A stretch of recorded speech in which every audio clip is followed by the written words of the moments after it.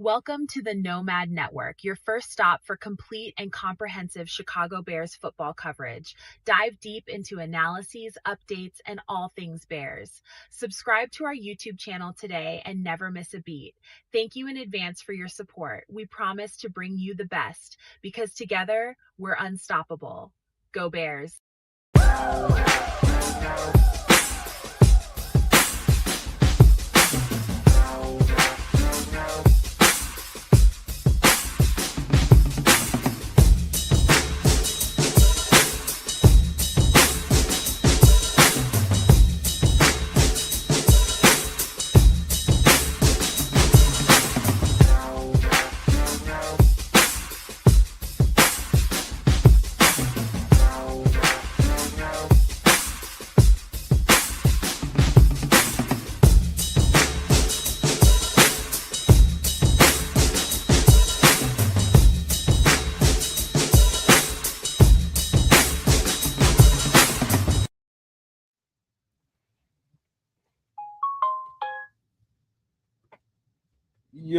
Yo, Nomaniacs. Long time no see. Welcome to the Nomad at Night. And let me get the stuff out of the way real quick. I got a story to tell y'all, but I'll save that until we go around the horn and we get human about the show. We'll get into that. But man, there's been a lot of Bear stuff going on. A lot of Bear stuff still going on. Some recent breaking news. And maybe not so much, but we'll talk about it all, man. It's a lot to cover. There's only one way that we can show you guys how much we miss y'all and how much we regret not being able to do the show when we're supposed to do the shows. Just going to show you nothing but Bear love today. That's the best way to deal with a Bears fan. Just give them all Bears, man, just for hours. Just give it to them, man. We're going to be so knee-deep in Bears today just because of that. But yeah, y'all in for it tonight. We got a lot of good stuff to talk about. But let me not even waste no time so we can get right to it. Go on and alley-oop this thing on over to Canada and see what happens.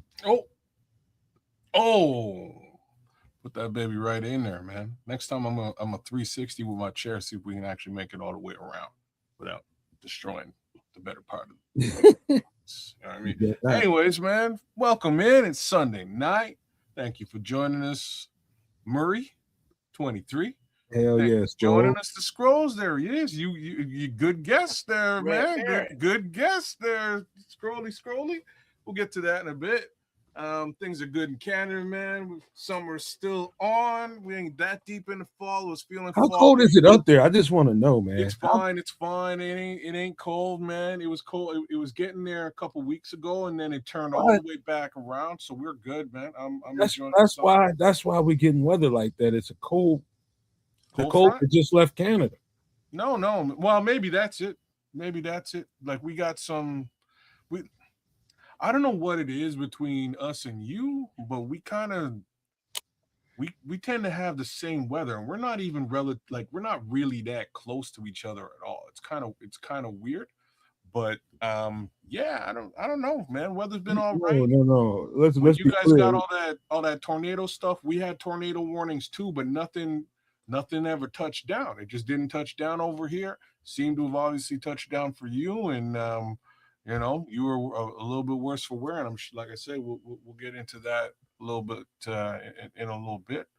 But things are pretty status quo for your boy, man. I'm just glad to be back without echoes and sounding like apocalypse. King Booker was saying last time around, man. Sound is good. My voice is good. And yeah, man, things are okay. Everything is status quo where I'm at. No questions. And glad to see we got a little bit of preseason football to discuss. That being the case, man. Shout outs to King Booker. Levante just jumped in. Big ups to Paul Rodriguez. What it do, Paul, man? Good to see you, bro. And Triple R, what do you say, my man? He's down the rabbit hole with us. Oh. Yeah. My kind of guy, Levante. Yeah. The Mother Nature, she's been on Red Baron's favorite time of her month. Oh, that's what's going on. And been tripping.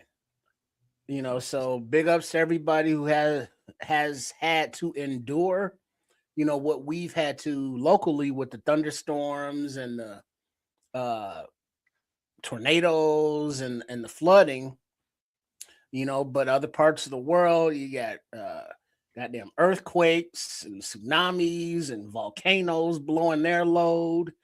And it's just a weird time to be alive, isn't it? Interesting times in which we live. But as long as we're all making it, hopefully if you do have a power outage and you do have a generator, you are lucky enough to find, fuel for the Jenny. It's not the problem is not having gas. It's that gas stations in the affected areas don't have power. So they can't pump the gas. So those in those areas got to go travel outside of those areas to find it. And sometimes those people got to drive for an hour. Hey, you watch your mouth, Booker. And I don't be talking about Mother Nature now. She'll come get you. Oh yeah, without a doubt. But watch that now. So, whatever you got to do, hopefully you're doing it. Hopefully you're safe. And for those people who had freezers, full of meat, yeah, good, yeah, that ain't, yeah. I hope you barbecue all that stuff, bro. Wait till I get it. Go ahead, Trish. My fault. Because when the electricity goes out, there goes your freezers, there goes your refrigerator, and if you have the backup and it doesn't have backup power, now your sump pump isn't working anymore. So now you have flooding. And so, hey, whatever situation, try to get through it the best way you can. We feel you, we understand, and yeah. So we're here. You're here, and the Bears played. So, the world continues to spin. All right. I tell you what. What up, Ralph? What up, Levante Scrolls, King Booker, Paul, everybody just busted up in here. I tell you what up, Squalls? I can go and how's your week been, Trips? But if you want me to, I can start and get the shit out the way. Yeah, I've been good. You go ahead and do it. So, as you guys can probably imagine, yes, there were power outages here in Illinois, around the Chicago area, big time, especially like the south suburbs where I'm located. And shout out before I even get going telling my story. Shout out to everybody in the area that's affected. I did put out. This is a good thing to know. So if anything happens in any time in the future, best way to find out what's going on with the channel is go to the home page, the home YouTube page, and there's a chat board there. So something going on and we need to communicate with you all, check with us there. It'll be a statement there one way or the other whenever I can get to it or somebody else gets to it. But check with us there. So shout out to let me show Smitty some love real quick. Hold on, y'all. That comes in handy too, Smitty. My brother needed.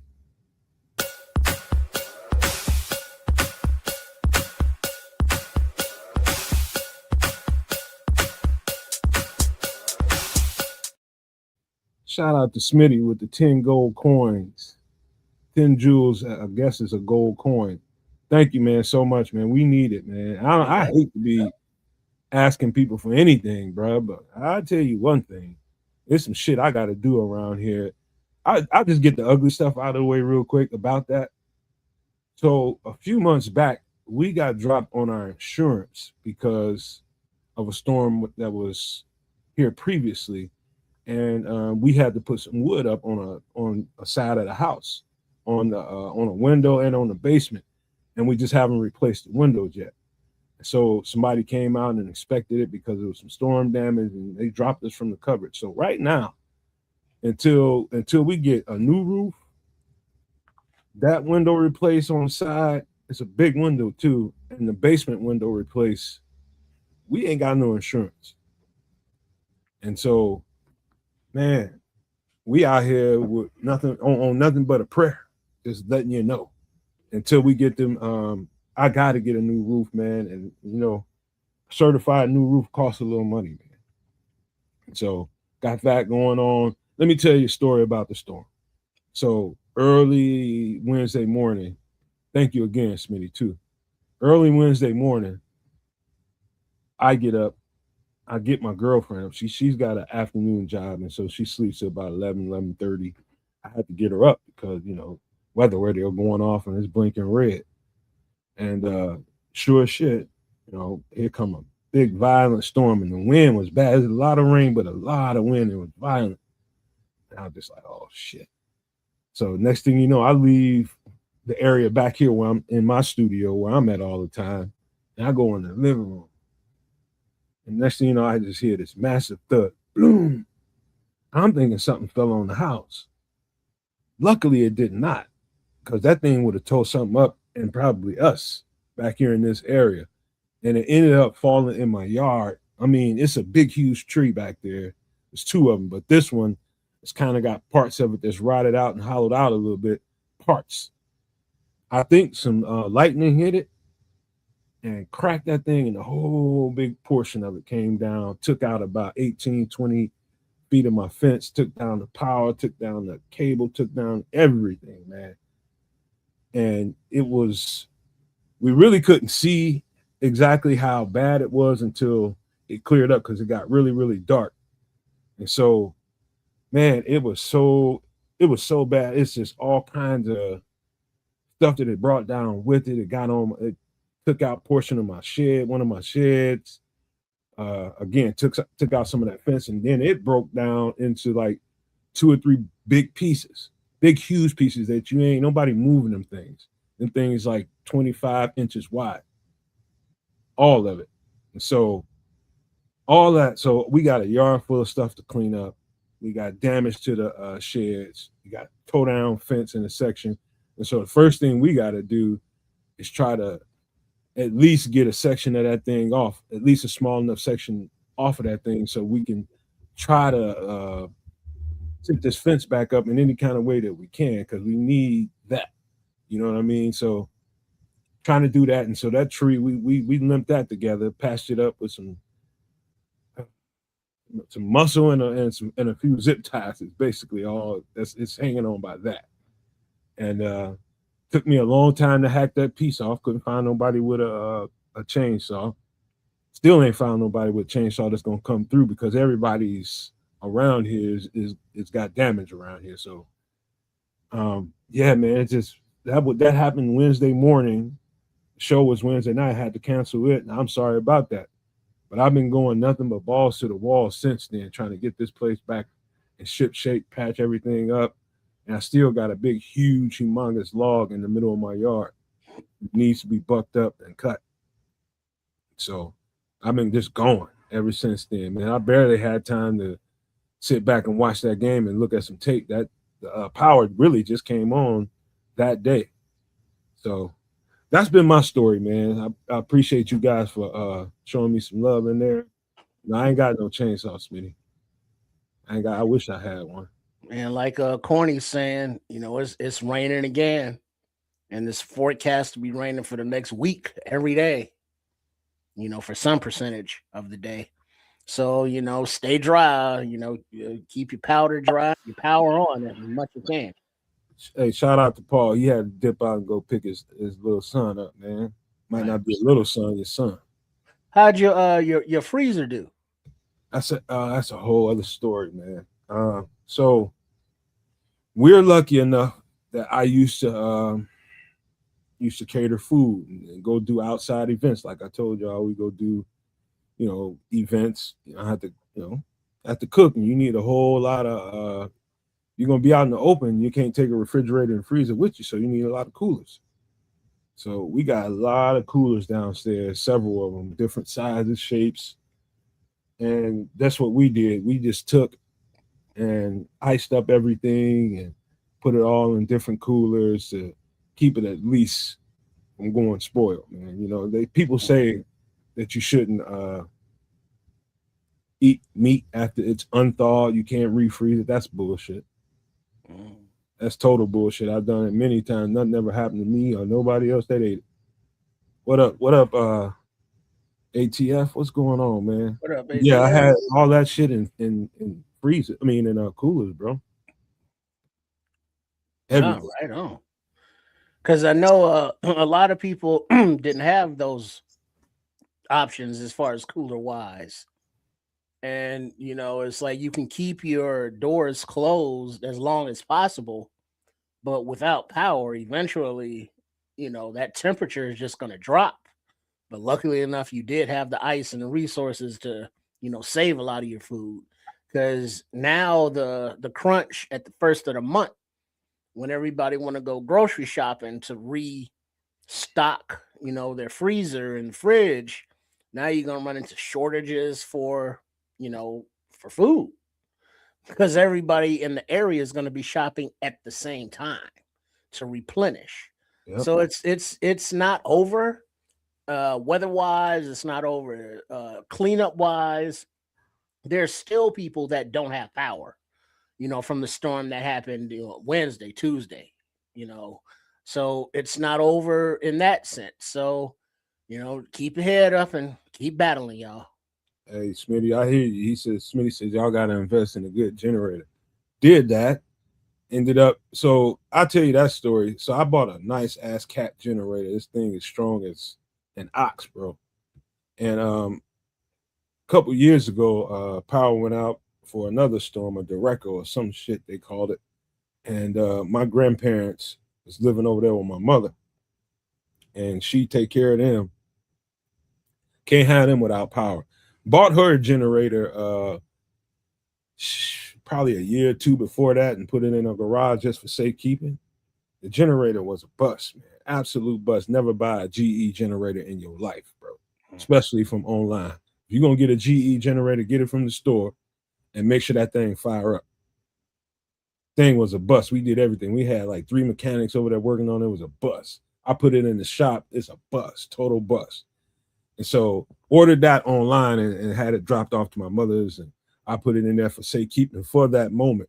Thing didn't work, so I had to end up taking mine over there so that they had some, some air. You know what I mean? Can't have old people over there without some motion. You know what I mean? And so I just, instead of going to get it, I feel better with them having it over there in case something happens instead of me. I can function.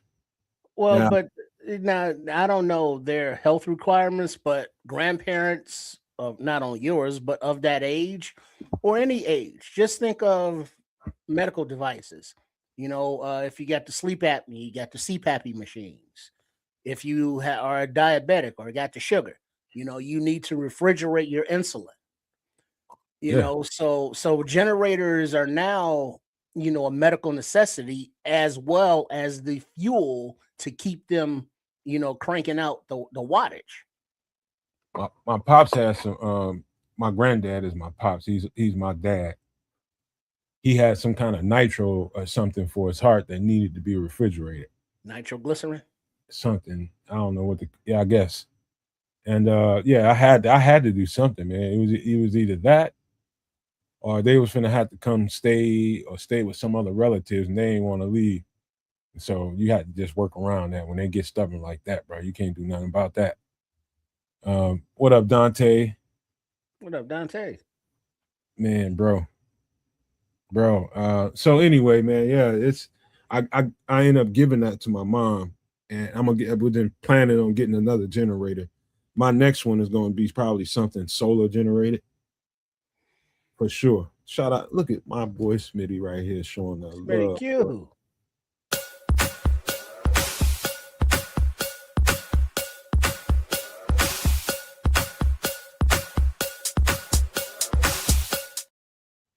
With the 200 joules. That's a prayer for sunshine, I think. I think that's what he's trying to say. Me too, bro. Me Indeed.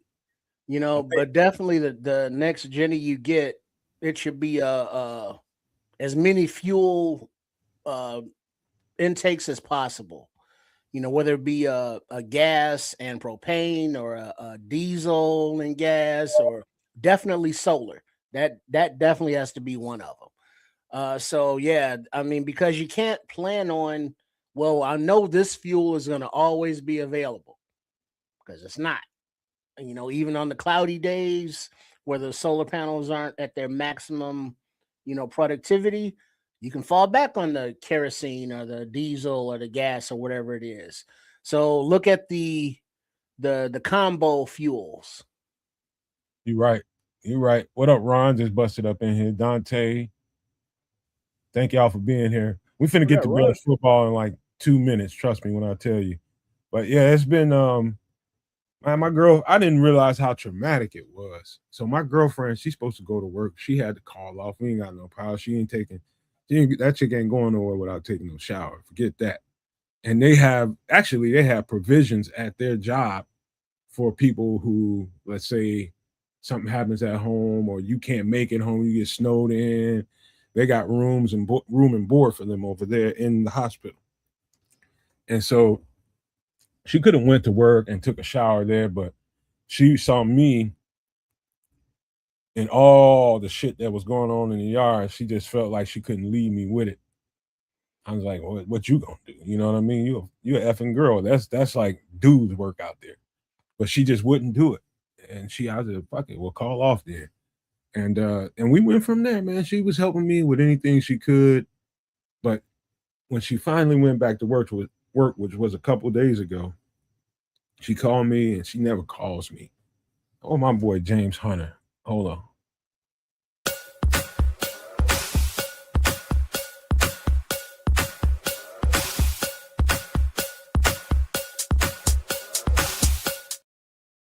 Shout out to James Hunter with a $10 super chat. Y'all don't make me cry up in here, man. He says, glad everyone came out of it safe with no injuries. And I mean that, man. Thank you, man. And my girlfriend, she's emotional just like any other female, but not to the point where she is at work and just thinking about how bad it is over here and leaving me here with it. She just was like, she called me and asked me, was I okay? I'm good, man. I went out there and did what I could, doing what I can, every day, just chipping away at it, not worrying about counting on people to come and help you. When you at the end of the day, what you can depend on is you. And that's what we got right now.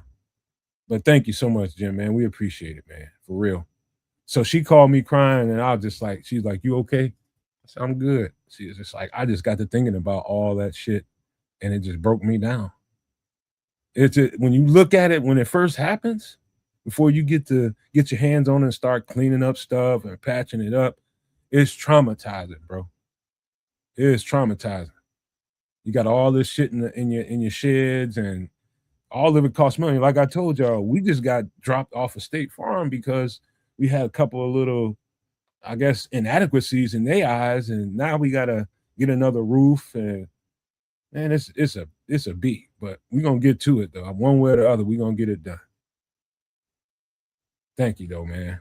But yeah, that's the story, man. I don't want to. It's a lot to talk about, and I really don't want to get emotional about it. But every day, I just been going and blowing every day, bro, since Wednesday. I'm tired, but I want to do this show just as much as these guys want to do it. I want to make up for, the time lost, man. We got a lot of bear stuff to talk about. So whenever kids stop, eating chicken bones, we can get to it. All right, man. Look at him. He can't even say nothing because he's too busy chewing. Thank y'all. This food is good though, man. I'll tell you that much. Good what food. You eating, man? I'm trying to wait on you so that once we start. You've done a great job. I applaud you for it. But I'm snacking on a shawarma platter. Shawarma platter. You said a will platter. go away in a moment. All right, man. Smitty showing us some more love, man. We got to show him.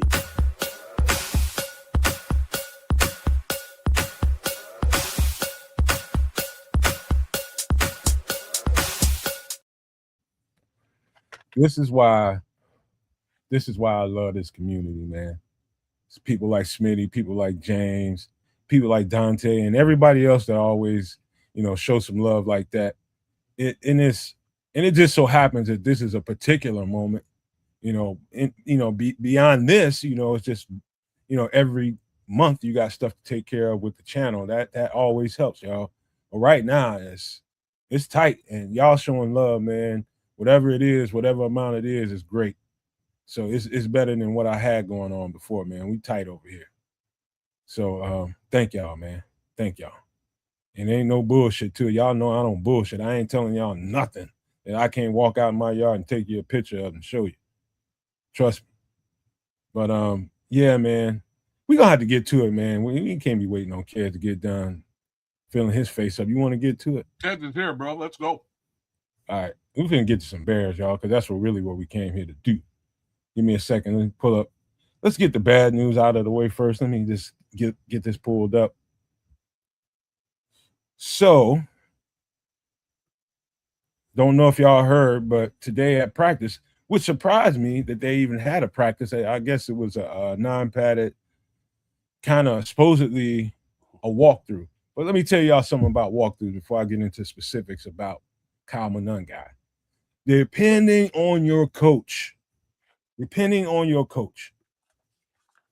walkthrough can be much more intense than a walkthrough, especially when you have a coach that is putting an emphasis on things being intense and getting ready for an intense season. I played for a coach like that in high school and in college. You know, the walkthroughs got physical. And, you know, according to, I actually turned on CHGO and found this out.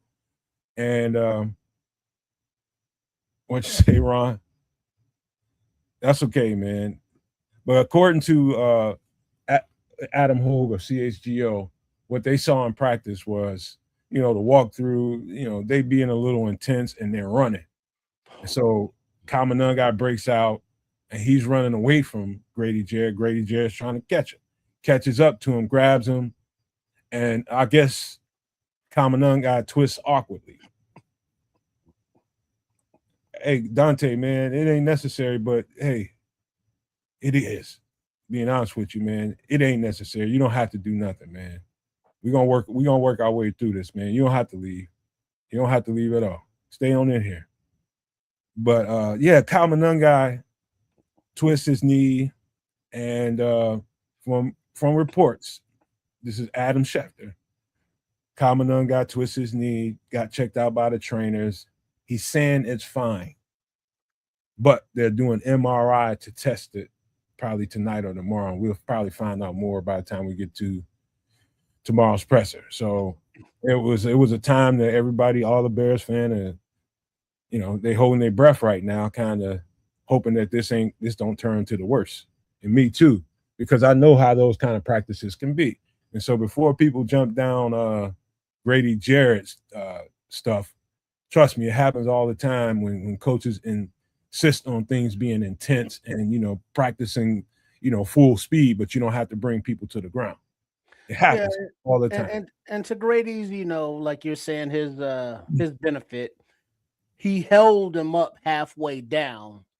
You know, he didn't finish the act of the tackle of falling on him, you know, but the twisting had happened by then.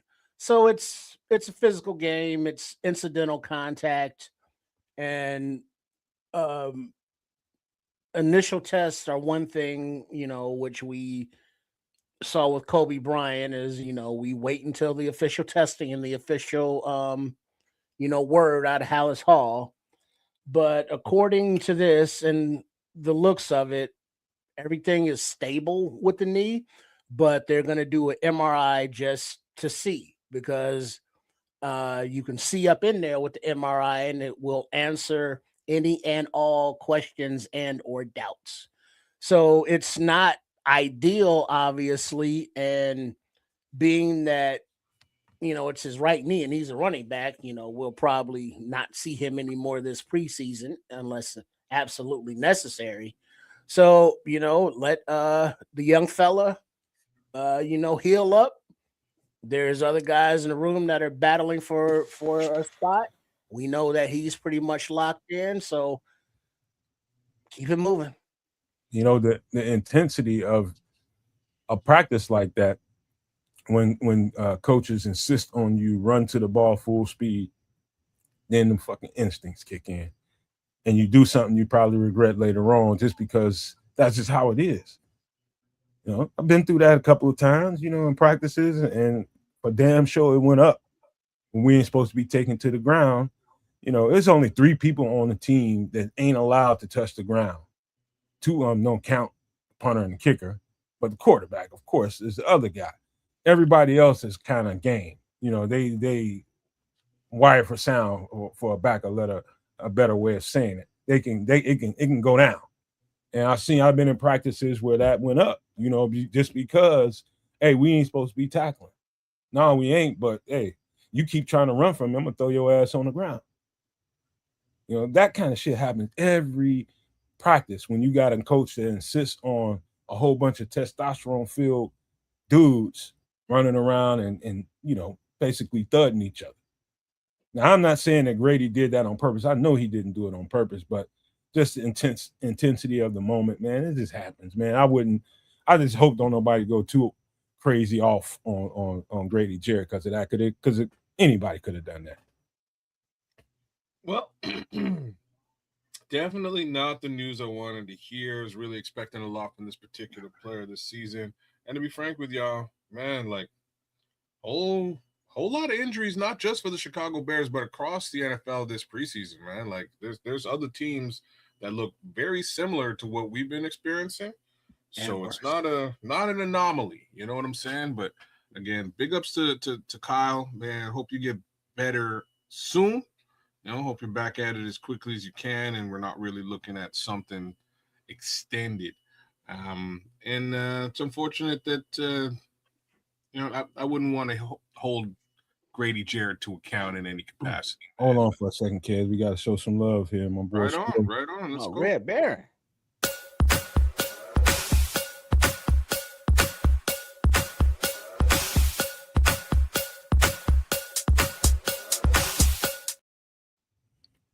He says the Scrolls with the $9.99 super chat, man. We love you, bro.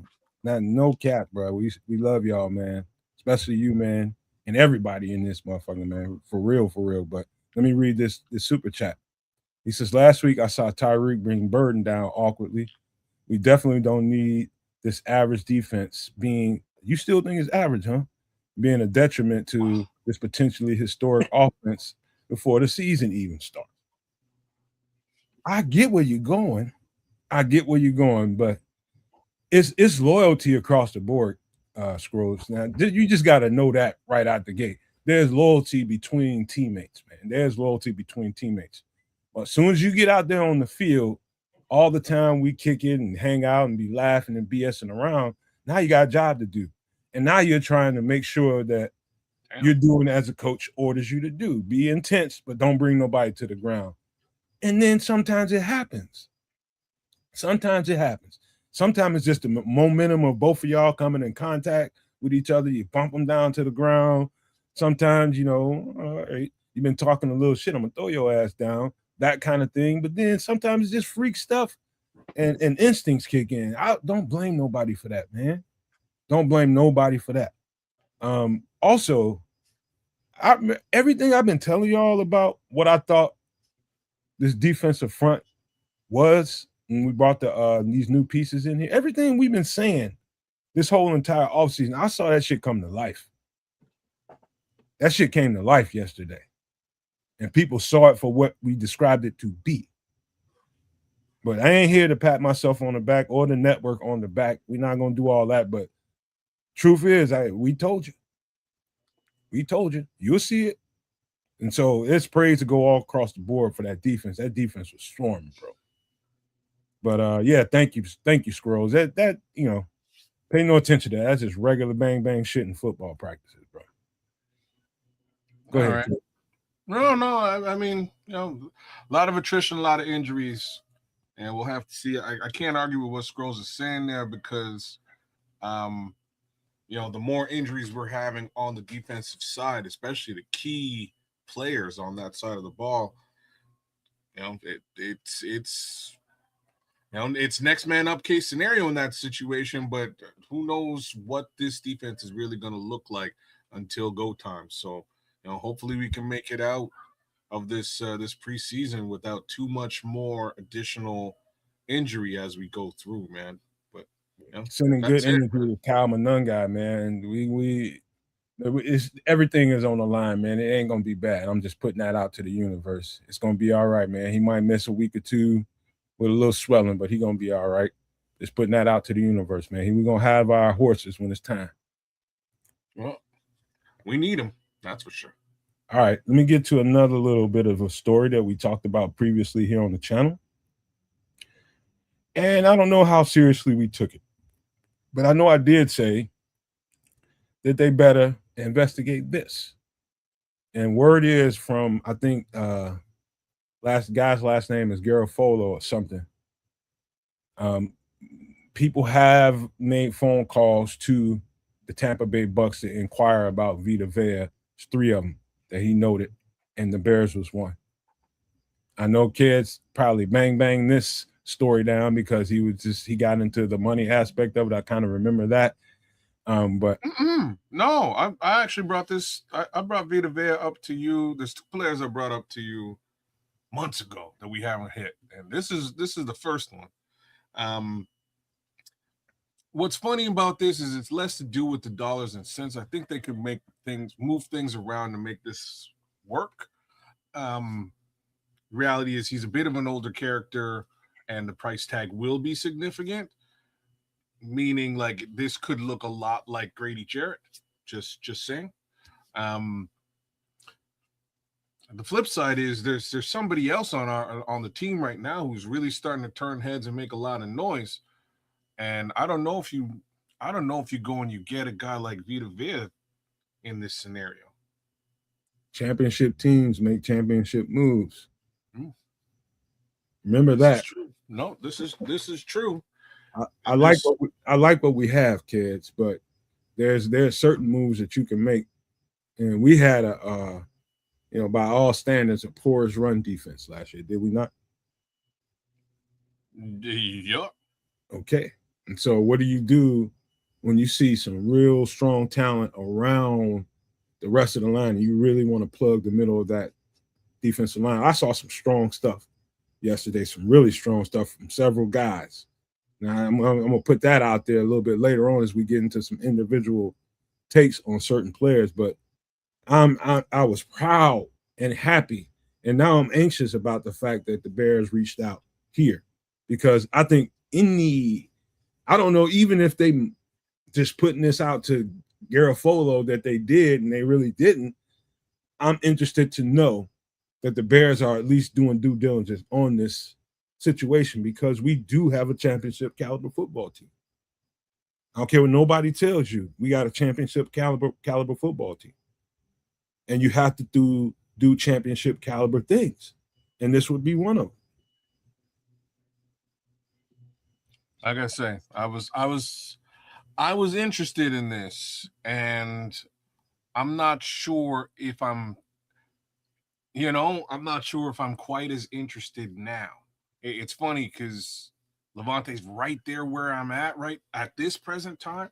A couple of months ago when I initially brought this up, it was really without hearing certain names and certain players or really knowing what they're about. And the one name that I'll drop here, I'm sure we'll get into it later, is Jordan Vandenberg. I'm hearing a lot of noise, and the noise is good. Couple that with some of the other talent that we have on the line right now, I'm hoping that the line looks okay. But it looked good in that preseason game. We'll have to see what it really looks like and whether they feel that they need more power on that interior of the line. I think the interior might be all right. And the thing is, Veda is 31 years old. It's going to cost you at least a 3rd round pick, to the Bucks to acquire him. Then he's going to want to get paid, 25, 30 mil a season for at least 2-3 years, you think. So, with all of those stipulations, like, nah.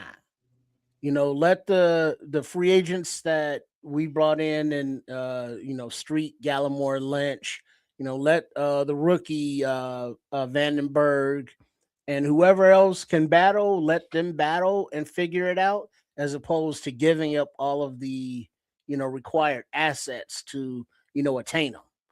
Granted, he's a good player, but does he fit with where this defense is in their course of development and where this team is in the course of its tradable assets? And re-signing assets? Listen, all I know is I let people who do that kind of accounting do that kind of accounting. When it comes to the roster, it's depth, and the players that we have, the developing players or the veterans that we have. To me, I'm just like I brush that to the side when it's a chance to get a guy this dominant. When you that's what you're looking for, dominant players that dominate their area. That puts a budding championship roster kind of over the top, whether it be an edge rusher, whether it be a D tackle, whether it's a receiver, whether it's a quarterback. You get dominant players that dominate their position, especially when you have kind of what people would call a shortage in run stoppers. You know, like I said, we'll get to some of these players and some of the stuff we saw yesterday, but this is a championship move. You do something like this. Well, So I won't be opposed to it whatsoever. I'll let people that deal with the money deal with all that kind of shit later on, but I'll be glad to put this player on this roster so we can go attack the shit out of offensive lines. Like I said, I was with this as a move a couple of months ago. I'm just not so sure anymore. I'm also sure that they kind of need to test the waters with what they have, especially before making an investment. I think they need to know that this line is not, specifically the interior of this line. It's not where they need it to be before you go and you make a deal for Vita Vea, especially at his age and at his price tag. Like both of those things are significant. Plus, again, I think we may have a couple of emerging players that, that bringing a player like of his ilk to the team might, it might be detrimental to the development and growth of the other guys. Yeah, I understand all that. Hey, by the way, y'all, I know y'all about to start cooking. Don in the chat, he about to start trying to cook y'all. I just want y'all to know, when we get done with all the fanfare and the Lions and the Bears, the banter back and forth. Let me tell y'all something. I know a solid guy when I talk to one. And even though I've never met Don Burr personally, only thing I've ever done with him is through a chat. Don was the first one when I put that message out on the YouTube page about what happened. He was the first one to come in there and show me love. He's the first one. So just put that out there, man. Don, I have fun talking shit with Don. I know y'all do too. But y'all don't take it so personal until y'all don't realize it's a human element to all this. Every time. So we can handle all that, man. We handle all that. So yeah. Any last words about Vita Vea? I would love this move. I think like I say, I was with this move a little while ago when it was funny because me and you, we were talking very specifically about that porous line and the loss of Ford this off season, and how I even brought back how you're saying, during one of the games last year that we need a fat boy, and it's not even last year. You were saying it was a year before we got Ford, and then Ford left.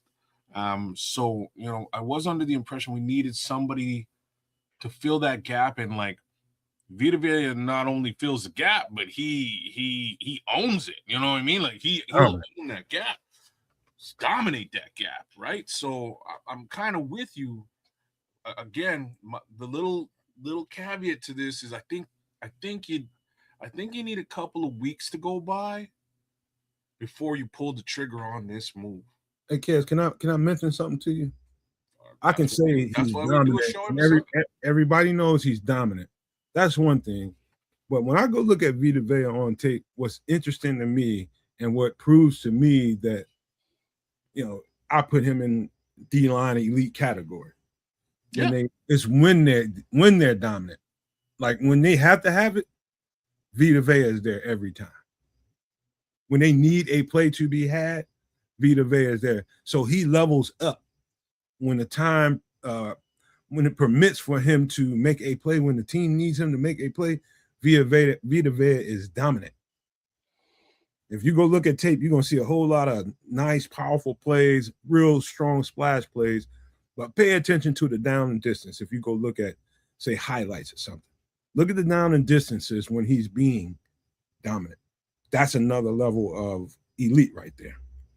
It's when you're dominant. You're damn right.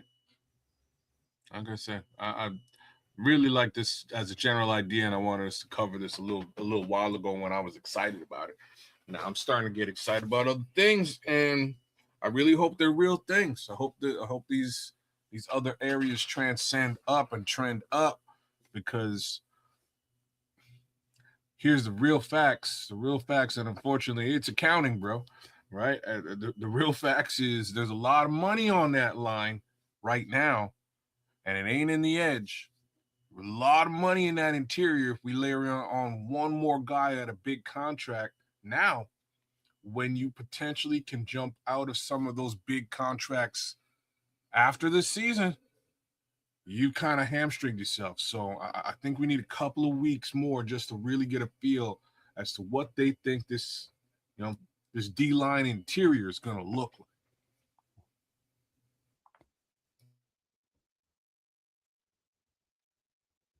Yeah, man. I'm just laughing at the chat, y'all. They having it. But just want y'all to know, we keep talking shit to Don, getting his ass when you got to. Just know, man, it's he real with it though. He real with it. Just had to put it out there. All right, let me see. We got some more, a little bit more news to talk about that we wasn't prepared to talk about. Ozzy Trapeel has been activated off the PUP list. What? And part of me, and I heard Ryan Poles. I think he did a show. He did a interview with CHGO. He was talking about how there was a possibility a few days ago when they met with him, and I'm just like, okay, what does that mean? How ready is he right now? They put him they take him off the PUP list. That means, in most cases, that they're getting ready to get him prepared for at least limited contact. Yeah, not full. He was practicing today, Jim Hunter said. Yeah, doing one-on-one drills, not with a player, but like with a trainer or a coach. And he was, doing his pass rush set, and he looked pretty fluid moving. I have to make a public service announcement. I have to make. Just don't say shit, kid. You're gonna jinx yourself. You see what he's doing? Just laugh. You don't got to say nothing. But you see what he's doing, y'all. You see what's going on. So that we have to address the elephant in the room. So last 2 shows ish, my mic and shit sounded like garbage.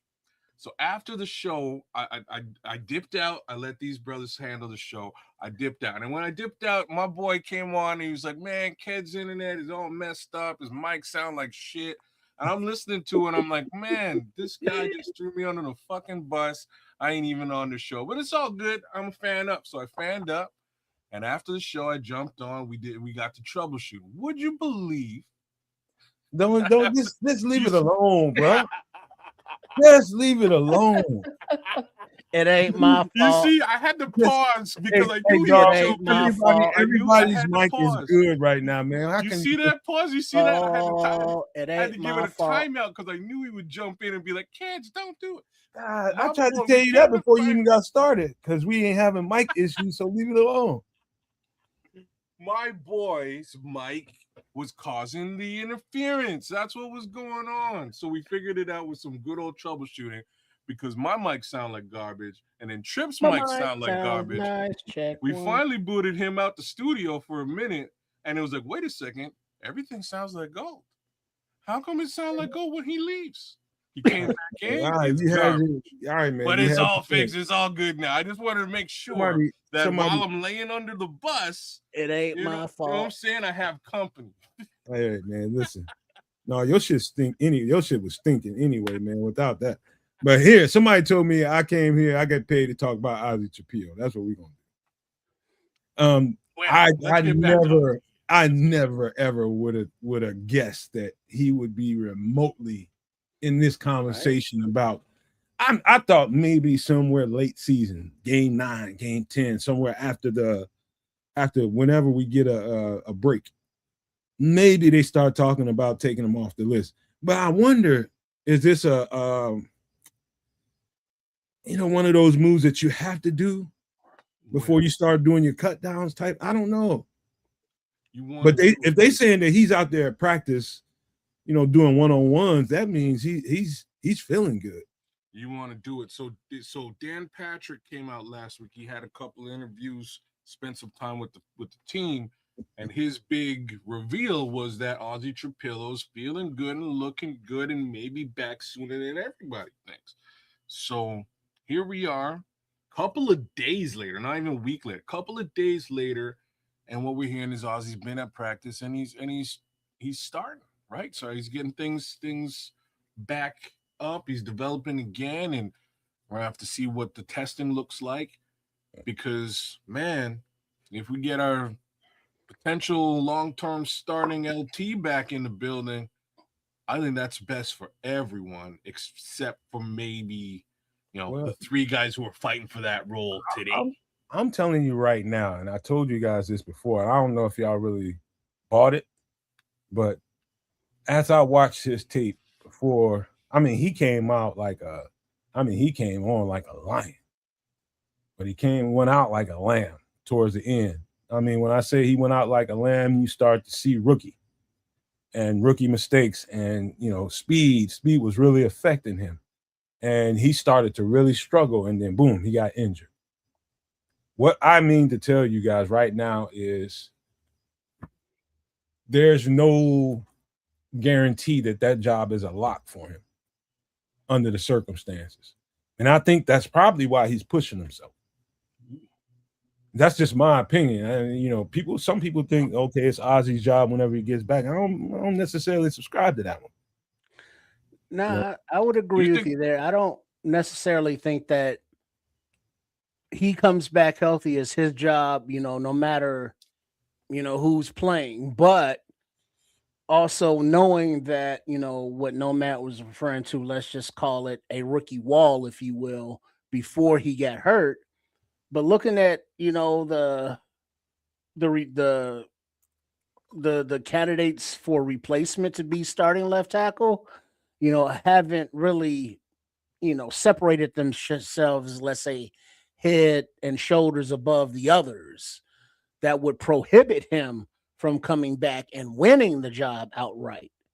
My whole thing was, at the time of the severity of his injury is like, oh shit, a year and a half or whatever. And it's like, well, maybe we'll get him back during the middle of the season. And it was like, well, just redshirt him. But it's like, this fool is already back, in the second week of camp. And so I don't know what science is doing. I'm sure they're checking his pee and his blood for everything that wouldn't be allowed. But I don't think that the training staff or the coaching staff would put him in peril by putting him back into the fray this fast if he was not ready. And so as long as they're bringing him along, and of course he's going to have to ramp up, to get to camp shape, which takes time. And, so as long as we're not rushing him, just let him come back at his own pace. And if he can come back healthy and, in a few weeks into the season and not only compete for, but look like he deserves to be the starting left tackle, welcome back. Waka waka. Yeah, go ahead, kid. You got something?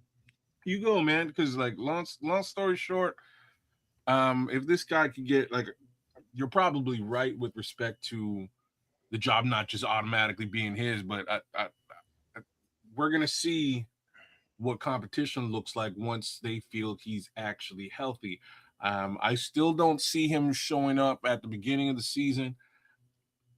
Maybe right into October is when you'll start to see Ozzy Trapillo. But that's a good, in my opinion, that's a good news story as long as he looks better than what we have at left tackle today. Yeah, I think it's a matter of, because they've tested him for strength as far as they could in a room when you're dealing with machines and people that's pulling and tugging all over you and having you do resistance training and all that kind of stuff. But it's nothing like when you pad up and have to deal with play in and play out the consistency of power in an NFL NFL football player. So that's the next hurdle. And the other hurdle is him internally. How's your confidence in your recovery? Are you just gonna go out there and let it fly like nothing ever happened, or are you still thinking about that shit in the back of your head? All those things have to be worked out with him and him only. The trainers and the staff can only take you so far, but how fast you are ready, you cannot warp speed that. You're gonna have to just go and let nature tell you when it's time for you to be on that field at full bore. Until then, you got to just keep working. But I know he's a little anxious because he sees competition out there and he wants that job, and I can understand. I just hope that if he's not able to put a pause on himself, there are people around him if he's out there too early. I just don't like to see players get pushed out there when it's not their time. If he's ready and truly ready, it's incredible. I'll just say that. So the knee, the part of the knee that he messed up is where the cap is, where your kneecap is. There's a tendon right underneath that attaches to your shin. And so that tendon is ruptured. And he's been repaired, and he's out there like nothing ever happened. With no brace and nothing. That's impressive enough to me, just the fact that he ain't out there with no support on it. That's huge. That's huge. So, yeah, congratulations to him, and I hope that he gets back 100% and adds to this competition. I'm just not in a hurry to see that, because I just want him to be where he needs to be before he starts to put his hat into that mix and not push it too much. Well, like I say, if there's any opportunity for him to reclaim that position, I'm with it, man. I'm happy to hear it, happier to see it. Yeah. All right. So we had a lot of stuff going on. We had a signing since the last time we talked, and this guy showed up. 2 easy picks, 2 of the easiest picks I've ever seen in my life. Those were bad throws, bro. Yeah, that's why I said. But still, you know what I mean? Those are bad. Those a couple bad. Beating on the spot. My grandma could have got them, waking straight out the bed. But hey, I'm not trying to bring him down. He played. He was out there. He made some plays on the ball. One play in particular on the third down got us off the field. They were great on third down. You can tell that Dennis Allen put a bounty on who gets us off the field on third down type of shit.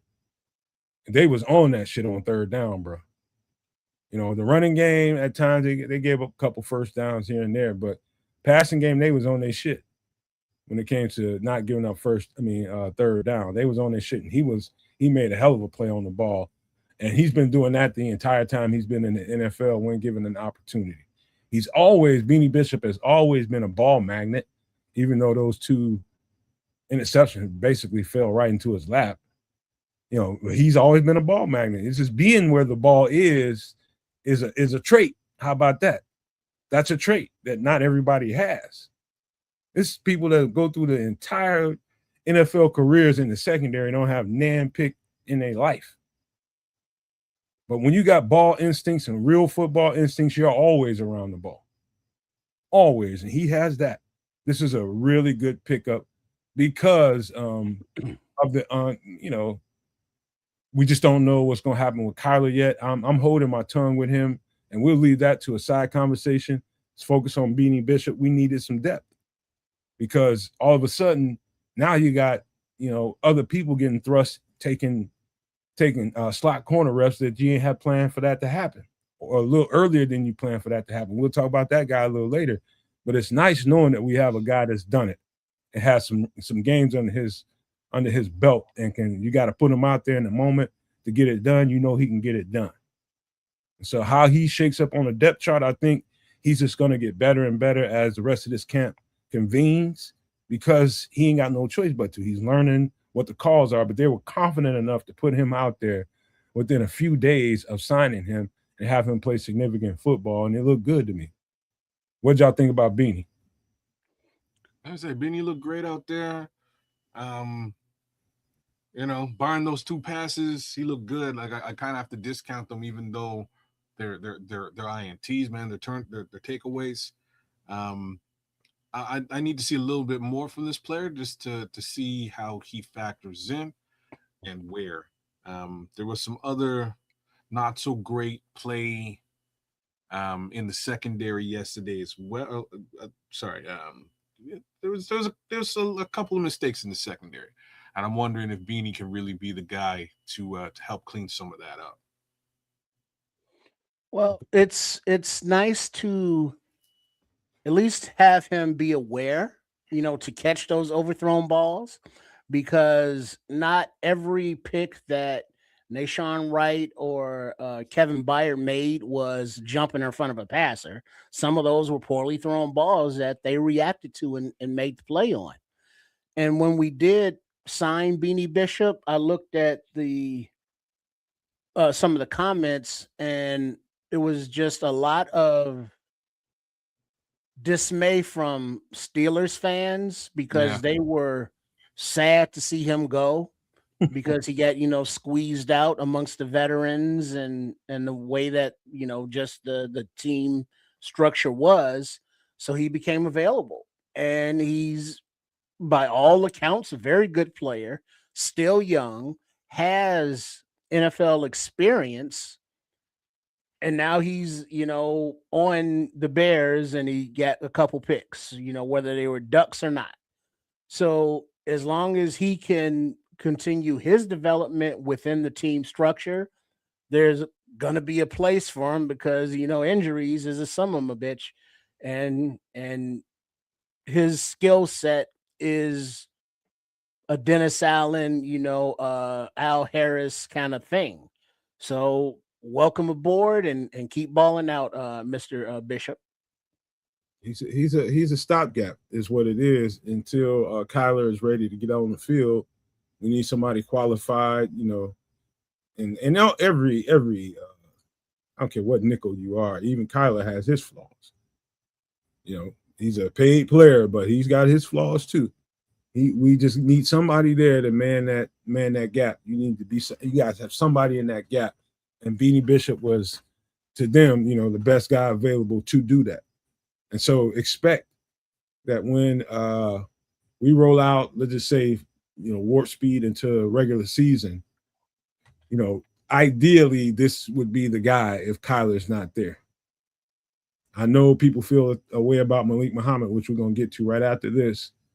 But you just don't understand how important it is to have a veteran available to play this position, because it entails so much.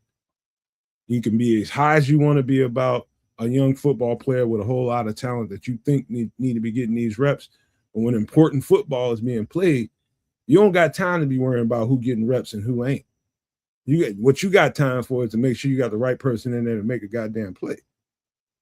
And he's still young, 26 years old, man. He's a young, fresh football player that is getting more and more experience and kind of knows the lay of the land when it comes to this position. It's a whole lot that comes with it, man. I don't know how many times you got to hear people tell you that the nickel outside of quarterback is probably the most, I guess you would call, mentally stressful position, because it entails so much. It's an all-encompassing position when you just a cornerback just trying to play cornerback. Now you got to think like a linebacker and do linebacker things when it's time to. Got to watch formations and sets, and if there's a motion or shift, you got to make sure you communicating right and align right. If you too far aligned to the inside or the outside of something that got called and checked out with the defense, you messed up a play. So you got to be right. And so I keep stressing this. The nickel cornerback ain't just who can cover somebody man to man or not. It's a lot of information being disseminated in his mind and the rest of the defense around him, making sure that if you get something wrong, you're in a position to correct it. All of that shit's going on in your head. I can go down a list of things that I can, when I see a formation that makes me think this or that. I mean, it's to come to a team just like that. He's playing a vanilla defense that Dennis Allen is calling out there, which helps him kind of hyper speed his getting on the field. But when the game plan starts to get a little detailed, that's when he's going to need these next few weeks in camp to get some of these calls and checks down, making sure he's on the right page with the safeties for the most part and the linebackers. So yeah, just know, man, he's doing yeoman's work by just getting on the field in the first place. But hell of a game, man. I saw him make a few plays out there outside of the interceptions. I'm just glad there's a little bit of competition at that position. You know what I mean? And we're getting the chance to see some of it. Really worried about the Kyler situation. And this little Jabril Peppers comment by Jim is worth touching on. Jabril he's more linebacker safety. Well, our main safety got hurt. Well, yeah. I mean, but we do have a guy in the building, Xavier Woods. But Jabril Peppers is an interesting guy. He just got hurt too. He's the thing I like about Jabril. Thanks, Trip. So the thing I like about him is he's versatile. Brother, he's one of in his college. Wow, his college tape's insanity. They put him anywhere, he could just get it done, including return game. Man, he's one of the wildest return men I've ever seen. He hasn't done any of that in the NFL though. I don't think he's just been allowed. But I think it might be a good idea to have a couple of relatively, low money safety rotational players, especially from a veteran perspective, because you got your young buck there, man. He's super solid, but I think he's going to spend the better part of the season just acclimating and learning from somebody, and somebody got to be there, man. So I'm with AC Adam. I'm with Corny on this one. I actually hold that player in very high regard. And I think right now you can't. That college tape was explosive, but him as a college player and him as an NFL player, it's taking him some time to get to where he's at. And I ain't saying he's in the best place in the world either. He's one of those, the old saying is jack of all trades, master of none, and he's kind of like the epitome of that. He's now sort of stepping into his role as a safety. Before, you just put him on the field and he's impactful. So I don't know really what they would want to do, but I could see there being reason enough to take a shot in the dark on a Jabril Peppers in today's world, just given the attrition at the safety position and the dollars and cents around this particular veteran player. All right, I'll tell y'all what. I got to jump to some. I probably should have started with this, but I pride myself in. Where's Samo when you need him, huh? I was about to call him today too, man. See? But if he ain't in the chat, if his ass ain't in the chat, that means he's busy, because I know he saw the same shit we saw and he got a lot to say about it. Mm-hmm. If he ain't in the chat, that means he's busy right now. But Jamry Chroma, you talking about? I pride myself, No Maniacs, and kids and trips know this too. And getting all the information, doing all the tape, seeing around corners with every single player that we have on the team, having information and just knowing what this dude can bring to the table. Jamry Chrome has been on this roster this is going on the third year. He's been in this camp. And this is the one I didn't see coming. I did not see this coming. Jamry Chroma is a much more improved player. First thing that I noticed that jumped off at me when I seen him before he really started making plays, I saw him on the sidelines. He's leaner. So Jamry Chroma in college was about 275, 280. 6'3", about 275, 280, somewhere in that range. Now he's down to about 265. And you can see that lean muscle. He is strong, bro.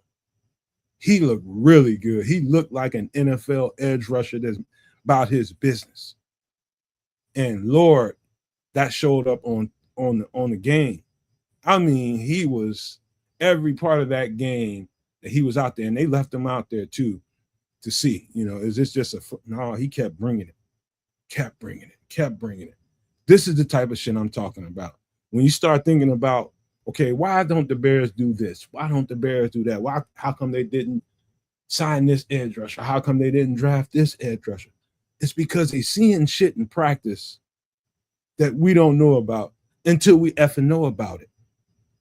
And guess what? We just found out they got a guy that they think has a lot of potential, and it's keeping them from going, overboard with the money. And what I saw was impressive to me. Like, man, this guy, he's just at that age too. He's just at that age. And I keep saying this shit all the time, kids and trips. Flu said it right the first time. He said, when you get defensive linemen, it usually takes 2 to 3 to 4 years before they get to where they need to get to because of the change in power, speed, and quickness in the NFL. It's a huge change. Everybody's a dog. And so it's taken Jeremy Cromer this amount of time to get where he is. And what I saw, I was totally impressed with.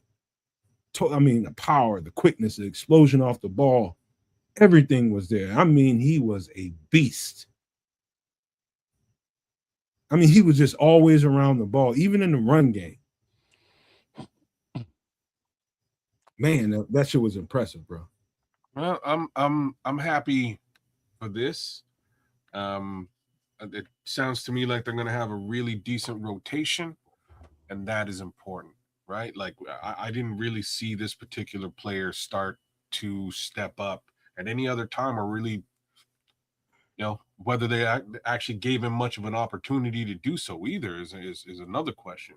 But all of a sudden, you put this guy out there in a preseason game and give him the opportunity to shine, and he's shining.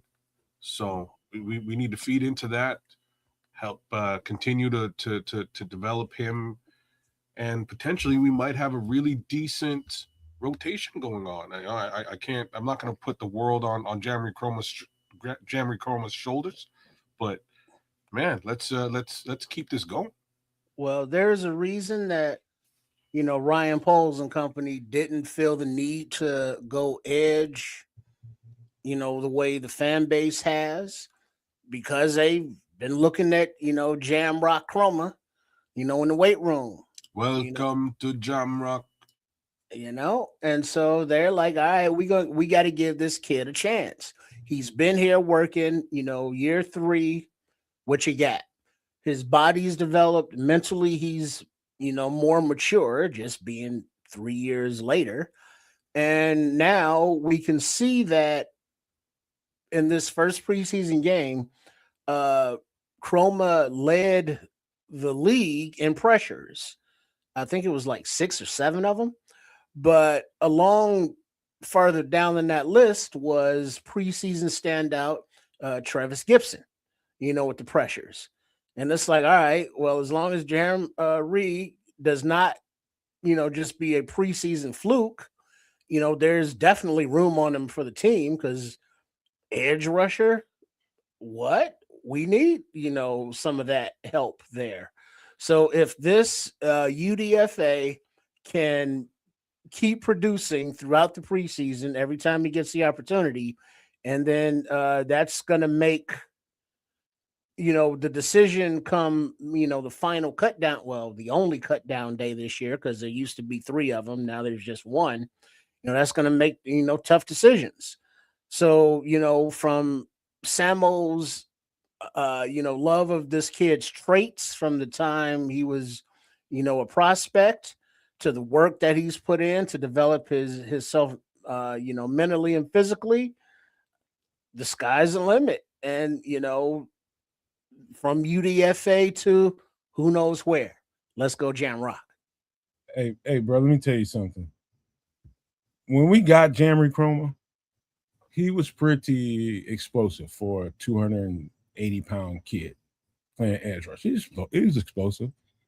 And he won a lot of times, man. He got a lot of sacks while he was in college. Lots.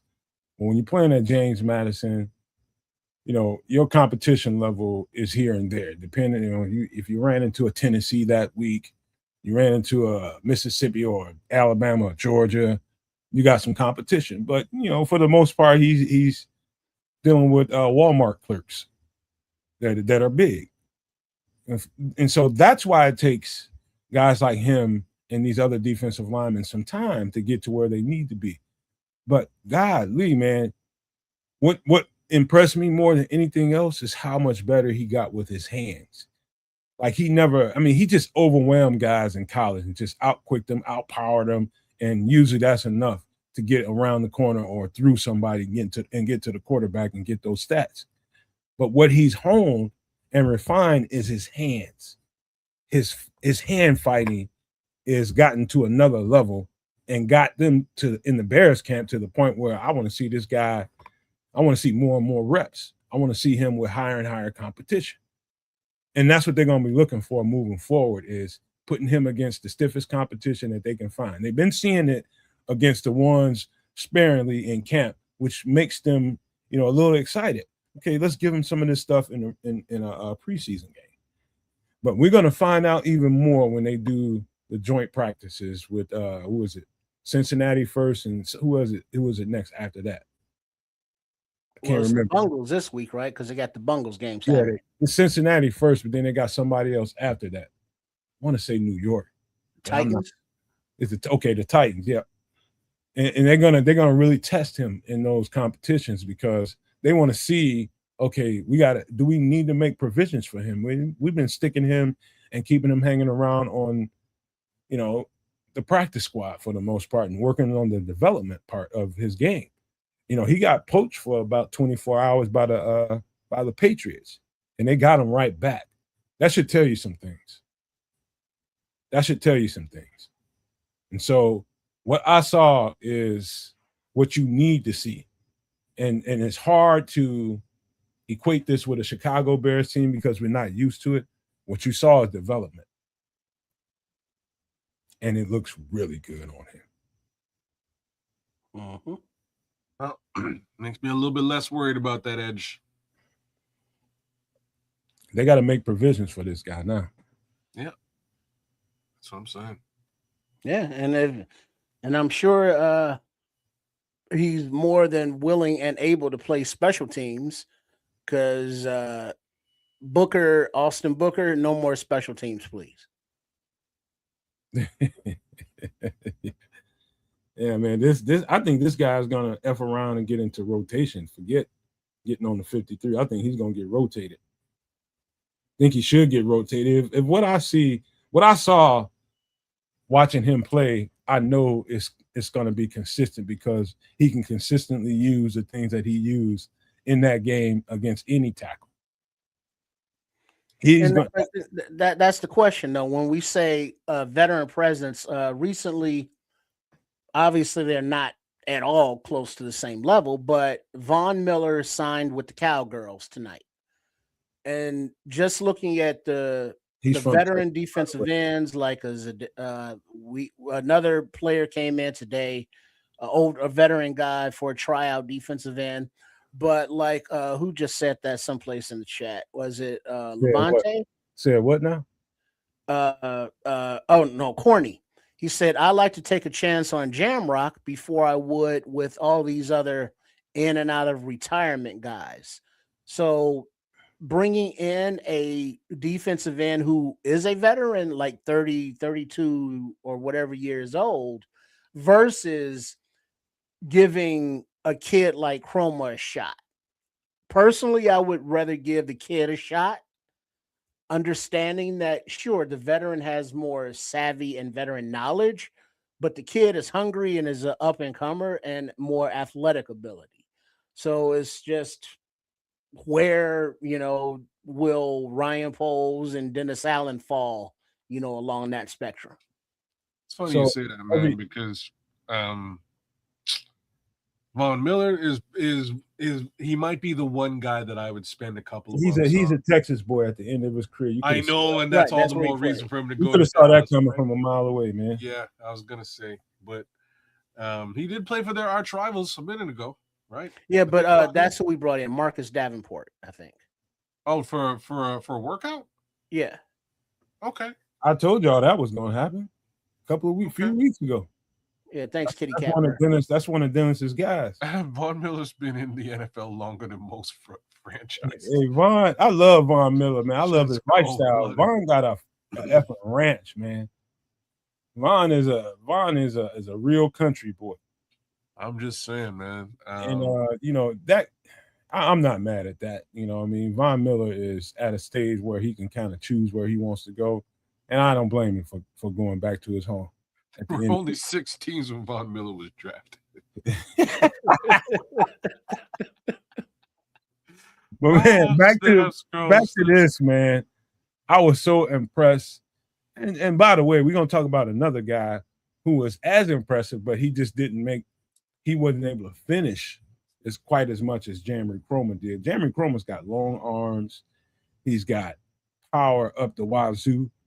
So when you start talking about a 4-3, an even front edge rusher that has to put his hands in the dirt more times than not, this is what you want. Yeah. This is the kind of guy you want: big, lean, quick, fast, strong, equally of all those parts. Quick, fast, strong, powerful, all of it. He's got it all wrapped up into one. And I saw it when he was at James Madison. He's just now putting it together. I'm so happy that Poles and that staff, if you want to SHIT on Poles, give him some credit for making sure this guy got stuck around. Well, definitely. I mean, and that's exactly what the practice squad is for. You know, not just hiding veteran guys, you know, off of the roster to have as backups, but to actually develop UDFAs and spend time with them, allow them to develop. And, you know, we see the results in the UDFAs that Ryan Poles has brought in, and, you know, in Tyson Bagent, Jade Walker, Josh Blackwell, you know, Chroma. Can he be another one of those guys that, you know, works, and now all of a sudden he's on a roster, and now he's on game day on Sundays making plays? I think this kid, you know, has it in him. We're gonna find out soon enough. Yeah, TBD. I just hot take, and I don't think this is such a hot take, but it's a thing. Yeah, I think it was a run. I think it was a runaway, but people might say it's a toss up. But I'd say he was an MVP of that game. People are impressed. People were impressed by this particular player, so I won't. I don't think that take is all that hot. What y'all say, No Maniacs? Y'all think he was an MVP as far as performances go? I know it's a few close seconds and thirds. I know that. And we're about to get to the next guy in a second here. Let's just get to him right now. We'll come back to Jammer if we need to. Quietly, this guy was super impressive, like I told y'all he would be. What I tell you, motor indeed. Number 97, like James Lynch. Did I not say y'all were gonna like this dude? Tape don't lie. You know? That's what we want to hear. Don't lie. I was looking at this game when I got done looking at it, kids. I watched it again.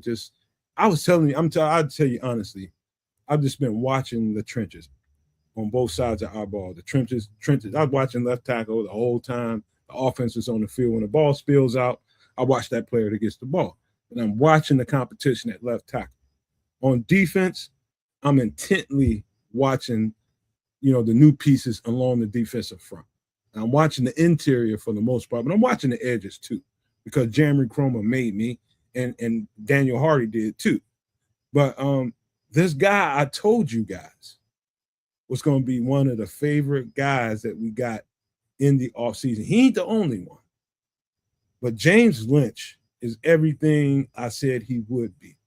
He was going to be getting pressure up from the middle. They even had him playing big edge. I've seen that probably 3 series. They put him as an edge. So he's versatile that way. This is a great piece that we signed. And I don't have to express it as much as I did before, because now people get to see it. But I was thinking about you kids and trying to convince you, you know, throughout the months of, you know, the moves that we were making in the offseason, that this defensive front is going to be better. And we don't really necessarily have to have this, you know, household name edge rushers to make everybody happy. I'm telling you, the front is a whole lot more talented. The middle is a whole lot more talented than you think it is. I was thinking about you the whole time, but I'm glad you got to see this shit in real time for yourself. Yeah, a bunch of those guys look real good, but like I say, I'm convinced is a tough one. You know what I mean? You can't convince me of shit until we get to September, bro. You know what I mean? When we get to September, then we're gonna see for real what this interior looks like. But Mr. Lynch looked great, man. He had a couple of partners out there that look good too.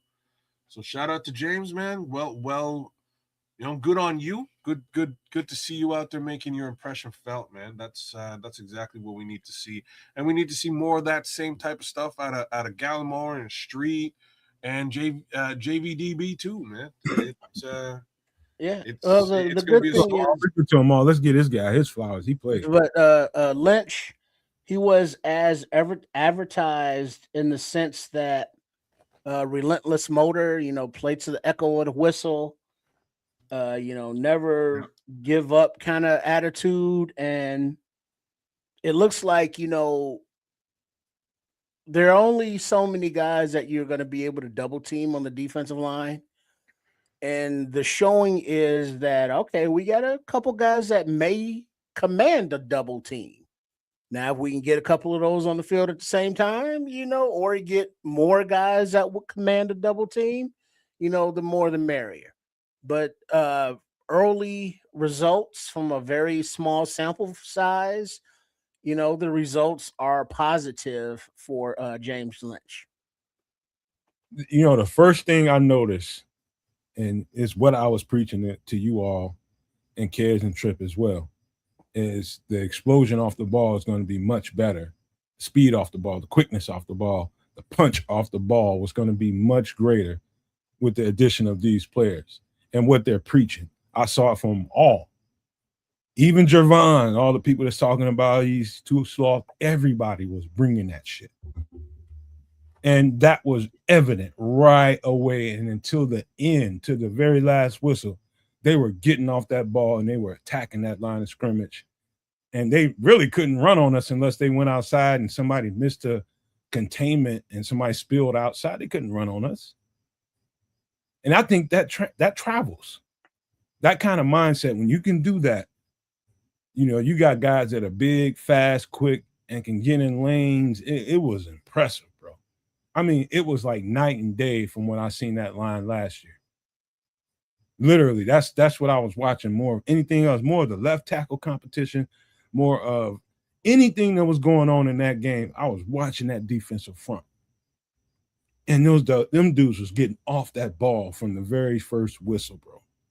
They was getting off that ball, and it was impressive. And this guy needs to have his name be singled out and him being touted, man. Like, he's going to be a player for us, man. That rotation is going to be a beast, and I told y'all it was. Indeed. So I gotta pay a lot of attention to this interior case scenario as we go through these preseason games, because Michael White, man, Jaden Loving looked good too, bro. Yeah. For his job, he was getting off that ball and pushing that line back. He got double teamed quite a few times too. He did get double teamed. You were right, and he still made some noise. Yeah, he did. Kentavious Street, we're gonna get to him all, y'all. Just hang in there. We just getting started. James Lynch. I mean, I'm telling you, his quickness off the ball, but I think his hand techniques and his hand fighting is better than, as much as I love Neville and him and how he gets off the ball, James Lynch's hands are probably a step or two above everybody else's on the team. That includes the starters. Grady is the only other guy that I know on the team that you can say, nah, he ain't good as Grady. But that just comes from years of honing his technique. But outside of that, this guy's got the best hands on the team outside of Grady along the defensive front. He wins hand fights, bro. And that 9 times out of 10 will get you past that individual or two and back into the backfield so you can chase some shit down. Or you can block a pass or any of that kind of stuff. Winning the hand battle. So much of it is that. And you definitely saw that shit, didn't y'all, kids and trips? Absolutely, bro. Yep.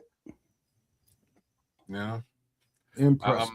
It makes me like, and that's why I'm saying I gotta pay attention to this now moving forward, because there's a lot of up and coming talent in that DT room now, and like, if I was Javon Dexter, I'd be a little bit worried.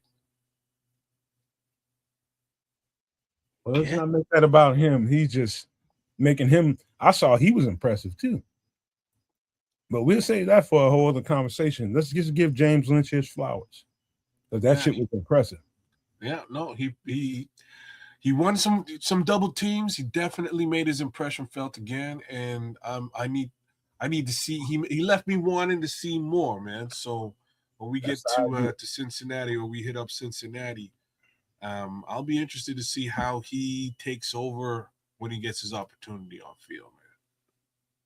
The other guy that was really, we're talking about some of the new pieces we brought in here. Hold on a second. Let me pull it up. Right off the bat, I mean, just Big Neville. Big Neville. My boy.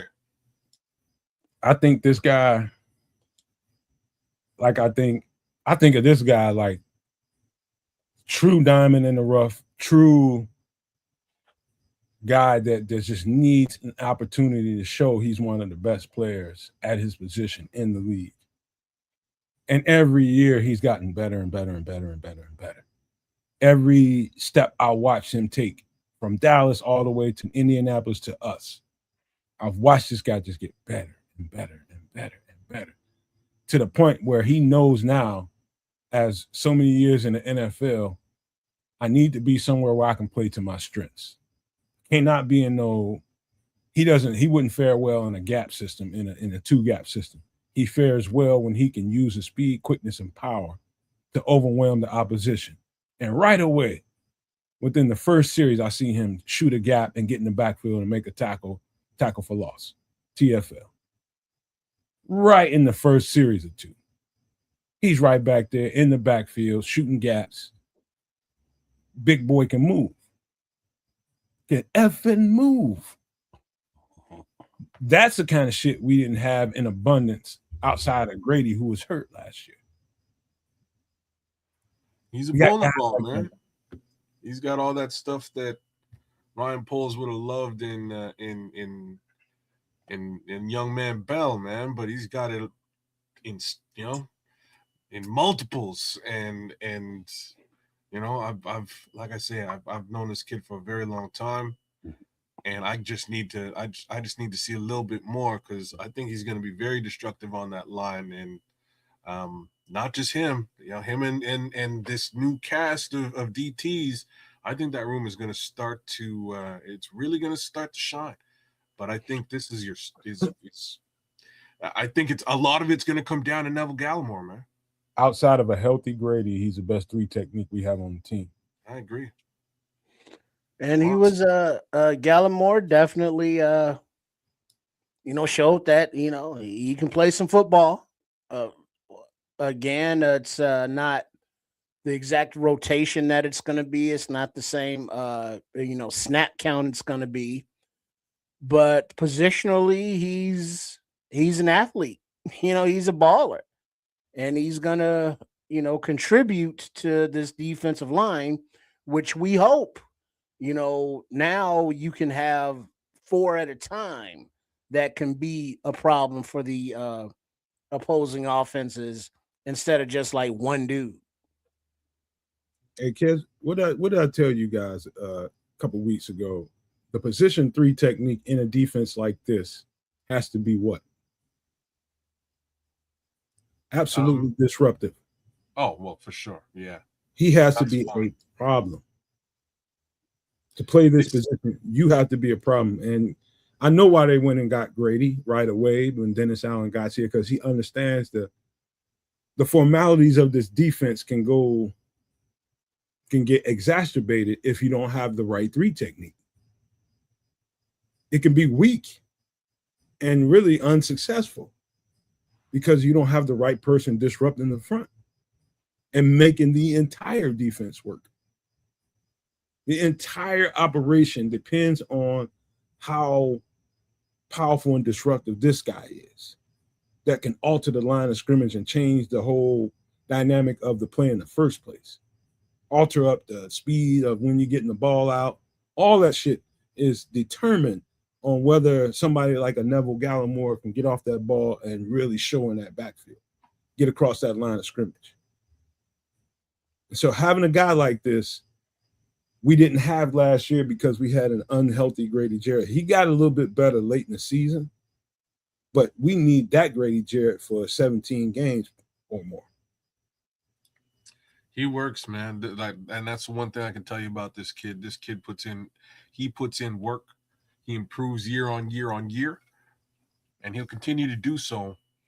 So I think over the course of the next couple of years, as long as he's a Chicago Bear, we're going to see some really good football out of this kid. That much I can tell you, man, for sure. As somebody who's watched him play and grow into the person that he is today.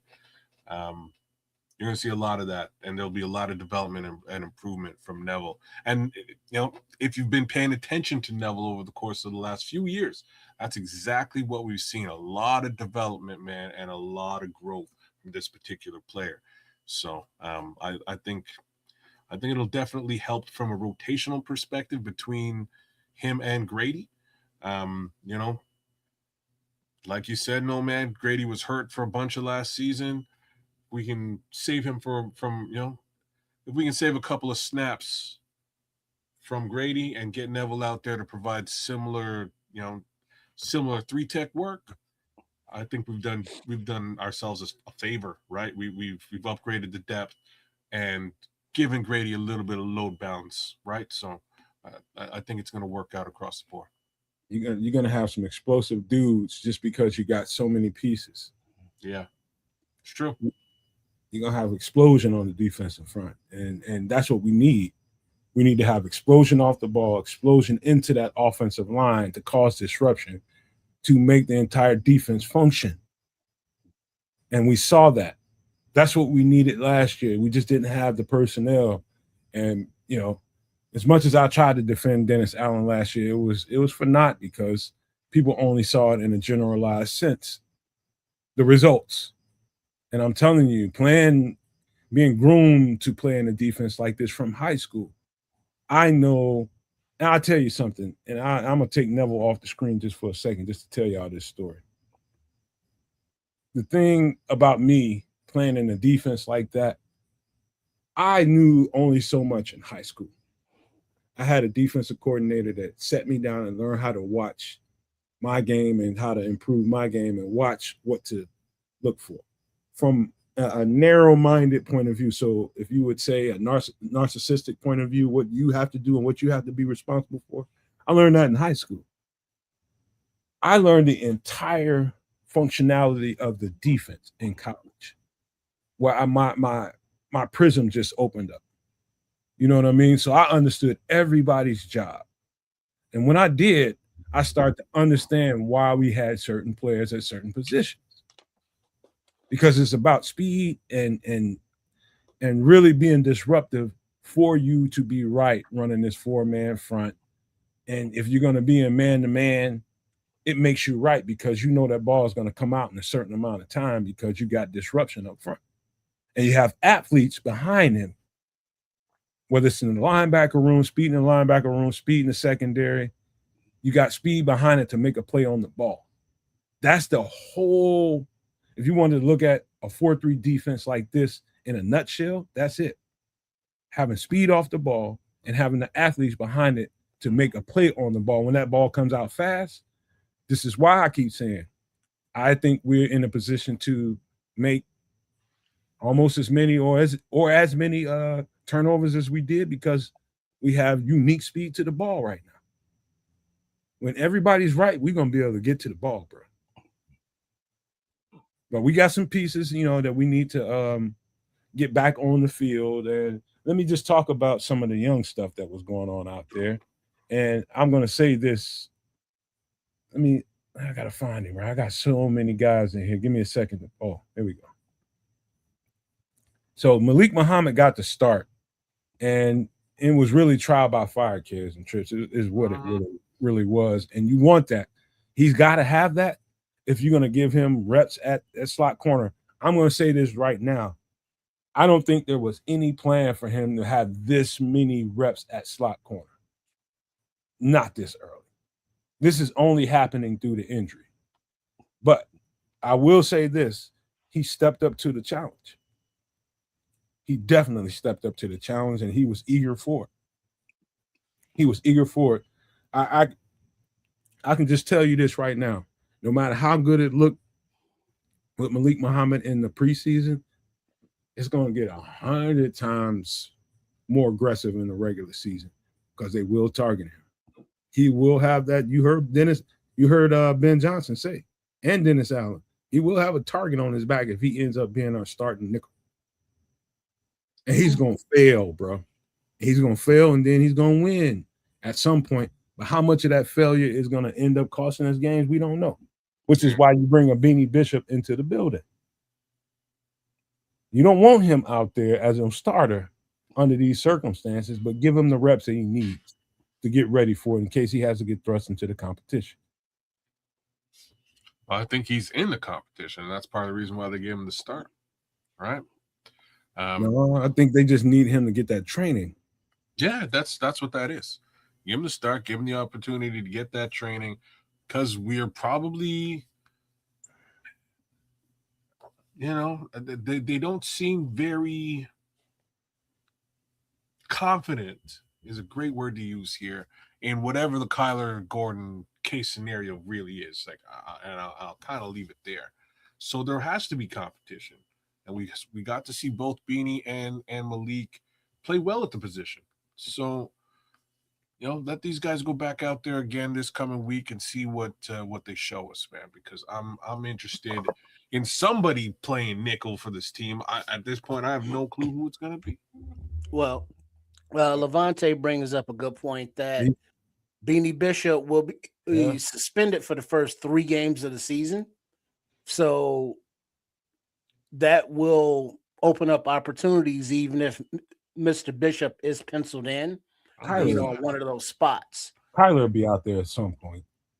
Well, let's not even. We hope at this present time. Let's not even entertain Kyler Gordon as a player for now. When we hear, because even when the coaching staff is like, "When's Kyler coming back?" We don't know. He's pissed off. I could tell by his look on the sideline, but we'll save that for another. Right. Who's pissed off? But as far as who? Malik is getting the reps that he needs right now. Right. And I don't think you can get enough of them. I know you can't get enough of them because whatever you see in practice, you get used to because you're playing against your team. Whatever you see in joint scrimmages, which is going to kind of reveal some stuff. Preseason is you playing against a whole bunch of second, third guys. You playing, that's one thing. When you playing ones against ones, you're going to see some shit that you ain't seen, and that's going to be a real trial for him. Let's see what this ends up looking like. I like what I saw. I like what I saw because he was feisty. He was game. Let's just say that. That's the best way to describe what I saw. He was game. Well, he looked exactly like his college film. He would come up, and support the run, come up and hit you on the screens. Excuse me. And he's physical, he's fast, and he's smart. And so the more reps, the better. He may not win the number 1 spot, right now out of camp, but with injuries or availability, he may be pressed into duty.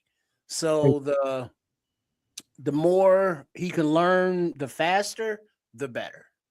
Trip, I want to mention something that I saw over and over and over again, and not necessarily because the camera always showed it, but sometimes the camera did. You see, the camera picked up Al Harris calling him to the sidelines and coaching him up through this process while he was out there going through trial by fire. And that shit was you can tell that he was leaning on Al, and Al was keeping him game in this competition. Like, don't even worry about it, man. You're gonna be all right. Hey, keep trusting your eyes, kind of shit. I kept seeing him say eyes, eyes, eyes, and that's the like playing that position to get ahead of what might happen around you. You have to go back to the tape and trust what your eyes see. If you see these certain formations, you see these certain looks. If you are to believe what you see on tape and trust their tendencies, you have to trust your eyes. You have to. And okay, if I get it wrong, okay, I'll go over here and explain to the coach what I saw. He's gonna tell me what it was. I'm gonna tell you what I saw, and you can work them kinks out, rub them right on out. But you, like I said about Kyler before he went out there and got thrust into that fire, he's gonna have to go through it. If this is going to be the job that you're gonna have to take, you're gonna have to take them lumps that come with it, bro. And sometimes you're gonna get it wrong.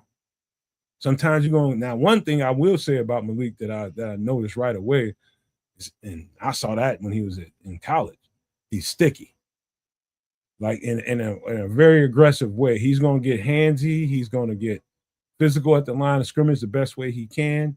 But I even I can tell when he's being physical at the line of scrimmage, I can see stuff working in the back of his head. So he didn't get totally physical, like in a dominant way at the line of scrimmage. It's like, okay, I'm gonna make sure I get my hands on you like the coaches want me to, and then let's get into phase, into the route. It's not aggressive because he's not as confident yet. But it's coming. It is coming. When he does get the confidence that he needs, and that's going to take a few ass whoopings for him to get to where he needs to get to, he'll be a dominant football player. Just like Kyler turned out to be. But he got to take the ass whoopings first. You mentioned you saw someone was pissed off on the sidelines. Not pissed off. No? You saw him. I'm talking about Al Harris. He wasn't pissed off. He was just staying connected to him because he's a rookie with a lot of expectations on him, and he was trying to keep him in the game. Well, you know what? Make your mistakes now, young buck, right? Like, this is the perfect time to make your mistakes. And I couldn't find too many better secondary coaches than Al Harris for you to be able to say, hey, look, I made a mistake out there. This is what I saw. What should I be looking for? How can I manage this better? And, that's all Al Harris right there. So he's in good hands, y'all. You know what I mean? He's in good hands. Hopefully Al can really coach this young guy up and get him ready. Because as the chat's shouting out here, man, there's potential for a couple of missed games for our other potential nickel. So we may have to ready Mr. Muhammad on the quick fast, right? Hey, I'm gonna tell you something. I love Al Harris and the way he coaches, man. And he's like a head coach for the secondary. And the way he goes about it, you got to believe him because he's not that far removed from the game where you can say, oh, he doesn't know what he's talking about. He's old, this, that, and the other. That happens with coaches, man. I mean, you old, man. You don't even know what's going on out here. That kind of thing happens. Malik is tied into whatever Al Harris says. Whatever comes out of Al Harris's mouth, you can see Malik is tied into it. He's braided it up. And that's going to kind of speed up his process a little bit. But again, I'm going to say this and I'll keep saying it. The guy came in with the Leprechaun's gold of talent. He got it all. Now he needs to put into his computer, into his system, memories. If that even makes sense to y'all. Memories. Bank them. And so you got enough memories so nothing fools you anymore. And that just takes time. That makes any sense to y'all. It's banking memories so that when you see shit over and over again, it never fools you no more. So you know how to react to it. And so Al Harris knows that this guy could possibly be thrust into a situation and he's getting them prepared for it. But he cannot prepare him for the memories he has to make. So that's what we're dealing with Malik. But what I saw And the onset was really good, man. It was really good. He was really game. Al Harris had that boy ready to play some football. Fast, sticky, physical. I saw it all. Well, that's exactly what we need. So fingers crossed he'll be ready for those first couple of games, and we'll get him in there, man. See, give the boy a shot. What up, Let him Cliffy? make his mistakes in the preseason. Haven't seen Cliffy in a while. Oh, Cliff. What it do, Cliff? Yeah, they need to pay that guy, man. Man, I see your name, I get hungry right away, and I just ate about 10 minutes ago. That guy's he's about as valuable as air and water is. Yeah. That guy knows what he's doing, man.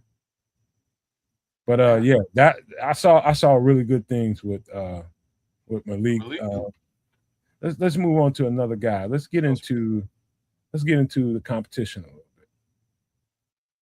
What'd you guys see? Before I start running my mouth about what I saw, I counted some things, but I'll let you guys give your take on what you thought about what you saw. You go ahead, Trip. Karan Amagaj, he played.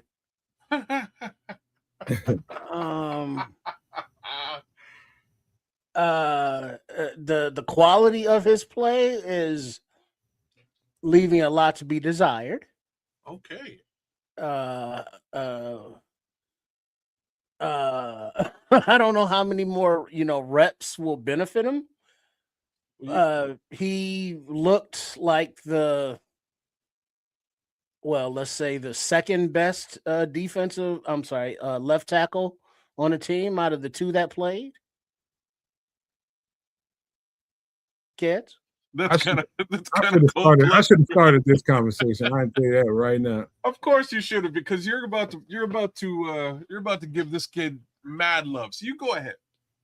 I'll let you get I will take the mantle here, because what I will say, I'll tell you this. He started off extremely strong. And I counted the reps. I saw every rep, watched everything that happened, good or bad. I watched every bit of it. He started off really, really strong. But the more and more reps he got, I don't know if it was fatigue or just technique was kind of tailing off, whatever it was, but he definitely started to falter towards the end. And, at some point I was going to, because I saw, let me just stick with Karan. I think he started off really strong, but what I saw in his strengths can be worked with, can be worked on, and can be built up. It looked like if I had to give you one thing, just pull a card out of my back pocket and say, okay, give me one thing that made Karan Amagaji tail off at the end of his reps. If I had to guess, it would have been fatigue. Not playing this much football in a long time.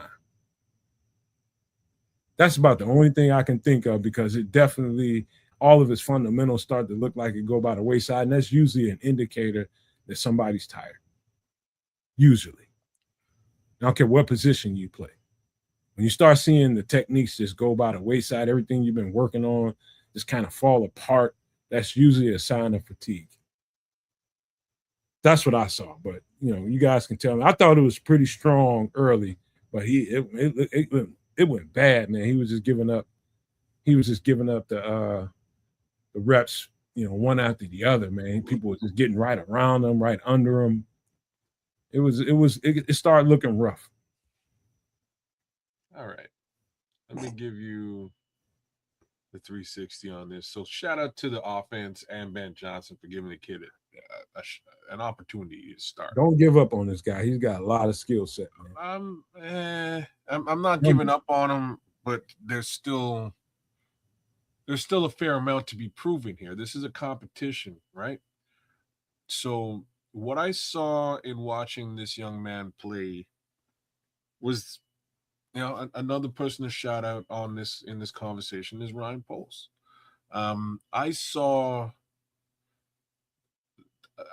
a frame. I saw long arms. The things that I saw from a traits perspective that sort of makes me stop and go, okay, like I kind of see what you're trying to do, Ryan. Now to go right to Nomad's comments. His comments are not invalid by any stretch of the imagination. I'm not going to sit here and say that Kron is terrible.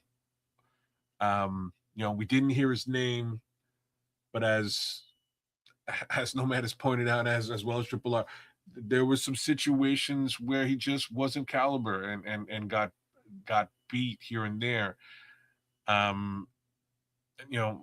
I simply liken all of this, unfortunately, to time on task or lack thereof, right? I don't think he's had the snaps to be successful in this competition as yet. I hope they start him again next week. The kid needs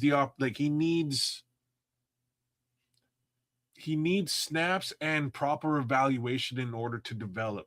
Unfortunately, we're in year 3. We're at a situation and a time where that development has been hampered for a couple of seasons. Really hasn't got what he needed. And that's basically what I know to be the case and what I saw when I watched this particular player this week. Hey kids, have you ever heard the difference between football shape and regular shape? He's more in football shape right now. I'd like to think if that's he's in a little bit better football shape than a lot of people, but he ain't had this many reps.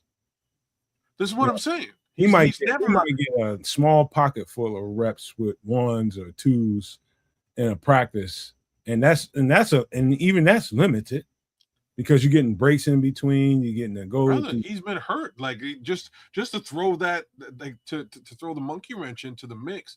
Yeah, he's slated for that type of activity, but I don't think he's really actually had that type of activity up until this season. Really. Oh, yeah, okay, I'll give you a perfect example. My senior year in high school, I ran. Me and my homeboy, man, we worked out together all the time. We was always doing something, man, just constantly working out. We was getting ready for the season because we knew we was gonna run off with the state championship, and we was getting ready for it all off season. Then next thing you know, we got training camp. We got to work. Start getting ready. I'm old enough in that era where we still had 2-a-days when it got real every day, bro. So know that. And dude, went through all of that, felt good and great.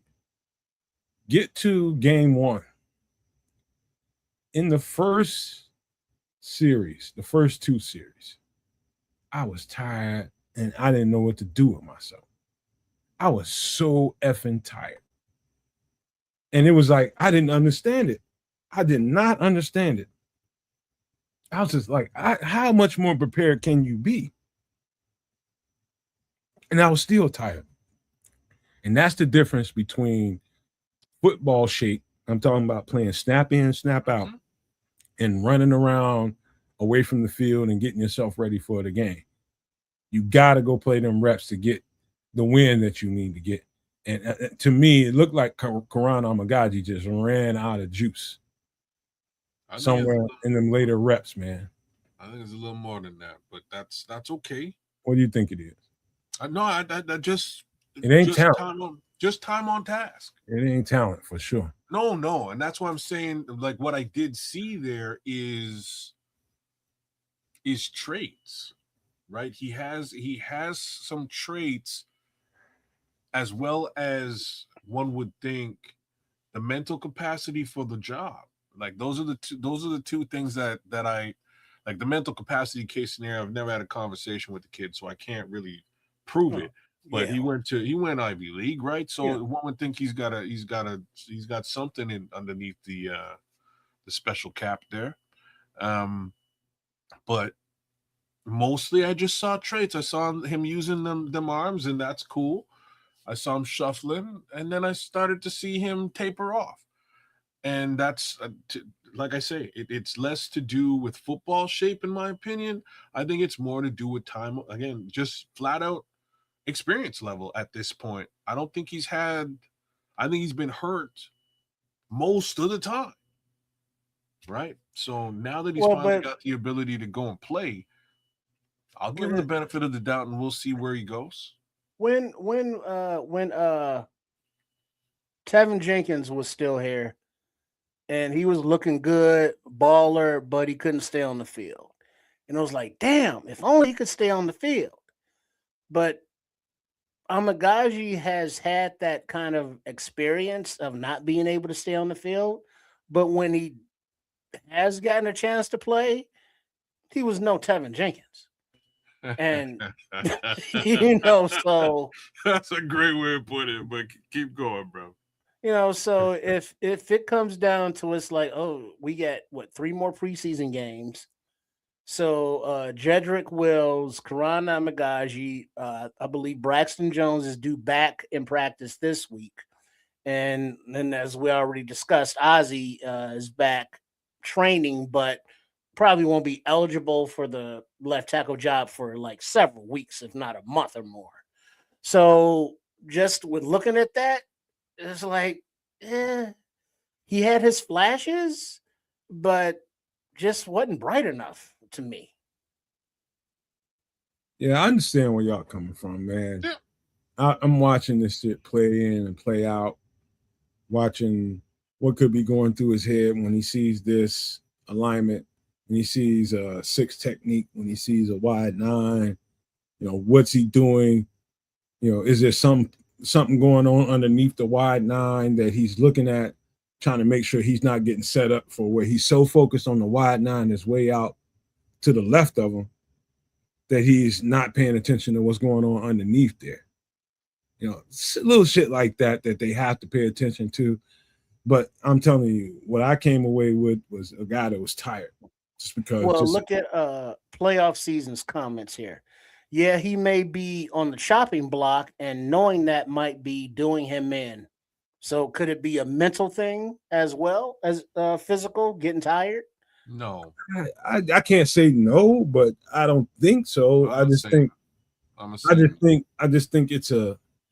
it's part kids, what kids is talking about, just not being available and being out there and playing real reps in real time versus practice reps and doing drills, one-on-one drills. That's one thing. It's just know that that's one thing.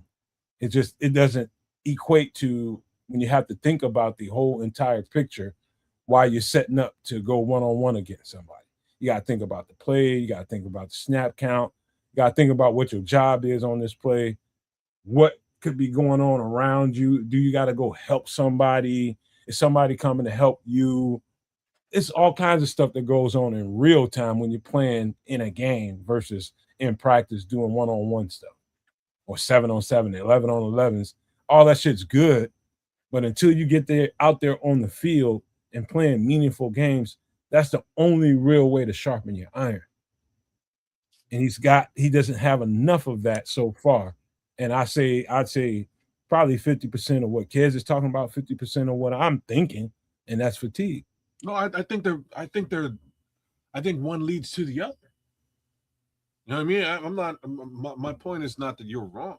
My point is that if you don't have time on task, how are you going to get into actual? How do you even know what football shape is? You know what I'm saying? So yeah, he's going to get fatigued. So there's a little, like I say, he's as it should be expected. Like the kid needs development. He still has work to do. I don't think, and I'll say this now.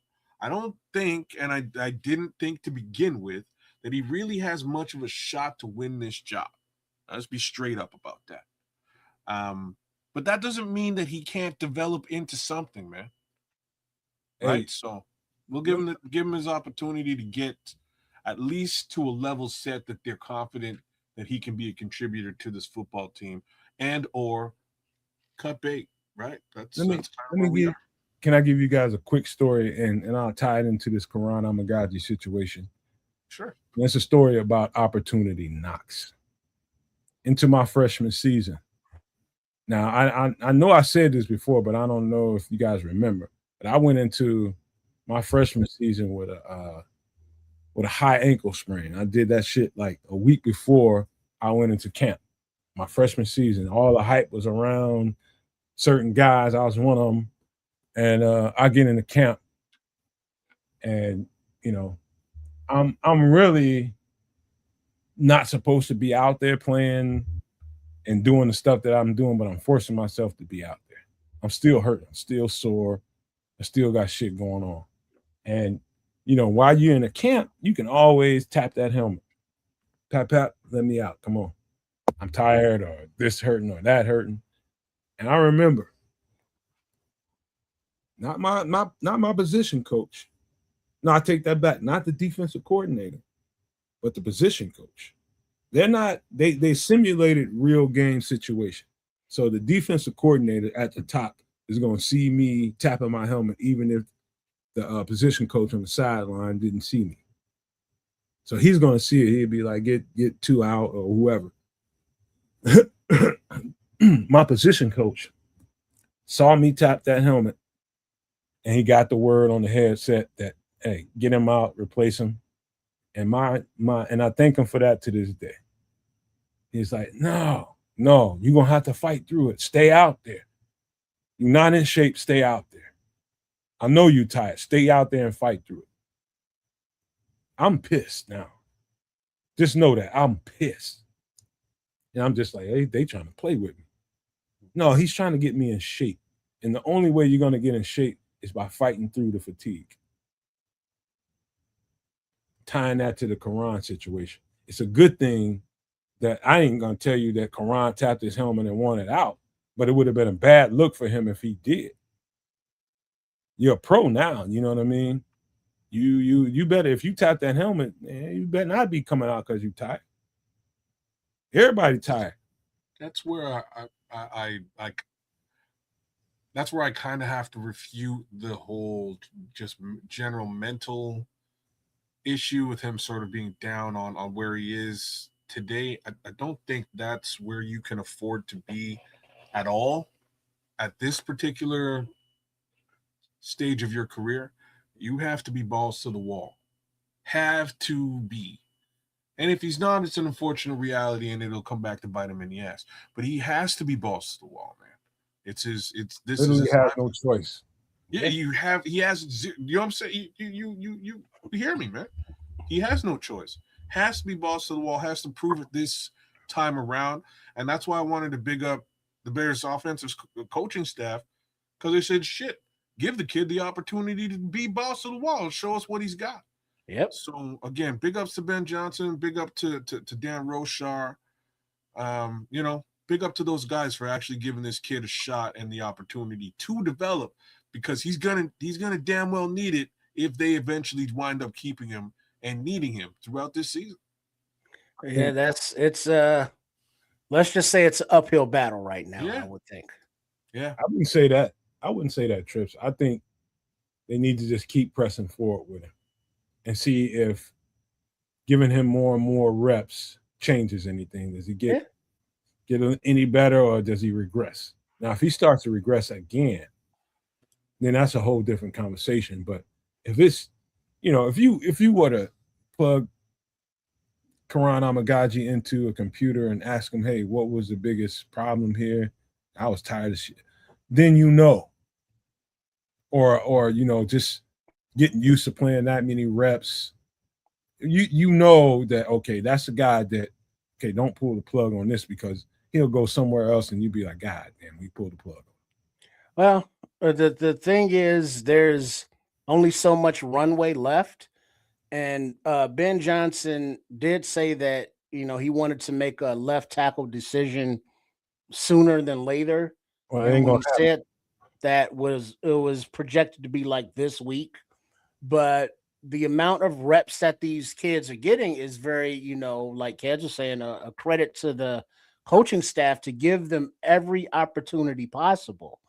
And with these upcoming scrimmages with the Bengals and Titans and those preseason games, Braxton Jones just now coming back and Ozzie still not in that conversation, that's going to leave a lot of left tackle reps out there.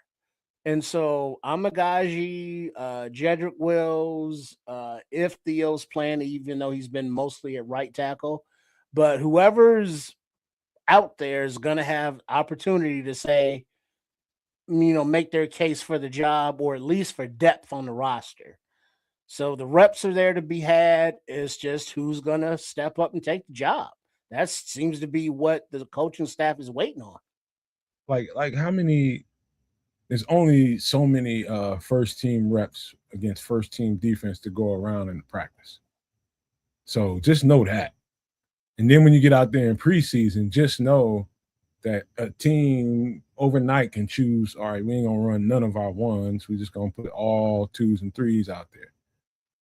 So even with that being said, it's really hard to gauge what a left tackle or any tackle can be without getting meaningful starter NFL reps game in, game out, and you can see their flaws game in and game out. And so it's all you still, even when the coaches make their decision on what they want to do here, it's still not the big picture.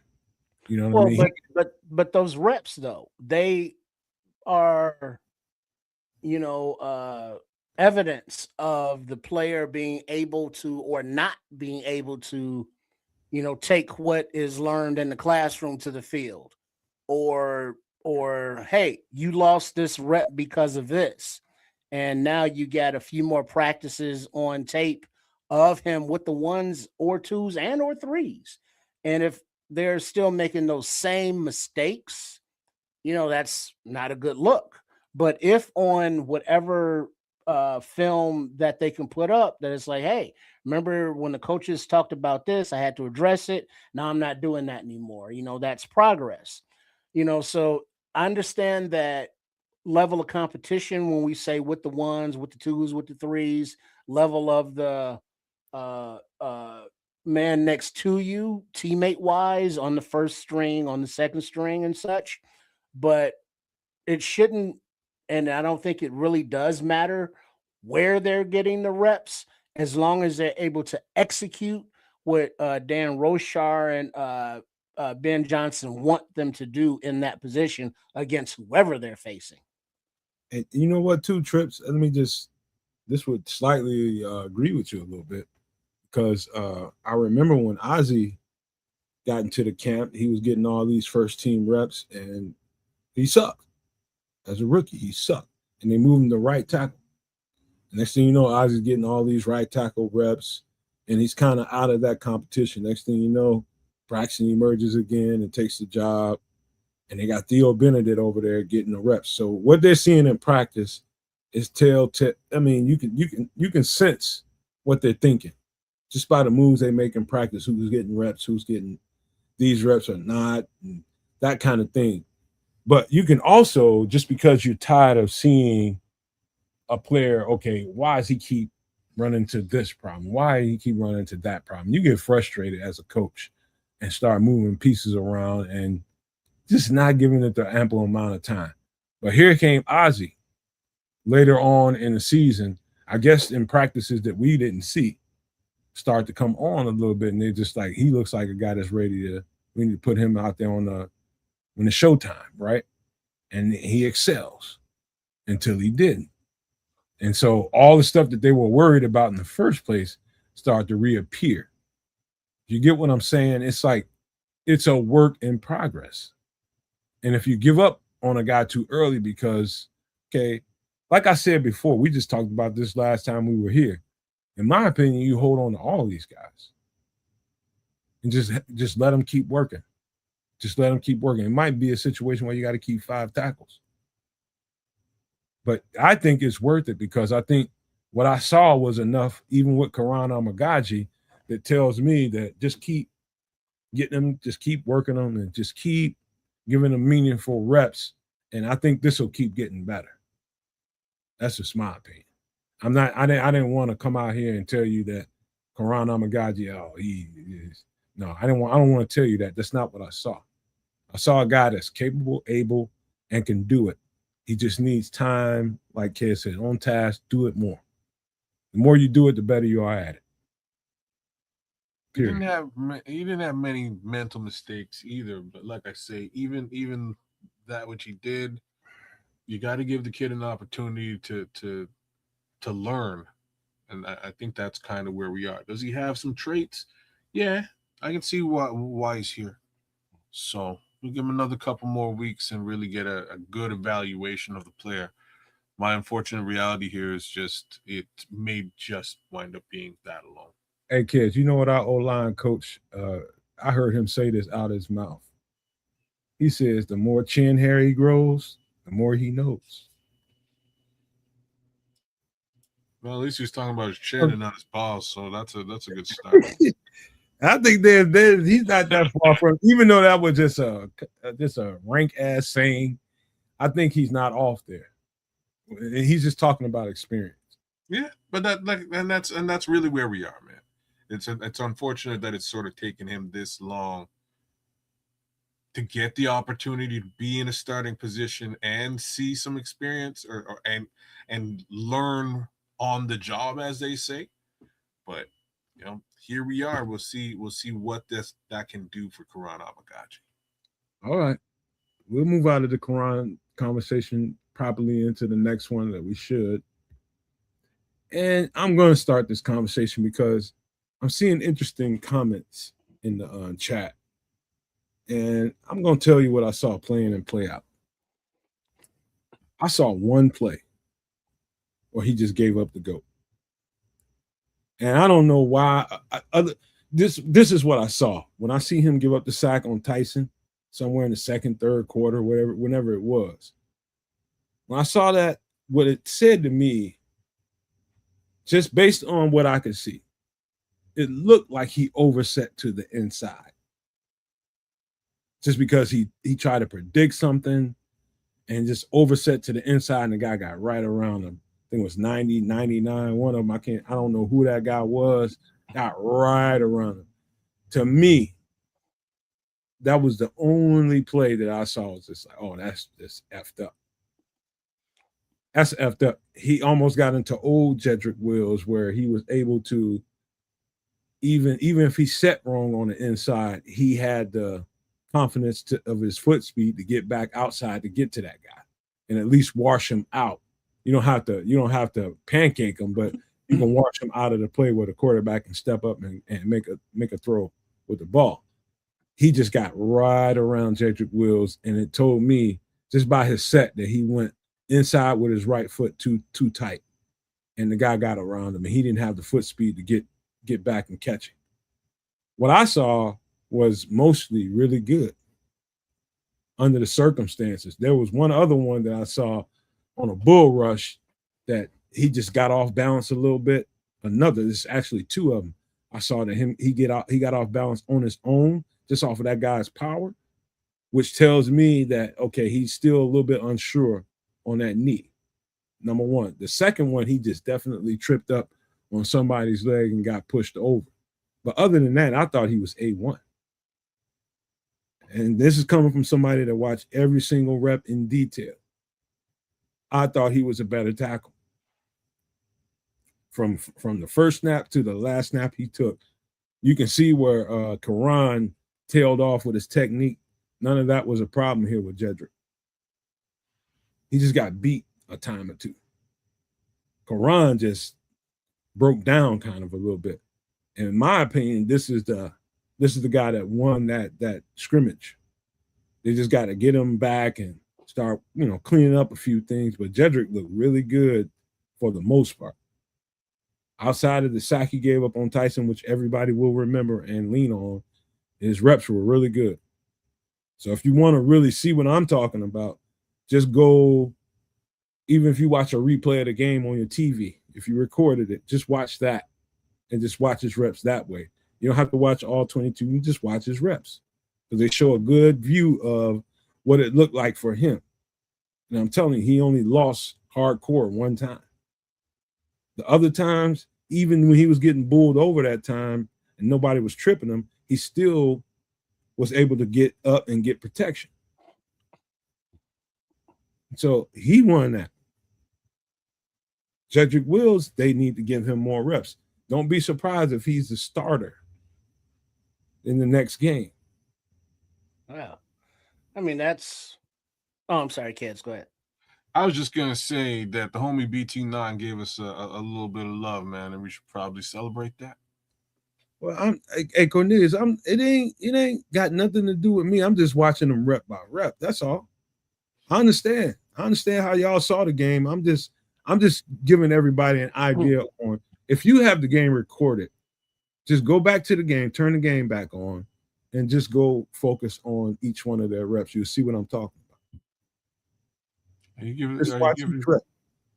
Are you giving BT9 some love here or what? What did he say? He threw us a little super chat, bro. Oh, I didn't see it. Where'd it go? Tried to line you up and you went right back to not being lined up. I didn't see it, man. Pull it up. It's up there. Let me show him some love. I did not see it. I'm sorry, BT9. Hold on. Keep it up there. Yeah. I missed it, dog. My fault.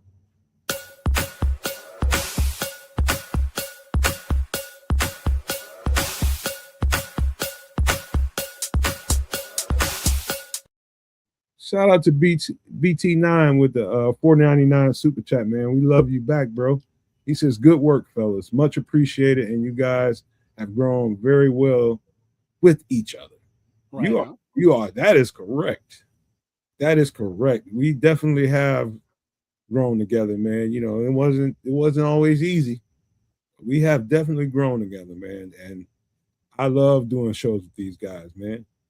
It's just a brotherhood, man. You know what I mean? It's just sometimes that's what you have to do, you know, in order to get good at what you do is just go through some shit. You know, just like the Bears we're talking about right now. In order to get to where you want to go do some shit together.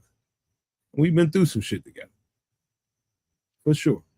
Very true. Back to Jedrick a little bit.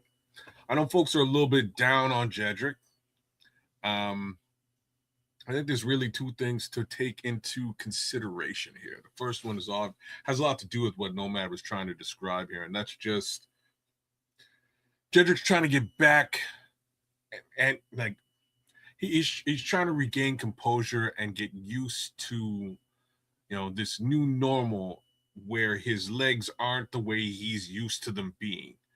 So that's a big chunk of all this, and I think it's going to take a couple more weeks of play before not just Jedrick, but the team has a better assessment as to what is, you know, is that new normal good enough to start at left tackle, or are we talking about something else, right? The other piece to all this with Jedrick is with respect to his understanding of this particular offense. So that's where Karan shines, right? Karan is going to shine just because he's had the opportunity to be in this offense for X amount of time.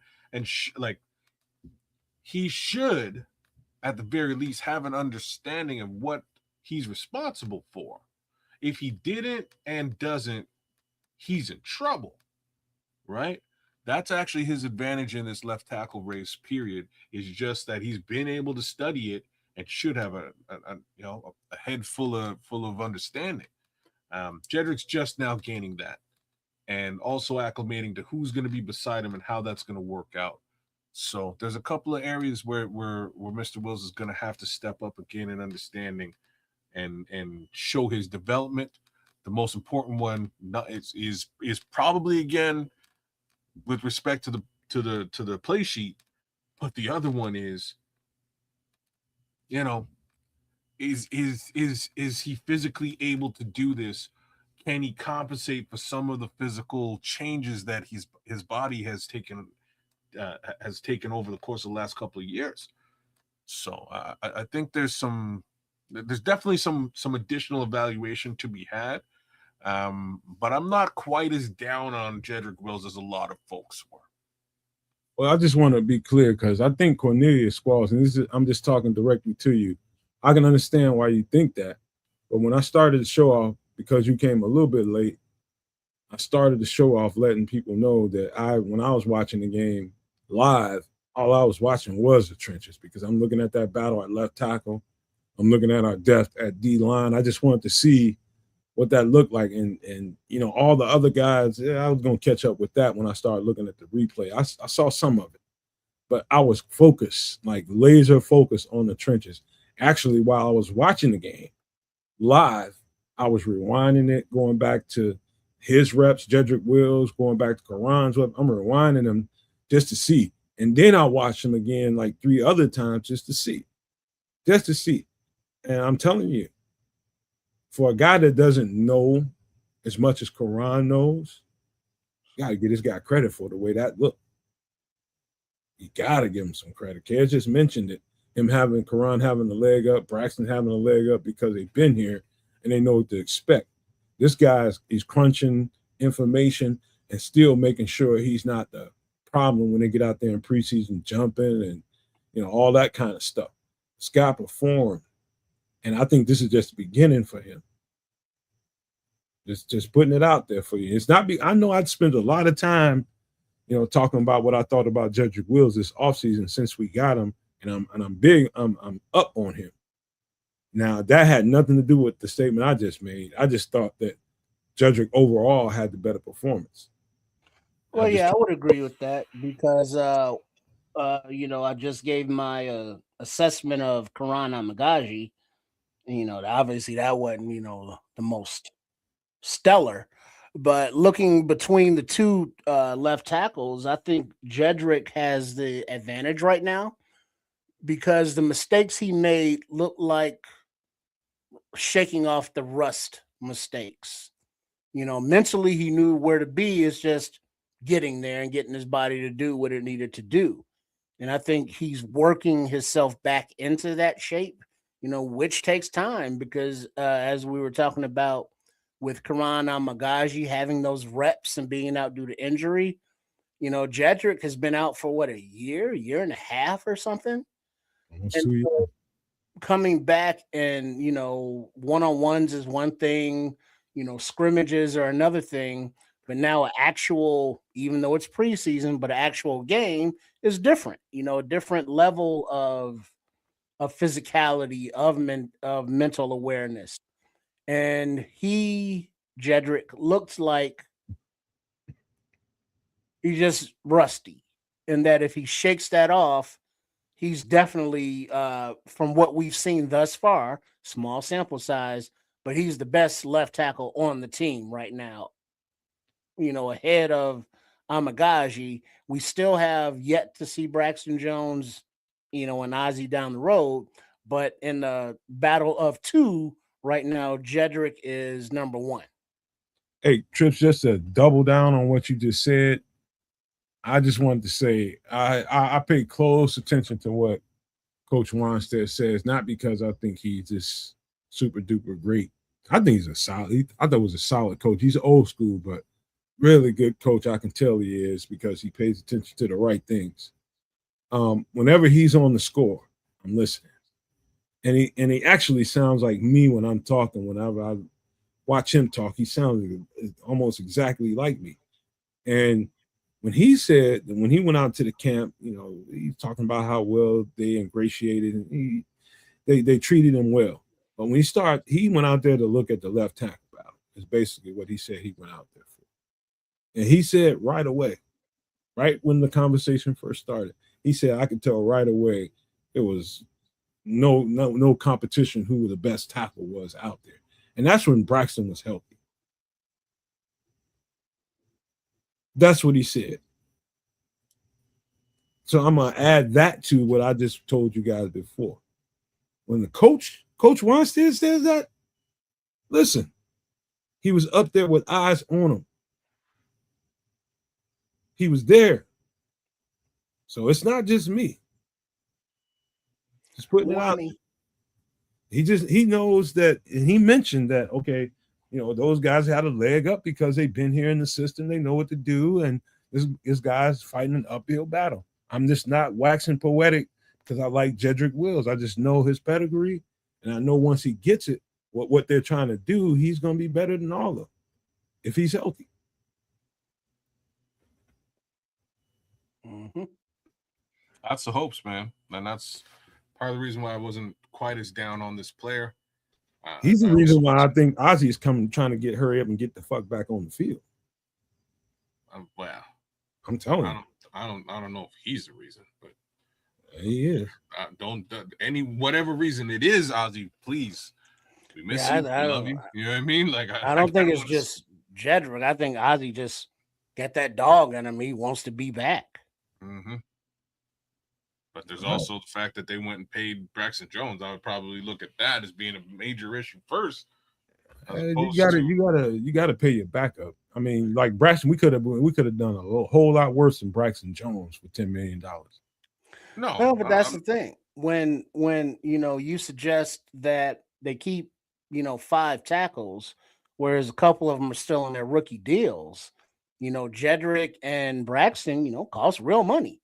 And if you want to bring in other positions, Well, so does Karan. Like he doesn't today. well, he's still on his rookie deal, so This is, not but as this is what I'm saying. Like yeah. he Kids, doesn't today. we just But got he through will. looking at kids. We just got through looking at pretty much the entire free agent class of tackles and how much they would pay, and we ended up paying Braxton Jones heading into free agency $10 million.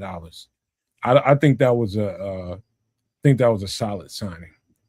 It's not again. It's there's nothing wrong with it, especially if you really are confident in Braxton as your swing or just dedicated backup left tackle. That's there's nothing wrong with that. With the slight exception of maybe you just have your guy and you draft a backup that you can develop later in the draft. It's not what happened. Our guy got hurt, had to fix something, had to at least put the band-aid on. In this case, the band-aid was Braxton So Jones. what is fine. Braxton? A 2-year starter? Sure. Okay, so Or a you 2-year got- backup either at 10 mil, that's still fine. yeah, you just put a dollar value on that, and that's collateral now. Yeah, that's fine. Right? Like he's in my real talk, he's not really somebody that worries me from a cap or dollars or cents or accounting perspective at all. It's fine. Once Ozzy went down, you kind of had to make a move. There's bigger names out there that you could have spent big money on, but at least this guy should be able to play football. And like I'm gonna knock on wood because we all know he's hurt right now, and we'll see how that transpires and moves forward. Because again, he is coming off an injury as it stands. So I'm not too fussed with them making that move. Because again, I believe he's just gonna serve as a quality backup for quite some time. Question is, do you keep a Karan because he's going into his pay case scenario? If he ain't got there yet and he can't prove it, what do you do? I understand, Yeah. but this competition is ongoing. I, in my mind, saw what I saw, and I just gave you my assessment of what I saw. Hey, respectfully to everybody that saw what they saw, they think differently. I don't feel no way about what you say. I appreciate your comment. Keep it coming. Just telling you what I saw. Yeah. But that's the left tackle competition. Let's move into another position. It's a little bit different. I'm just going to be interested to see what people say about this. What y'all see here? You're asking the realest question. What did we see here? We saw a guy we saw a guy play some good football, man. I'll just put it that way. He played well for a guy who's looking to secure that RB3 position. Did you see the long run, kids? Yeah. That's Okay. what I'm talking about. What did you see? Did you see anything at the line of scrimmage that just in case you didn't, I'll just tell you. Okay. So they busted out some power. Yeah. That is obtuse to what we normally run. Our bread and butter is wide zone, stretch plays, things like that. They busted out something that I heard them talking about. They're trying to install more of during this camp. Now we're talking about Roschon Johnson and how well that looked. I found it interesting that when they decided to go power, they had Roschon Johnson in the game. I saw power maybe one more time, and I watched every running back rep, but I noticed it one more time, and that was when Coleman Bennett was in the game late in the game. But the other stuff was stretch plays and stretch play action and all that kind of stuff. When they put the power installs, Roschon was in there. Coleman Bennett was in there. And one of the plays that Kez is about to explain to you guys about, that's the one that leaked out into a touchdown. Great blocking going on there. You got to watch that play a little bit more in detail when you see the guard pulling and cracking on the edge. And it's a lot going on in that play. And you'll see the difference between stretch running and power football. And I just found it interesting that they had Roschon in there when they threw that play out there. So there's something to pay attention to. I'm not surprised again that they went power and tested out power. I'm also not surprised that he played well within that run game style, if you will. It does suit this particular player. I don't know how much power they really plan to use. I don't know. I don't know if I don't think this touchdown or not, man. I don't think this player is long for this team. Yeah, it's time for him to boo boo or be gone. Yeah. I clean that up. So I mean, sure, he, as mentioned, he's getting the opportunities. It's not like how come he's not getting any carries? Nah, he's in there. We know he can play special teams, but as far as his contributions to the running back room, all right, he had a okay game, but Salvon Ahmed, had a nice game. The UDFA Coleman Bennett had a decent game, and so it's not like there is no competition. We're pretty much writing in Swift and Monangai as long as they're both healthy. Knock on wood. And then running back 3. And if you're keeping 5 tackles, you damn sure ain't keeping 4 running backs. So are they keeping 4 running backs? So you got Ahmed, you got Bennett, you got Brown is still here. What can he do for you? So you got Ahmed, who is got that history with running back coach Stutesville. So it's a stiff competition. And according to the Browns game, Roschon was okay, but other running backs were better, in my opinion. Yeah, I don't, like I said, I don't think he's long for the team for kind of for a specific reason. And yeah, money is involved, but I think that Salvon Ahmed. Well, let's focus on Roschon right now. We're gonna get to him. Well, it's a running back conversation, man. It's a running back conversation. Well, if you want to talk about him, let me pull him up. Say again. If you want to talk about him, let me pull him up. All right, let's go. So the reason why I tried not to bring this name up when we were talking about Roschon initially, but at some point you just got to do it. This player is more interchangeable with what you get from a DeAndre Swift and a Kyle Monangai. That's where things get real, right? Like if one of those 2 backs is hurt, you can layer in Salvon Ahmed and get similar output. Not necessarily the same, but similar. You can do similar things. Whereas with Roschon Johnson, that's right off the table. And this is part and parcel as to why I don't think that particular player is going to be around that much longer. If they want to do power, they can still do power at low dollars with no concussion history with Coleman Bennett. Well, let me tell you something. Since we're talking about Salvon Ahmed now, and the competition between him, Roschon Johnson, and a couple of other guys out there, here's where the rubber meets the road. Kids is right. How does he play as far as output goes? How much can you get from this guy as far as big plays? What can he production-wise? What can you get from these guys? Easy answers to each one of them. Easy peasy. But the one thing, canary in the coal mine for all of them, which is what kept Roschon here. 2 things kept Roschon here. Stout pass protector. Stout on special teams. Can Salvon Ahmed step up in pass pro and be the stalwart that Roschon Johnson has been when given those opportunities? That's the question, because we're on a team that emphasizes pass pro and a coach that emphasizes pass pro. Just know that. Before everybody start jumping to the conclusion, he's great with the ball in his hands. I told y'all that. I just preached about him for 2 or 3 weeks straight. And I told y'all this dude is explosive as all F. Wait till you see it. And you saw it.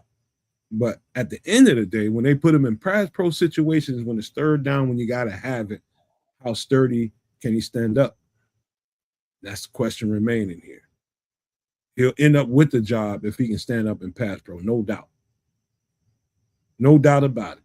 If he stands up in pass pro and can actually make himself useful in special teams, oh, yeah, he's running away with it. But those two thresholds have to be crossed. I'm telling you now. Or you're going to be like, oh, my God, they got rid of Salvon Ahmed. No. There's a reason for all of that. You got to be on this team. Ben Johnson ain't going to have you on this team if you can't stand up and pass, bro. It's funny because that's like the only, like, so one thing that Roschon Johnson does well. Like, if I was really, it's funny. Corny was saying, sorry, not Corny, Cliffy in the chat, Cliff Victoria was saying, like, Roschon Johnson doesn't really do anything well. To refute that, there is one thing he does well. Two things. What's the other thing? Pass pro, and he's good on special teams. Oh, okay. All right. Yeah, like, I can't, man. It's valuable, more I don't want to valuable. do this. I don't want to do this again. You know what I mean? I don't want to do this. And I'm not saying there's no value in special teams. I'm just saying that I don't want to judge the value of the third running back on this team specifically by his special teams value. Unfortunately, you have to, kid. You have to factor that in because it's important. You can get, well, hold on. You can get You can't special win teams a spot on this team as a third running back or fourth running back on the roster, and you can't have extra value as a special teamer. They won't keep you. There's no, I like this guy in the NFL. I think he's really explosive. He's a really good football player. But all you can do is run the football, catch the football. You got to do other shit. Fair. But you can also get your special teams value from other players in other positions. It doesn't have to be at the running back position, right? We've already spent X amount of years with Travis Homer here, and not to knock Travis Homer's special teams value, he was super valuable as a special teamer, one of the better special teamers in the entire league. But once Kyle Monangai and DeAndre Swift go down, like they did together at the same time virtually last year, he's an afterthought. They didn't even think, we need to go and get other running backs in that are available in free agency because we can't even trust this guy to run the rock. That can't really be a viable case scenario for the Bears moving forward, at least not in my opinion. Kids, who's been the biggest Salvon Ahmed cheerleader since he got here? No, I hear you. If I'm telling you, if I'm his biggest cheerleader in the Chicago Bears fan base, and I'm giving you other parts to the nuance, please believe me, bro. Please believe me, y'all. If he's going to get put to the test, he's going to get put out there in preseason with ones. And he's going to get maybe twos, but more than likely he's going to, at the end of it, he's going to get out there with ones.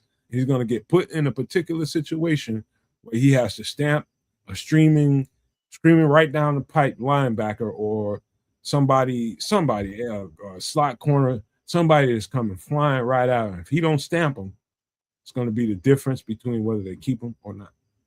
Well, I can't imagine that running back coach Stutesville is not going to have, players that don't protect the quarterback. Now, I know that's a very strange thing to say since he's coming from Miami, what they got Tua and all. But please don't blame the running back for Tua. Yeah, exactly. You know what I mean? It was not Salvon Ahmed's fault. Right. That was the offensive line. But, it's still to be determined if Ahmed is capable, of blocking and protecting the quarterback against, number ones if he's in there. And I'm sure as camp and goes along, he's in preseason, he's going to get more reps, to prove that. And Roshan is good at that, but his skill set is just kind of like meh going into what is this, year 3 or year 4 for him now?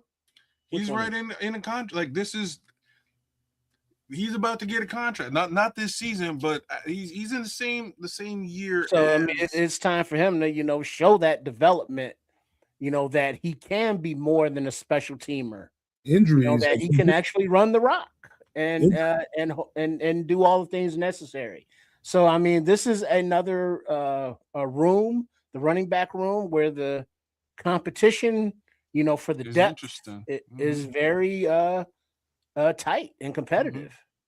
I just say this ahead of time. This will be far and away, as far as assessments go. And when you're breaking down your roster and trimming this thing down to 53, it's probably going to be the most difficult one they've had to do so far. And when I say difficult, this is what you want. Like, we've been through some seasons, a couple of them, when you can pretty much see exactly what the cuts was going to be. It's like, man, waiting for other teams to cut people. Yeah, it's like we're on scraps and shit. I mean, we're in a position where we're just like, damn, we got to cut some good players. You know what I mean? And that's where you want to be. And I'm telling you, I said from the very beginning, I don't know who just said it, that he had the inside track to get a spot on this team. He just had to come in here and show it. And right away, he's giving those. He did, man. He showed it.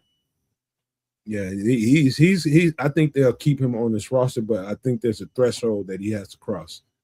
It's just something very impressive when you see the home run speed, and it's like, well, why is Ahmed running and the defenders are like jogging?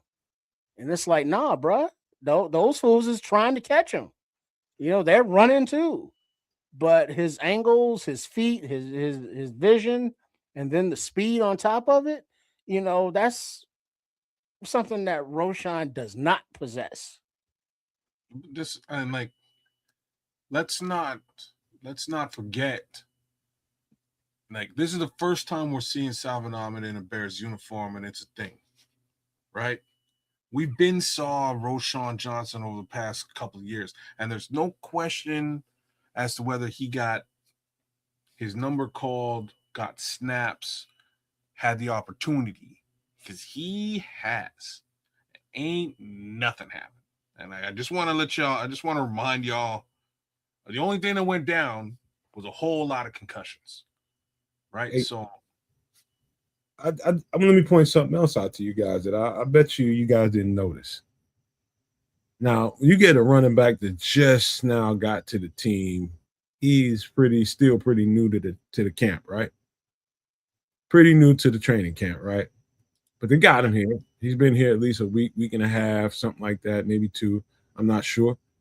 But see how fast they got him out of the game after that big play? Whereas when you're in the preseason, you're trying to give those guys all the reps you can give them because they're auditioning. For a guy that might be on the belly end of the roster, they got his ass out the game pretty quick, didn't they? He ain't play no more after that. Yeah, but he's been signed, right?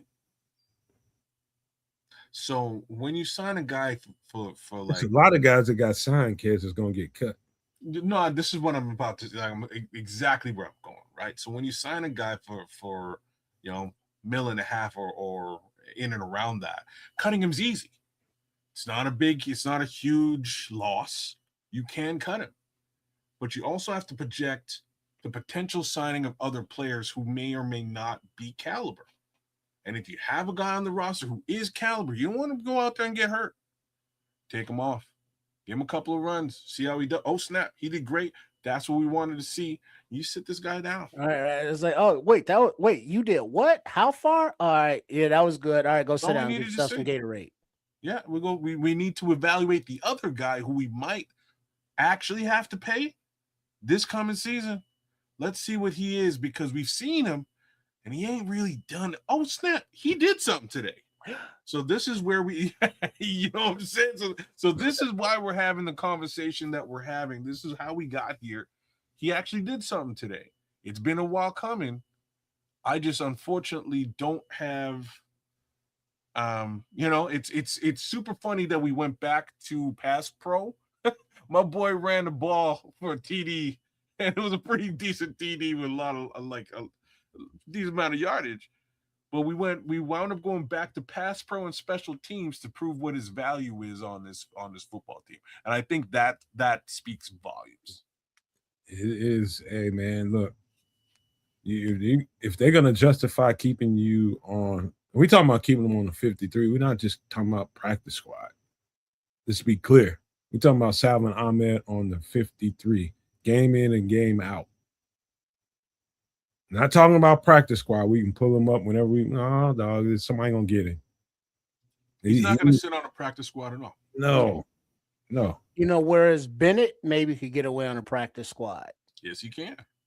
Yeah, you already thinking ahead of time, Trish. You fucking genius. That's exactly what they probably think. This is what I'm trying to tell y'all. Unfortunately, Roschon doesn't make this team. Salvon Ahmed makes the team. Coleman Bennett winds up in the PS. They need to pull him up. They need a power week. They can pull him up, put him right back down. Because we blows also up during power week, then maybe you got to sign his ass. But because now with the not the preseason game, but the scrimmages, you know, with the Titans and with the Bungles, it's gonna provide a lot of reps on film. And so it's going to be a lot of, pass pro in there, I'm sure. And they're going to want to see, all right, Ahmed, what do you got? All right, Rojo, what you got? All right, Bennett, what you got?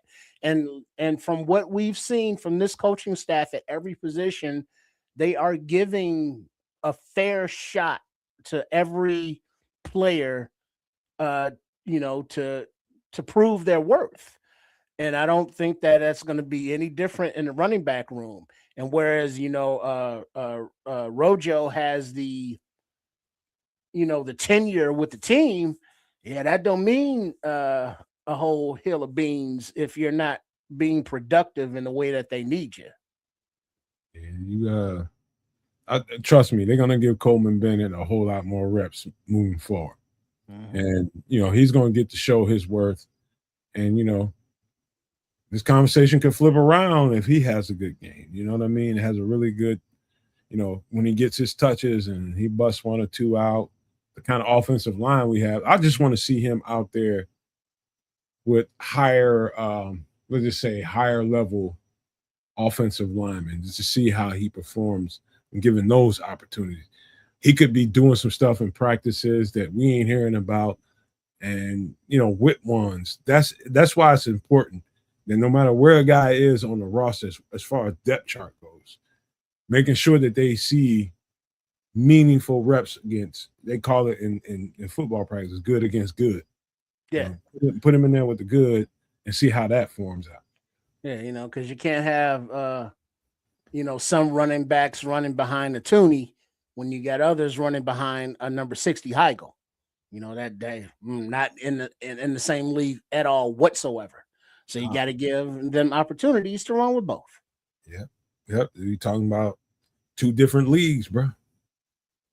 But I just, of course, I'm happy with what I saw. But it's exactly what I told y'all, man. This motherfucker's explosive, slippery, and can pop. He can get out wide and run away from everybody. And now, if it comes down to it, I know that they want to be fair and that it's not ultimately his decision. But, if you got Coach Stootsville saying, hey, I know what Ahmed can do. He's shown what he can do. I'm not as familiar with Roschon Johnson, but I've seen what he can do. I like Ahmed better. And I would think, Ben Johnson and Ryan Poles are going to listen to that recommendation. if it comes. Hey, look, man. I gave you guys my statement a week or two ago about Studesville, I think is his real name, and the fact that I think getting a job from Ben Johnson, how do we know that this wasn't in the conversation? Yeah. If I was the coach and I'm looking at Studesville's his track record, and I'm looking at the talent that he's been working with, who's he been, working with? Okay, I like him as a coach, but who's the guys he's been having his hands on? Okay, what about this guy Ahmed?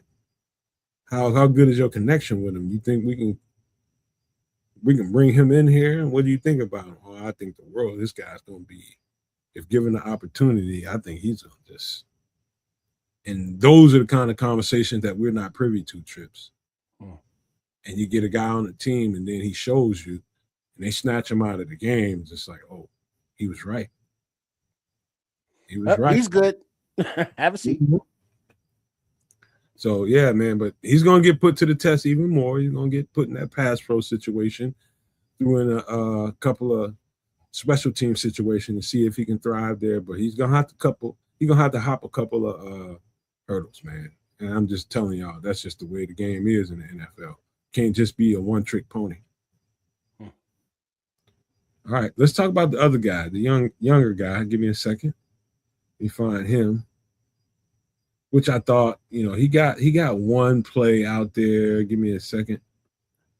That everybody remembers. Coleman Bennett, rookie running back. What'd you think? I saw a couple of other good runs where he stayed disciplined to the running lane, and he picked up some powerful, nice little yardage. But I don't think he had enough reps whatsoever. I think they have to not only give him more reps, but give him some more meaningful reps to really get an estimate of what they think he can be, but also don't give him such good reps that as soon as you put him on the practice squad, I Pac-Man his ass up. So you got that you got to play with too. Muted, kids. Sorry, I was going to let you roll with that one, man. What do you think, Trip? I definitely think he will get more reps as the preseason and camp rolls along, especially now with Monangai, down for however long. That's more running back reps for the rest of the room. So Bennett will get his fair shake, and from what I saw this past week, good vision, good patience. Seems to know what he's doing. He's got quick feet. He got to the corner on his little touchdown run. It's like, all right, so you got the speed to get there to race you to the edge, and he looks like he's pretty good. Now, we didn't see him in pass pro a lot, but I do remember some of his college tape. He was pretty stout in pass protection. So, still as yet to be seen here, but he looks like he is talented, at the running back position. So the competition is there for Sean. Bennett, I believe, has like excellent ball retention as well. He catches a ball out of the backfield. I already mentioned he's able to pass block. I don't know about his special teams of ability at all. I'm sure that will be explored, as they explore what he can do physically on the field. Just got to see more. Yeah. That's exactly it. More. More.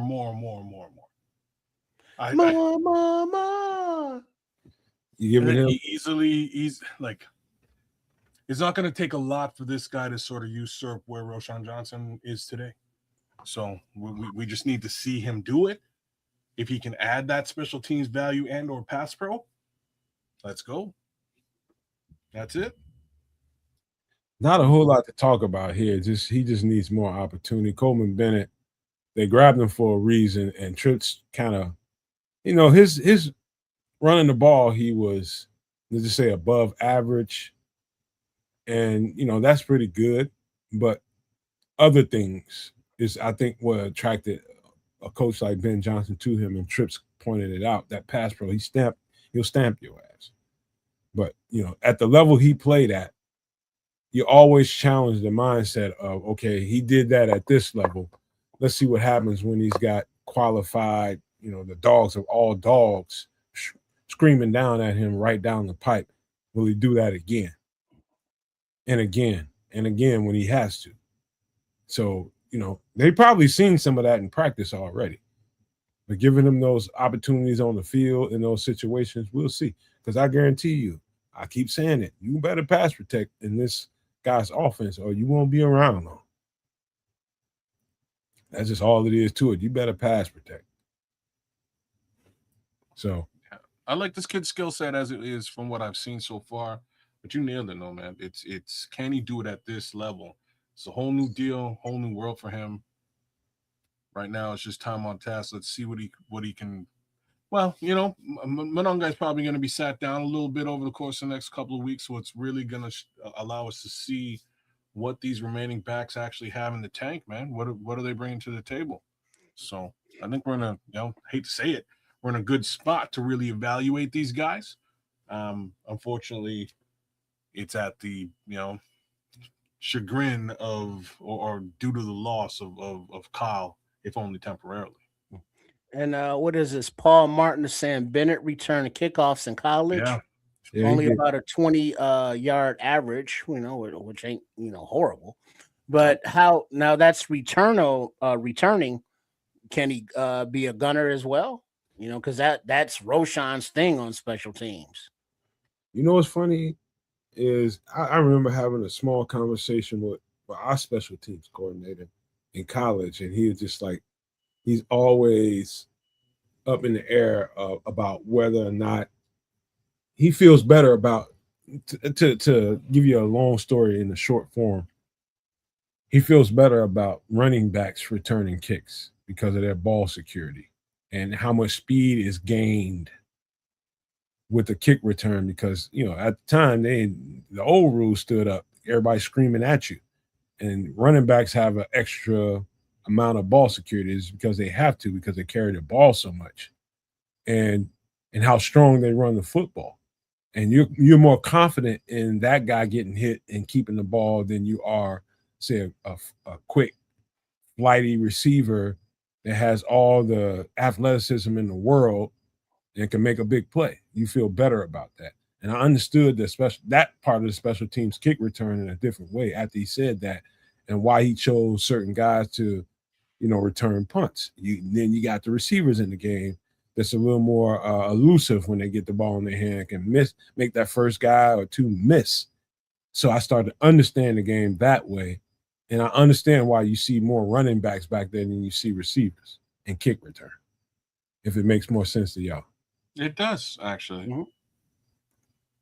So, And then Corny's also saying that in addition, Ben Johnson wants explosive plays, and in college, Bennett's tape was full of explosive plays. Really? Like he was. It was. He was a super solid north-south runner, man. And I say north-south, he's not the same north-south. His north-south ain't the same as Roshan Johnson's north-south. He's actually somewhat elusive, but still, again, going north-south without having to really go east-west to get there. He's a little bit elusive, man. He's got a nice little jump cut. You guys are going to see a lot more from this particular player. My simple and I don't know what it is, man. I'm all about trucking a guy, running a guy over, and keeping it moving, but that just hasn't been working. Productive for Roshan? Yeah, that's what I'm saying. It hasn't been successful at it? It's not a successful move, Roshan, for you at this point in your career or to the earlier portion of your career. You need to add on other stuff to get to where you need to get to. Running a man over in college is one thing. Running a man over in the NFL is a whole other situation, and you're coming out of it worse for wear. So that's not what this guy needs to do. And don't get me wrong now. There's footage of Coleman Bennett trucking mother f's down too. Like, don't get me wrong. I've watched him do it, but he'll do it the other ways too, and that's where I've to me that's a huge differentiator. So now it's a question of putting him in pass pro case scenarios. Can he do it? Put him in special teams case scenarios. Is he a gunner? Well, what we found out is maybe he's not a gunner, but maybe he's a return man. Right? So like there's other ways of angling this out. Bro, NFL, and I got, and even though I didn't finish it all and get to the NFL and do my shit because of shit that happened with me. Shit. I always knew, and I heard this when I was in college. You're the best of the best, coming out of high school. You're the best of the best in college. You're playing against the best that came out of every high school in the country or even around the world. And when you get to the NFL, it turns into what he described to me then what we know now as the Hunger Games. Like everybody's a bad motherfucker. Everybody's a bad man. Can you be the baddest of the bad motherfuckers? And so no matter how, and I say that knowing that this guy is a performer and put out some elite tape. I mean, that shit looked good. And whether he was running the ball or doing it on special teams, it looked really good.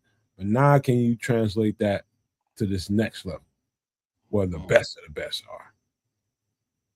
That's what I mean by Hunger Games. It's just what it turns into. Well, and Corny's comment here, along of what Keds was saying, that's why Rojo keeps getting concussed, or possibly one of the reasons, because he wants to truck everybody. And it's like, well, make He's able to do that in college, man. He can't do that. Right. Not at this level. Nope. He's right. Absolutely right. You got to adjust your game and figure out a way where you can achieve on a high end on this level to keep a job. Number one, it becomes a job, job. You want to keep an income, you better figure out some shit. And I like Paul's comments here. If Bennett's ceiling is former Bear Adrian Peterson, I think that's okay. Who said Adrian that? Peterson was a hard-working little fella. He would block, he would run hard, and he would catch. Hey man, dude, it's one of those things where I'm at an age now where I can look back on my days playing football and know that I was a ridiculously I didn't understand everything that I know now, and I was uninformed. This is a violent game, and this violence can have a repercussion that we don't even realize now when you're playing it because you got so much vigor for it. But this is a choice right here. Now you got to make a choice. Do I want to physically put my body through this? And he's about to get to a stage where you got to run through people now. You might be on special teams making the team just to get an opportunity to get your hands on the ball. You got to go through that. And, that's a beating, bro. I don't know how many people on this podcast play special teams. Well, most of the people listening to this podcast played special teams back when there was still the wedge and the wedge busters. Man, my son loves special teams. I've been trying to get him to fuck away from that shit. I'm just saying. Your son probably likes hand tools and shit. Well, it's funny because when we watch highlights, when we watch his highlights, there's some special teams plays where he just blows fools up, like bodies flying, and it's hilarious. And he loves it. But I'm like, dog, if you want to play long term, you want to play football for a long time. Like imagine trying to tell a testosterone filled kid. I didn't say listen. Slow down, man. Don't hit him so hard. I didn't say listen to me now. I'm just trying to give daddy advice because at some point it might come back it might come back to hurt you. You know what I mean? It might come back to haunt you. You might mess yourself up on specials. Not to mention, like, me saying that this kid was playing Iron Man all game long. Like, he's on the field at all phases. Like, bro, like, get some oxygen. You know what I mean? You gotta take a breath at some point, man. You can't be on the field all game long. That's just wild. But Dog, like you can't. There's he didn't no listen to point in me your for a second. there's no point in your life where at any point where you can't look back at that age frame and say, like, damn, like I was a different human being back then. You know what I mean? Even as you become a thinker later on in your life and more calculated with what you do and decisions you make, you can look back at that easily and say, like, oh, like if you were me, you look back, oh God, I probably wouldn't have did that. You know, it's just easily you can pick shots at them, you can pick that shit apart, man. But when you're that age, it's easy to go out there and be just the opposite. I'm just gonna play with my vigor. You know, That's what I'm that's what trying I've to tell been. you. Calm that down and save it up. Save that vigor for, like, putting a quarterback into the dirt. That's when you need the vigor. Like, that's when you need. He's playing it all over the field, man, during them days. But it is what it is, man. One day when he got little styles, he'll see it. Oh, for sure. He'll be saying he'll come hollering at me, going, "Dad, I've been trying to get this guy not to play special teams because, like, he's a quarterback." You know what I mean? Like, it'll be a very similar conversation. This little motherfucker running through fences and shit. Mm-hmm. Just calm down, relax. Trying to get his ass to chill out, man. He won't chill out. No. Okay. I remember that. No. That's how it goes, though. But that's what it is. NFL football is Coleman Bennett trying to find a way to get a place on the roster. And I'm not going to judge him at all right now. I just want to see him get some touches and see what happens. That's all I want. Put the ball in his hand, set it up right, get him some good against good, and let's judge him after that. Let's go there. Right on. All right, let's say, there's opportunity there, Coleman. Yep, it is. Let's get to another guy that quickly was in and out really quick. Did you guys see Kentavious Street? Yo, I didn't notice Kentavious. Real talk. You missed it. He only got a handful of reps, but it was good. It was good. Yeah? Oh, yeah. What did you take away? He's exactly what I told you he was. Quick, powerful, and fast. Okay. And can give you an ass whooping at the line of scrimmage. That's what we need. All three of those new guys that we got. So did all three of them only get a couple of reps, though? I think it worked out. For whatever reason, they put James Lynch out there more than everybody else. And the other two. Because they were splitting him out wide a little bit more, giving him reps at edge. Oh, really? I think I told you at the beginning that he was getting edge reps, big edge reps. And I was just like, that's interesting. They're looking for a supplement in case they need it. Well, they want to have a rotation, right? So I guess that's a good idea. Find whoever you can kick out, because there's thoughts of doing that with Shamar and thoughts of doing that with Dale as well. But if you can do it with another guy, cool. Yeah. We're talking about James Lynch, y'all, but we should be talking about let's give him Street. Yeah. His reps, his handful of reps that he got was really good. And I've been hearing his name throughout camp. Kentavious Street's name is one of those names that has been ringing throughout camp. Every time somebody goes, whether it's what's her name from NFL Network, it's a blonde lady that goes out there. She saw some shit. Oh, Stacey Dales? Stacey Dales. My fault for not getting her name right to the top of my head. Thank you. Fellow Canadian. Shout out to Stacey Dales. Stacey Dales was out there watching that, and that's somebody that jumped off for her. Dave Wanstead also mentioned that, like, this guy here, pay attention to that guy, number 93. And also, who else did I hear mention him? Don't let me get it wrong. Somebody else mentioned him.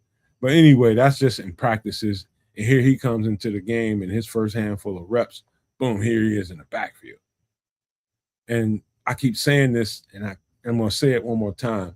The difference in the personnel that we had last year versus the personnel that we have now is guys that are big, strong, like the guys we had before, but quicker and faster, that can really, really do some damage on the inside, dent the offensive line, dent the pocket, and get into the other side of the line of scrimmage. That's the difference between the guys we had last year consistently versus the guys that we have now. Kentavious Street fits that bill. I told you guys before, he came into the league as an edge rusher, and he's built his body over the last few years. Just like Neville. Neville was the same. He's been playing defensive tackle the whole time, but it took him some time to start really honing his skill set and becoming the Neville Gallimore that we see now. Same thing can be said about Kentavious Street. And, if you heard what's his name, Grady Jarrett speak about this guy, he liked him when they were in Atlanta. He was glad when they brought him here. It's because this guy can bring it. This guy can bring it, man. He's not gonna be a starter, but when your first team has to go sit down and get a breather, there's gonna be no letdown. Yeah, this is where these additions to the line are awesome, right? Like you want Grady Jarrett's an older fellow, like he is. Not to diminish his impact by any stretch of the imagination, but if you can load balance a Grady Jarrett, you've really done yourself a favor, right? The less snaps that he's responsible for, if you can get similar output from some of these other younger guys and not really consider them, second and third string talent, if they're just able to give him a breather and make their impression felt, we've done great things then, right? Like, and when I say make their impression felt, I spoke very briefly about this earlier on with respect to Javon, but what I believe we've got with Neville, Kentavious Street, and James Lynch, and potentially JVDB2, is a little bit more get off. And that's where things are a little bit questionable for Javon Dexter as they move forward. Is that what they need from Javon Dexter? Perhaps. Will they get it from Javon Dexter? Traditionally, doubtful. Okay. This might be the supplement there. Hey, no man ass, this is when I got to remind these guys that when we got an image on the screen, we're going to talk about that player. And we're going to get to Javon Dexter. And I know what the criticisms is about Javon Dexter. We know that. But we're talking about what I've been telling you guys the entire offseason, what we just brought onto the roster. And the difference it was going to make and what you'd have to see it to understand what I was saying. And you guys saw it. Pure explosion off the line. Pure explosion. If you were like me and watching that particularly, you was just like, oh, yeah. Yep. Exactly what the doctor ordered. People getting off the ball, and even Javon getting the F off the ball and really, really pushing this shit back. Go watch Javon's tape. Since we talking about, let me just pull him up. Let me just pull him right on up. Since we're talking about Javon, and I know a lot of people criticize Javon because he hasn't been exactly what he was drafted to be in, Fluce's scheme. He's a couple of coaches later, or at least a coach later, a couple of position coaches later. And I'm telling you, just go watch that game and rewind and just watch his reps and watch how that dude's getting off the ball and blasting that center off the ball or the guard, whichever one he's aligned up with. Watch how Javon Dexter is getting off that ball and busting. So, he's right now, I can tell you that from the snaps I've seen, he's truly a one technique now in the scheme of things that we do. It's not three technique. And so when you start talking about Kentavious Street, when you start talking about Neville Gallimore, stop comparing them to Javon Dexter. They play a different position. Different position. One technique is a different responsibility than the 3 technique. It's not the same. Just because they're aligned in the same area doesn't mean anything. You just got to know what their job is. And for Javon Dexter is get right up on the nose of the center, bust his ass. Whereas Neville Gallimore playing 3 technique, a line between the guard and the tackle, shoot that gap and get in the backfield. Don't bust no one individual up particularly. Shoot that gap and get in the backfield and make a play somewhere or alter this play somewhere. Understand the difference in the technique. So don't compare Javon to what 3 techniques are doing right now. It's not fair. He's doing something else now. He's at 1.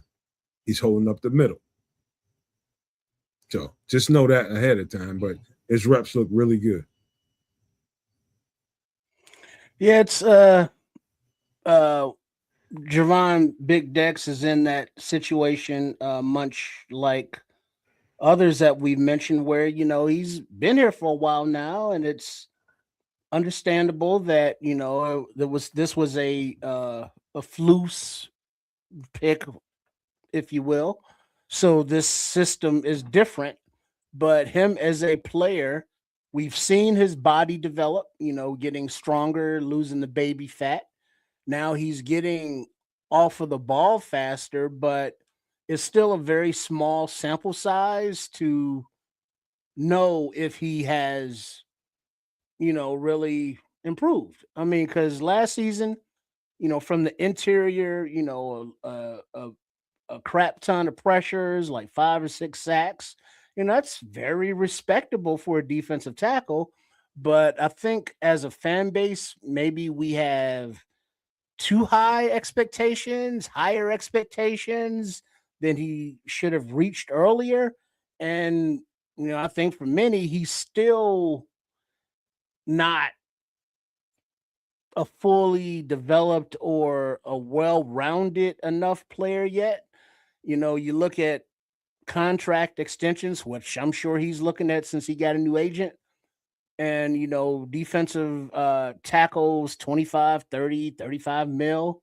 I don't think Dexter's even any place close to that level, and I don't know if he would ask for that amount, but if he wants to get paid like that, he's going to have to really show a lot more than he has. And now it's still early in this process of this season, preseason camp. So he still has an opportunity, but he still has to step up and seize that brass ring. Okay. Do you guys think he has what it takes to do that? So long as I think so.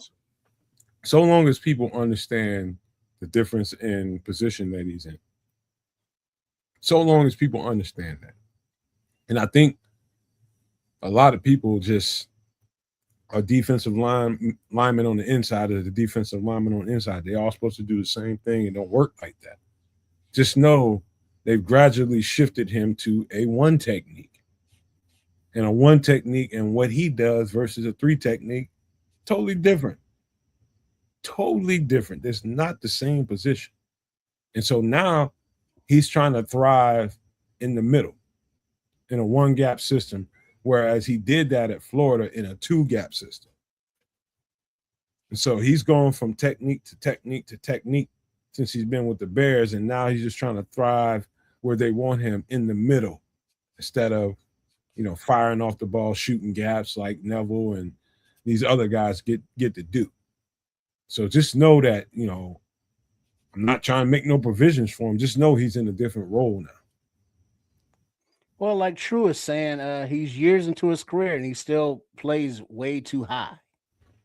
I could say that every rep that I saw from Jamari Chroma, he popped out of his stance, literally hopped out of his stance and got right into height. And technically, That's the absolute wrong thing to do when you're playing his position. You're supposed to lean into a guy, get bent a little bit, and have some bend to your waist and back, so that if you had to, swoop around somebody, you got that going on. He hopped right on up, and it still was the same. He got to the quarterback. Well, but Jamree, when he's like 6'3", though, right? He is. Yeah, Big Dex is like 6'6", 6'7" ish. So Man, that makes a hell of a lot of difference with the leverage. old habits are hard to break. Well, just one major thing to say is one of these two players has been playing and or starting for the Chicago Bears for at least 2 seasons. The other has not. Just watch the clip. I'm just saying, Jamree Chroma standing up is one thing. Time on task. Dexter probably shouldn't have any excuse at this point. He should be playing pad level low in year 3. All right, I'm gonna just tell y'all this. Like I told y'all about Tyreek. Watch out. People got a lot of goddamn shit to say. People got a lot of complaints and just thinking about what they didn't see thus far and what they didn't get thus far. It's a whole lot of gimme, what have you done for me lately? Just watch your ass. I'm just gonna tell you right now. That's all I'm gonna say before we move to the next guy. And this guy, this was interesting right here. I thought this was very, very, very interesting watching this guy play. Why can't I find his? Hold on. Oh, you telling me I didn't put this in there? Oh man, I forgot to put it in there. Hold on, y'all. Just talk generally, y'all. Give me a second. Well, generally speaking, not this Wednesday, kids, no maniacs, but next Wednesday, the last Wednesday of the month, Chef Trips. He will be in the house for a live cooking demonstration.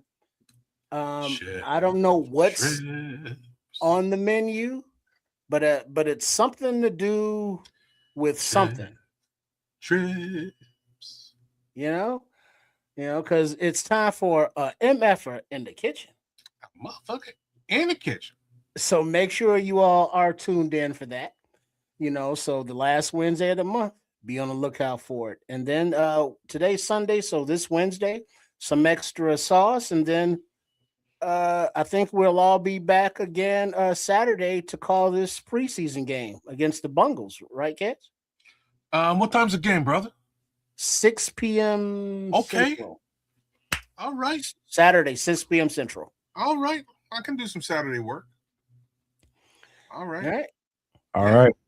So here's one of the hunting darlings of the training camp so far. And I did another image of him. I just could not find it. But this is good enough right now. Caden Davis has been one of the more talked about guys in Bears camp, at least for the last 3 weeks. I don't know how long we've had him, quite honestly. We've had him for at least a couple weeks, but I keep hearing this guy's name, and I couldn't wait to see what he looked like on the field. And it looked good so far, really, really good. It's making plays, making, good on opportunities given to him. I just wanted to see what you guys thought about what y'all saw with this cat, man. I thought it was pretty good. Look good. Looked like he had a relationship with both of our backup. Sorry, did he play with Tyson?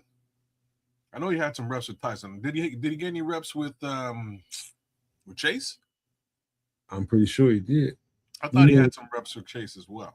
I think he saw every quarterback out there. He looked like, I wasn't expecting much from this particular player just because we've got so many bloody wide receivers on this team at this present time. But he looked all right, man. He looked okay for what it is. And so did the quarterbacks that he played with. Question is, Kaz, do you think he'll turf out like, say, Maurice Alexander? Well, they like that guy. I think how many Kansas wide receivers can he keep on this team? Well, I think we're looking at right now wide receiver 6, Caden Davis. Thank you. Right? Like, can you really keep 6 wide receivers on this team? You think? I think they will. You think they're gonna get sick? Let me just go back through this show for a second.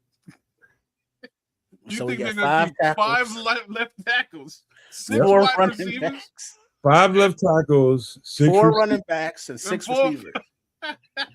Running back one for special teams. might get the axe. I don't know, man. Well, but just look at Caden Davis, and throughout camp, every camp, Caden Davis made a catch. Caden Davis in the back of the end zone. Caden Davis from Tyson Bagent, it was Caden Davis. And the preseason game, Caden Davis out there blocking. He's out there catching. He's out there running routes. He's a 4-4 guy. And even though he's 27 years old, so he's a little older, he's only got a year experience from Northwest Missouri State, so I think the COVID thing, kept him, extended his time in college.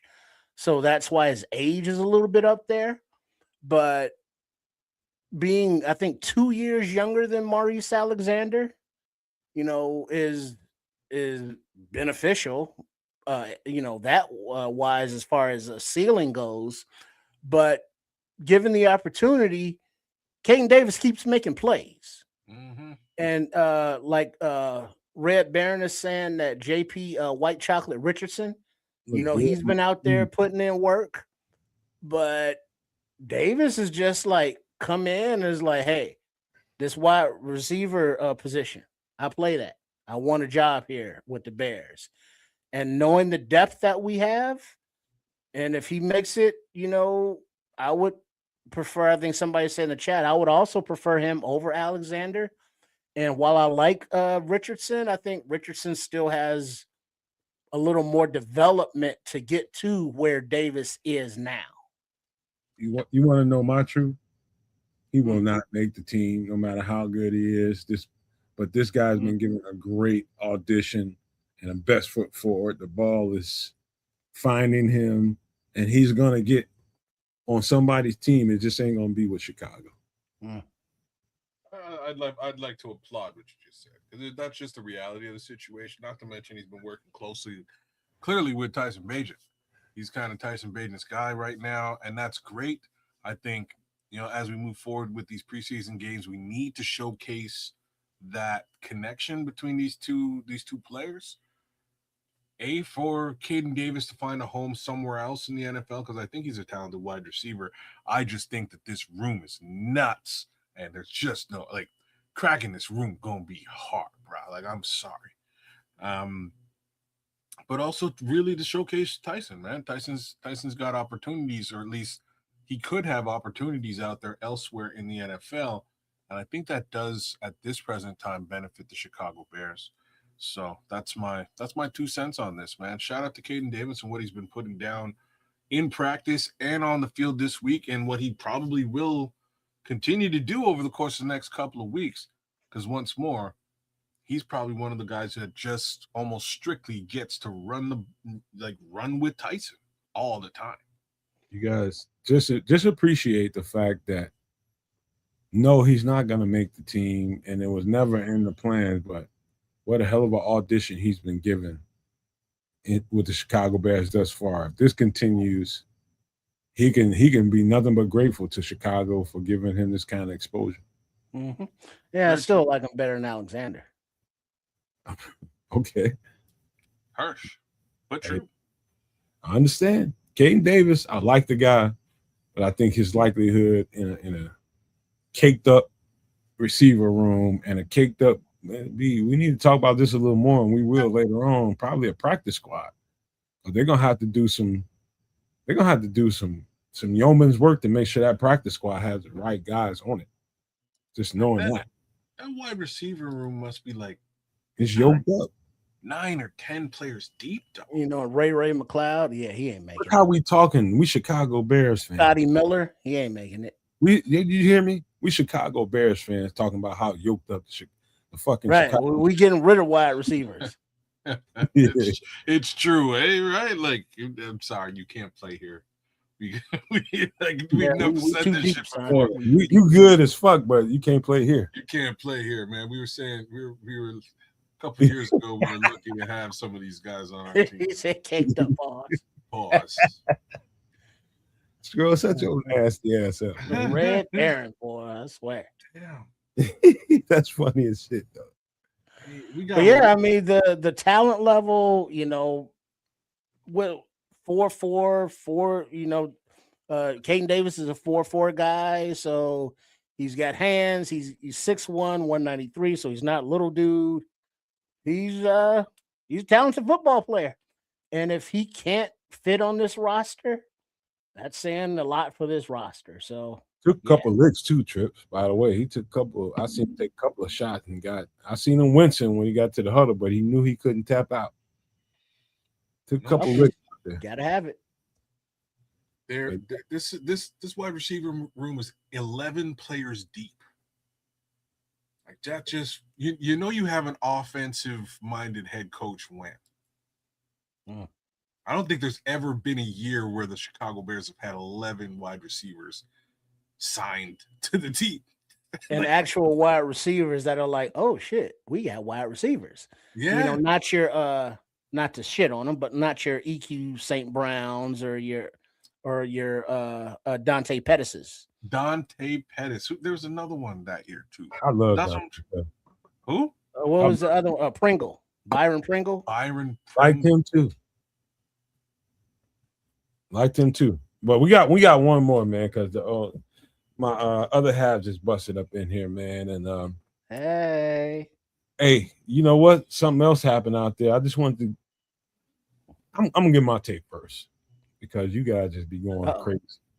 What Ruben Hippolyte, he came in like a lamb and went out like a lion, as opposed to Karan Amagazi that came in like a lion, went out like a lamb. Ruben Hippolyte, I started questioning him right away in the first quarter. He was getting reps. He was getting spin. And he was like the long play. What was it? A long run play or a long screen pass? Whatever it was. It was a long play. And it was out on the outside. And I think who ran that down? I think it was Xavier Woods early in the game. It was Ruben Hippolyte to give up the leverage to give that alley. And I was just like, God damn, man, you are not a cornerback. You are not a safety. You cannot give up the sidelines. You have to. I mean, what I meant by that is you have to protect the alley.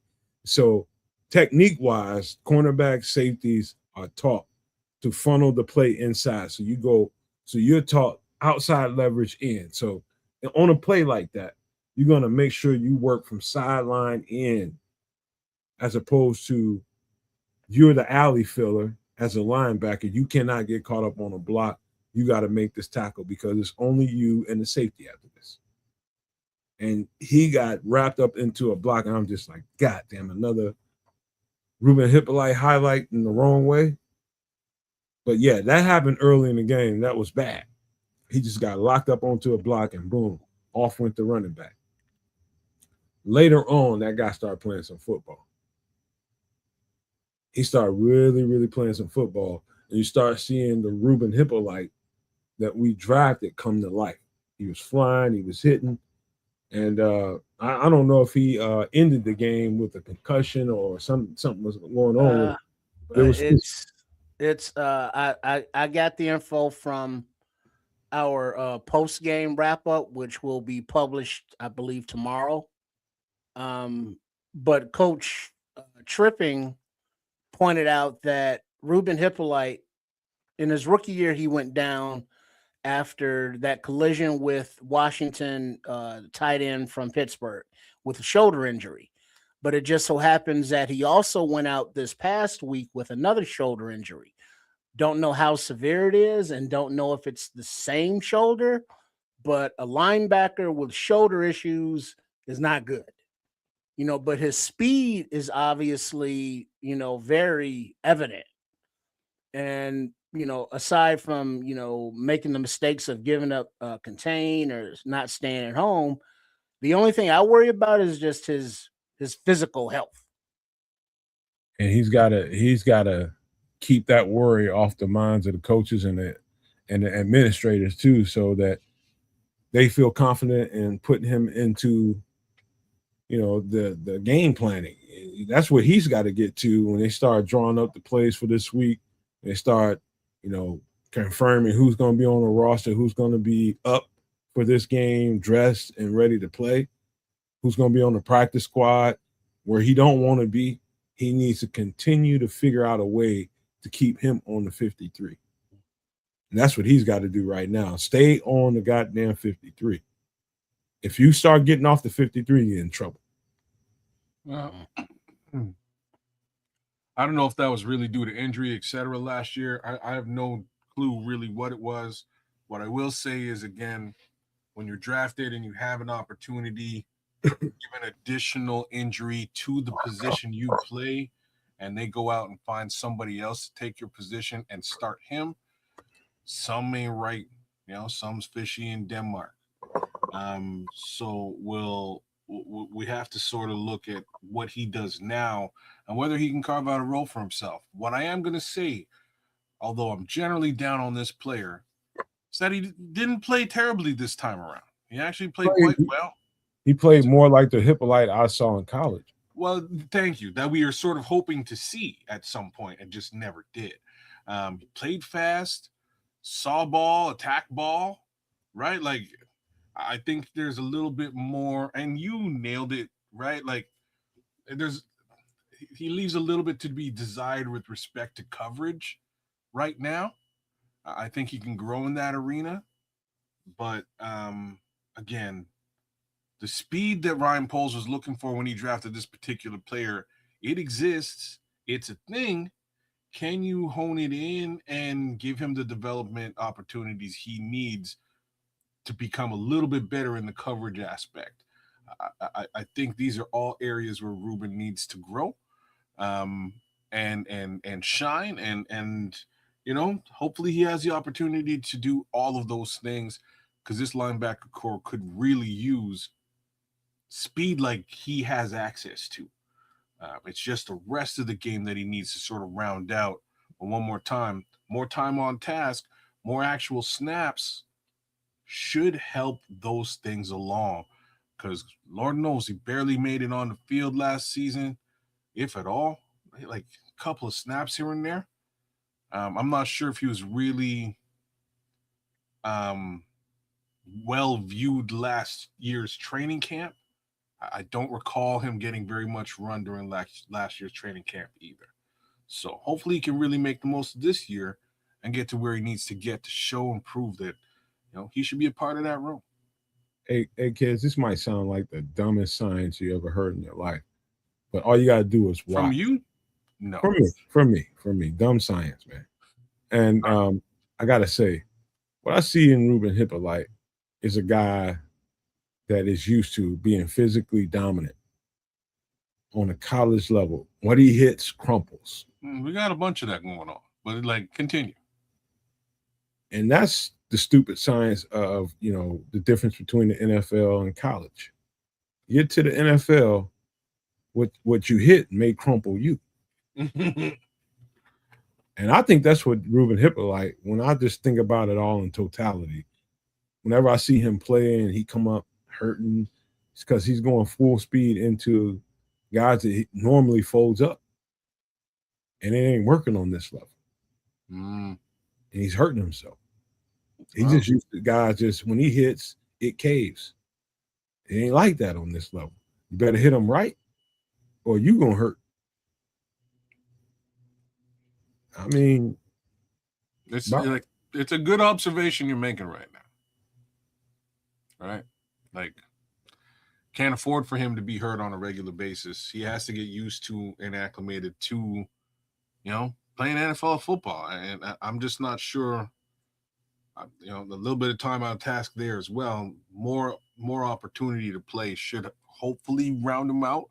But do you think he's in football shape right now, man? Oh, he's in plenty good football shape. It's just that's what I thought. Getting the callus of an NFL hitter. Season. That's what a linebacker is. You got to hit people And when you hit people, it needs to be a statement. You got to get guys on the ground, and he's doing a lot of hitting. And when he's coming up, he's not feeling good. Yeah. And that just hit tells with me, the shoulders. yeah, I mean, that just tells me that what you're used to hitting that hard is going to have give to it. But on this level, you better learn how to tackle more than hit. That's what it tells me. Get people on the ground. Stop trying to cave people in. And that might not make a whole lot of sense because you want to see your linebackers crack people. But guess what? He's not that kind of linebacker, though. Yeah, he You know is, what I mean? man. Yes, he You think is. so? But at this Look, level, bro, that's how what he big thinks is of his brother? himself. Like, he's not that big, though. Ruben Hippolyte, crack your ASS, bro. And he's learning that these some big, strong, lot bigger and stronger. I mean, consistently football players than the guys that he was blasting in college. It ain't the same. You can do some of that and get away with a lot more of that in college than you can in the NFL. These guys have a job just like you. He's a better size than I really thought he would be. He ain't strong enough yet. 6 foot, 236. That's not terrible. It's still hurting him, man. I'm He's watching. He just looks light in the ass for a linebacker. He does, man. He does. And like all that speed, you would again think he's light in the ass. But I don't know. I guess he's, like I say, he's probably a little bit thicker than I would have thought. He's got his shells. What I mean by shells is the underpass that he's got on that you see right now in the image. Those are shells that he has on his shoulders. His shells need an upgrade, obviously, because every time I see this guy make a hard tackle, I see they it looks good on film, but when they continue to keep the camera on him, I'm watching him wince. Okay. That's a good observation as well. He's just hurting. That shit hurts him. So, I was gonna get all off into a whole other conversation about a guy that ain't playing right now, but that's a different conversation. We'll save that for Wednesday night. But overall, great performance, man. I thought he played overall well outside of that play where he gave up the alley where I was pissed off. Because if I was on the field with him, I'd been cussing him out. Probably getting beat up in the locker room because he's so big. But yeah, you can't do that, man. That shit that'll get you off the field and at the back end of the bench real quick. You better not give up that alley like that. You got to get off that block and make that guy hold you. It better be a flag after that play if that guy streaks down the field for holding, because you better get off that block. And so he still got that going on too. So just remember that. The next game better not be no plays where he's giving up an alley like that. He won't see a whole lot more preseason time. Yeah. Real talk though. Make them mistakes now, Ruben. This way you can learn from them and apply the opposite to the opposite skill set into your bag. Make those mistakes now. Now's the time to do it. Get your opportunities and do what you can with them. So that's where I am with this player. Trips, anything before we wrap this up? Nah, well, we're good. Hopefully he's okay, good to go, and he works on those shoulders and his just field awareness, which comes from more reps. But in order to get those reps, you got to be healthy enough to be on the field. Yep. Look at Scrolls. Went to go see Ari Spears, a comedy. Went to a comedy last night. He came and chilled next to me and him and his wife while his opener performed. Cool dude. That's what I'm talking about. I met what's his name? Sinbad before he got sick, and it was similar to that. Similar kind of scenario. Sinbad, I don't know if people ever watch Sinbad, and I don't know what people think about his comedy, to be quite honest with you. But Sinbad is absolutely hilarious when he was healthy, or he had the strokes. Absolutely hilarious. Never cussed one. His comedy was different. It wasn't wholesome, but he wasn't very vulgar. He didn't curse. He's more slapstick. Yeah, I would say that he's more of physical comedy. I saw him at Tennessee State, down there with my girl, man. And wow, he's one of the more underrated comics. And I'll tell you the funniest MFer I ever seen on stage was Tommy Davidson. Tommy Davidson is probably the most underrated comic in the world. That dude is absolutely hilarious. Scroll, do you ever get a chance? You see Tommy Davidson in your vicinity. Anywhere in your vicinity, you got to go ride 120 miles to go see him. Effing go see him. I'm telling you, that motherfucker's hilarious. You know, I appreciate that, you know, as far as artists and being able to go see them when they're, you know, alive or performing. I saw that a Hard Rock casino thing has Boys to Men coming up soon. And it's like, man, you mean men, the senior citizens? They still touring and performing? And I'm like, do I have any desire to go see him? No. You know, do I still like some of the classic albums from back in the day and know all the lyrics to? Yeah. But it's like, do I have crowds and noise and it's loud? It's like, Yeah, you like certain comics, depending on like, I'll tell you one thing about comedy, man. It depends on your sensibilities. What kind of humor are you into? You know, there's different kind of humor out there. I don't think people understand that. People just think funny is funny. No, not necessarily.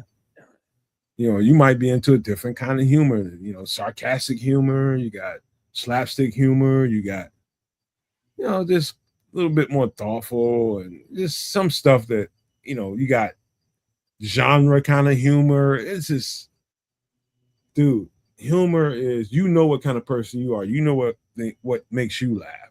Find that comic that emphasizes on that. There's some comics out here that really have honed their craft and can make you laugh. You come to their show, they're gonna make your ass bust the fuck up. mm-hmm.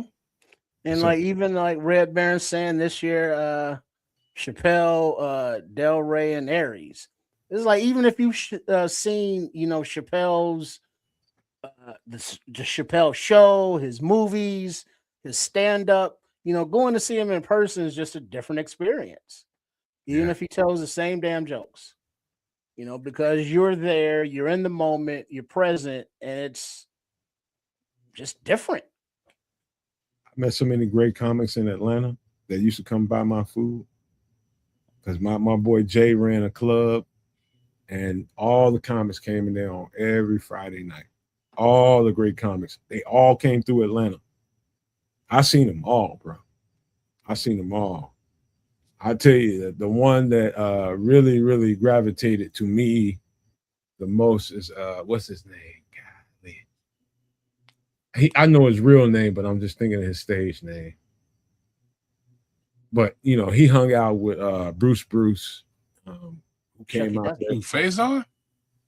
Faison was out there. He'd been out there. His big ass came and ate some shit. I was cracking jokes with him. We was cracking on each other. Negro big ass. I said, why do you come out here getting one hamburger? You know, goddamn well for the end of the night, you're gonna come out here with two more and take them home. We was busting on each other. See, he was talking about my haircut and all kinds of shit. We was having all kind of fun out there. But yeah, they real motherfuckers in real life, man. They just, so that's a roaster comic right there. Oh, yeah, we was roasting the shit out of each other, bro. If you like them kind of comedians, they out there in abundance, bro. Just busting your balls. Like some people, there's some comics that their whole act, their whole set is to see who's in the crowd so they can get on your ass. Shit, Don Rickles. That's, you know, depending on what you like. If you don't want to be embarrassed, don't go to certain comics shows. What the hell is you wearing? You got a Tommy Bahama on? Oh shit! Who told you to come out the house dressed like that? Somebody put the camera on this son bitch. I never seen a Chappelle, man. I want to see him live, but I ain't never seen his. That's one of my guys. That's one of my guys. But yeah, comedy shows, man. If I go out and just go have a good time, you know, some people might want to go to this place or that place. People like to go dance and do different kinds of shit. If I want to go out and have a night, I like to go to a comedy set. I like to laugh. It's always a good move to go check out a comedy show. For me, it's funny because Where I'm at is like there's a lot of notable comedians who come from my neck of the woods. Tom Green, fucking Dan Aykroyd, like a lot of notable funny motherfuckers. Norm Macdonald, like there's a list. But my good friend, he does comedy here. Kid I grew up with, played basketball with most of my life. He also runs the Yuck Yucks, or at least he used to run the Yuck Yucks comedy venue here in town. So I used to go and watch these motherfuckers, like, I mean, young, raw cats coming up on a regular basis, man. And it's so cool to see how nasty some of these motherfuckers can get. Like, sometimes they're so raw and nasty that it's cool being in the front row and getting to heckle them and talk smack to them. Especially my boy, man. My boy go up there, and I'm just like at some point in the show, I'll be like, "Fuck you, Chris," and that he just works that right into the material. Oh yeah, that's Keds. He's an asshole, and he just work it right in, and it's always a good time, man. So I suggest you go and see even the lower. You know, Chappelle and all them guys is good. Like, one guy I really always wanted to see was Patrice, man. And Patrice is gone. Patrice O'Neal used to just kill me, man. Like, I don't lie. Hey kids, I'll tell you, I think you'd have to be maybe you have to be living in the United States and kind of grow up around a hood environment to really, really appreciate Mike Epps and his comedy. Mike Epps. I like Mike. I actually like Mike a lot. Goofy. Mike Epps is I'm telling you, if you grew up in like the hood, he leans into that, like the shit that he's seen like growing heavily, though. You're right. It is fucking he's truly ghetto-fied. Oh yeah, he's super good. It's embarrassingly funny sometimes, man. It's like I'm ashamed that I even know that. You know what I mean? Just like little shit. He just remembers growing up, like how Pilgrim, you like Paul Mooney though? Like Paul Mooney. Paul Mooney is a goddamn truth. You shut your goddamn mouth. He wrote for Richard Pryor. Paul Mooney and me. Paul Mooney told people what they need to fucking hear. I don't know, man. He was a different kind of comedian. You know what I'm saying? In your face. He's a pie in your face kind of comedy. Yeah. Almost draw the line with Paul Mooney, man. Everybody else you got in that little list, I'm with. Do you like the new kid, Josh Johnson? I haven't heard him. No, I'm not familiar. Well, he's on the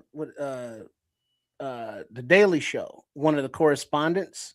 Okay. And he does his own stand-up, and he has like a YouTube channel, and he's got videos out, regularly. But he does more of a I've seen topical, political, current event kind of comedy, storyteller. Paul, he's in Montreal on Friday, man. Let me be clear with you all about Paul Mooney, and I'm gonna echo Scrolls here a little bit. Paul Mooney is one of the GOATs, kids. Let me tell you something. I hear why you're saying that, but I don't know if I find Paul Mooney funny. Let me explain something to you, kids. There's like comedian, and in comedy, it's a certain amount of, okay, do I want to take this risk or not? And so Paul Mooney was at the forefront. Like you could say, I bet his idol was probably in somewhat somebody like Dick Gregory. Somebody that's really willing to speak the truth. And I could even see Paul Mooney being a fan of what was 7 bad words? Carlson, what's his name? White guy with the stringy hair. That Steven Carlson? No, he's talking about you're talking about the guy from that guy. Who? He did all that screaming? Sam Kinison. Oh no, Kinison. not Sam Kinison. No, Skinny guy. You're probably actually talking about Carlin. George Carlin. Another George genius. Carlin's my guy. That guy. Yeah, I could see Paul Mooney being a fan of George Carlin because they hold that realistic, in your face type of, here's why we're our stupidity as human beings, our hypocrisy as human beings, our, you know, our hatred, our controlling of others. You know, they both told those societal reflective type of jokes and had that kind of humor. Like, Do you know about Carlin Nomad? who? Do George I know Carlin. about Carlin? Yeah. I'm a student. Okay. All right. I'm a goddamn student. I tell you about Carlin now. Shit. Well, and he's just one. He's just one guy. I'm gonna tell you why. I'm gonna tell you why you know him better than some of these other guys, is because he was not like your black man that's willing to go up there and tell the truth, the same as he has. That delivered it in a different way, but because he was white, he got more exposure regardless. You know what I mean? He still got to the masses, as versus say a Paul Mooney or Dick Gregory or somebody like that. They didn't get to see the kind of fame and popularity or even the money that George Carlin did because they were black. And that's just the truth. George Carlin, if he was a black man, would have been shunned, put to the side, and you'd have never really heard a whole lot about him. But because he was a white man saying the same things that a lot of black people would have loved to say, he got away with a whole lot more. That's just the bottom line. That's why he's more popular in that genre than most other people. But a real test of time is to, you know, go back and play one of their specials, you know, from the 60s, 70s, 80s, what have you. Does it still make you laugh? Bro, Carlin shit is like, in today's it doesn't world, age. In today's world, in the year 2026, it's probably more powerful than it was when I was watching it in the 80s. You know what I'm saying? Like I got into Carlin in the weirdest way. I got into Carlin out of like been watching comedy. Look at how he says it. He doesn't even have a first name. That just shows you how George popular his comedy got. Being a white guy saying the same shit. He just called him Carlin. He's the philosopher. I call him the philosopher Carlin. Really is what I call him. But he's I got into him out of all things, Bill and Ted's Excellent Adventure. That's how I got into George Carlin, man. George Carlin is fucking Rufus in the movie Bill and Ted's Excellent Adventure, and that kind of got me to go, who's Rufus? Oh snap!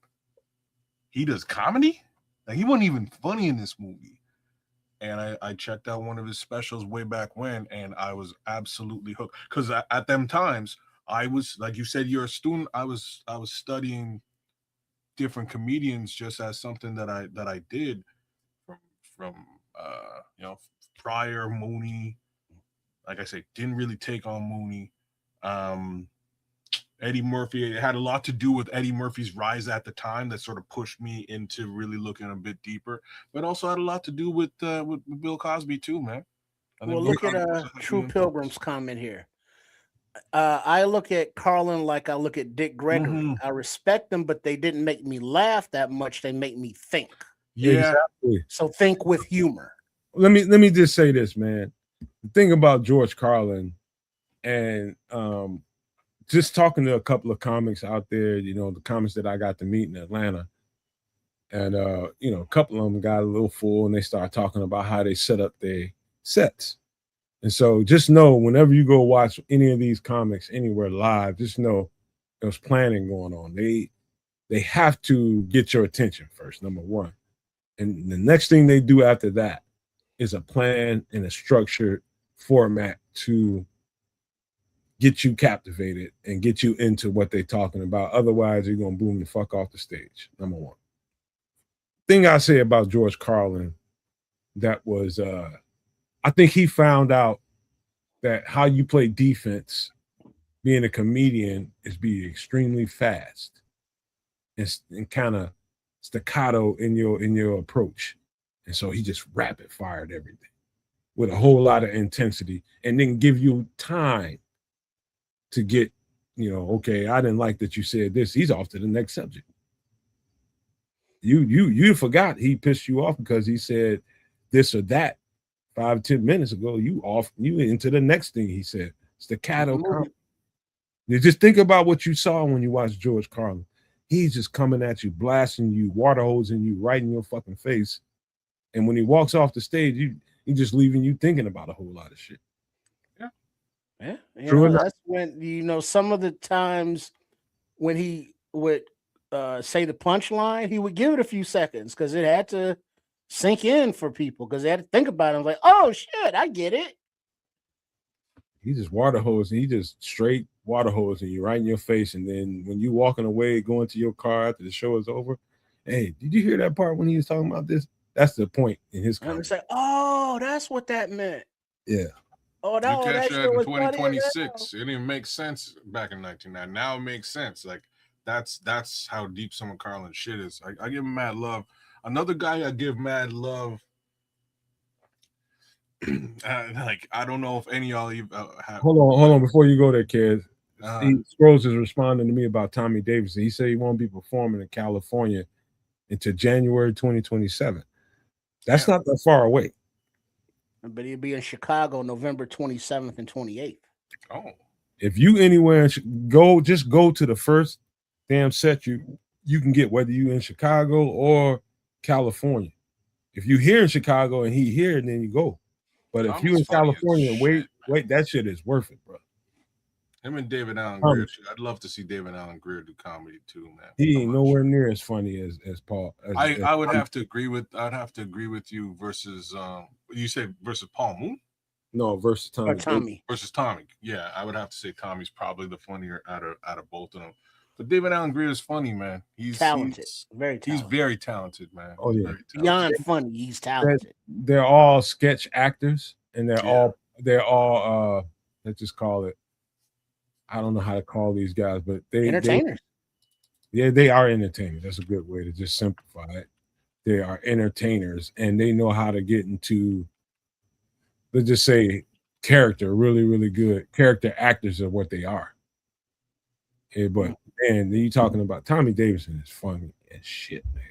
But anyway, man, we got to wrap this thing up because that'll take a whole other episode of some extra sauce to really get across what I'm trying to say here.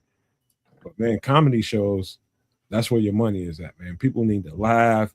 And in fact, the way things are moving in the world right now, people gonna need more and more reason to find a reason to laugh. They're gonna dig. You need that outlet right now. So Scrolls, hit them comedy shows up, and y'all, hey, let me just pass it on to kids with a bounce pass for some closing thoughts here. And we can hold on, kids, before you even start talking. Well, looky there, man. Oh, where's Dante at? Look at BT9 bringing it. Okay. Appreciate you guys, bro.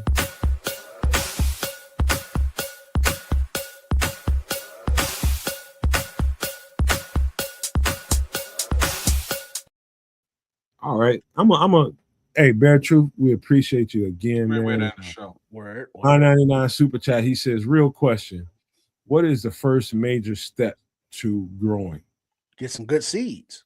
No, I'll tell you right off. Oh, well, what are we talking growing? What it was for me, the damn mirror. The mirror is figuring out how to work on me and figuring out what my weaknesses were. I'll tell you what it was for me. My biggest weakness was the female. And that just really dominating my sphere. And how I was greedy when it came to that. And I knew that if someday that I could tackle that hunger and that thirst, that I could have a whole lot more clarity for me. That was my first step to really growing, and was putting my finger on that. And I had to look at myself in the mirror for that. That's a good, that sounds real good. Mine's much more, it'll be taken a little bit differently. I'll just say, fresh out of the movie Fight Club is learning to let that which doesn't matter slide. Good one.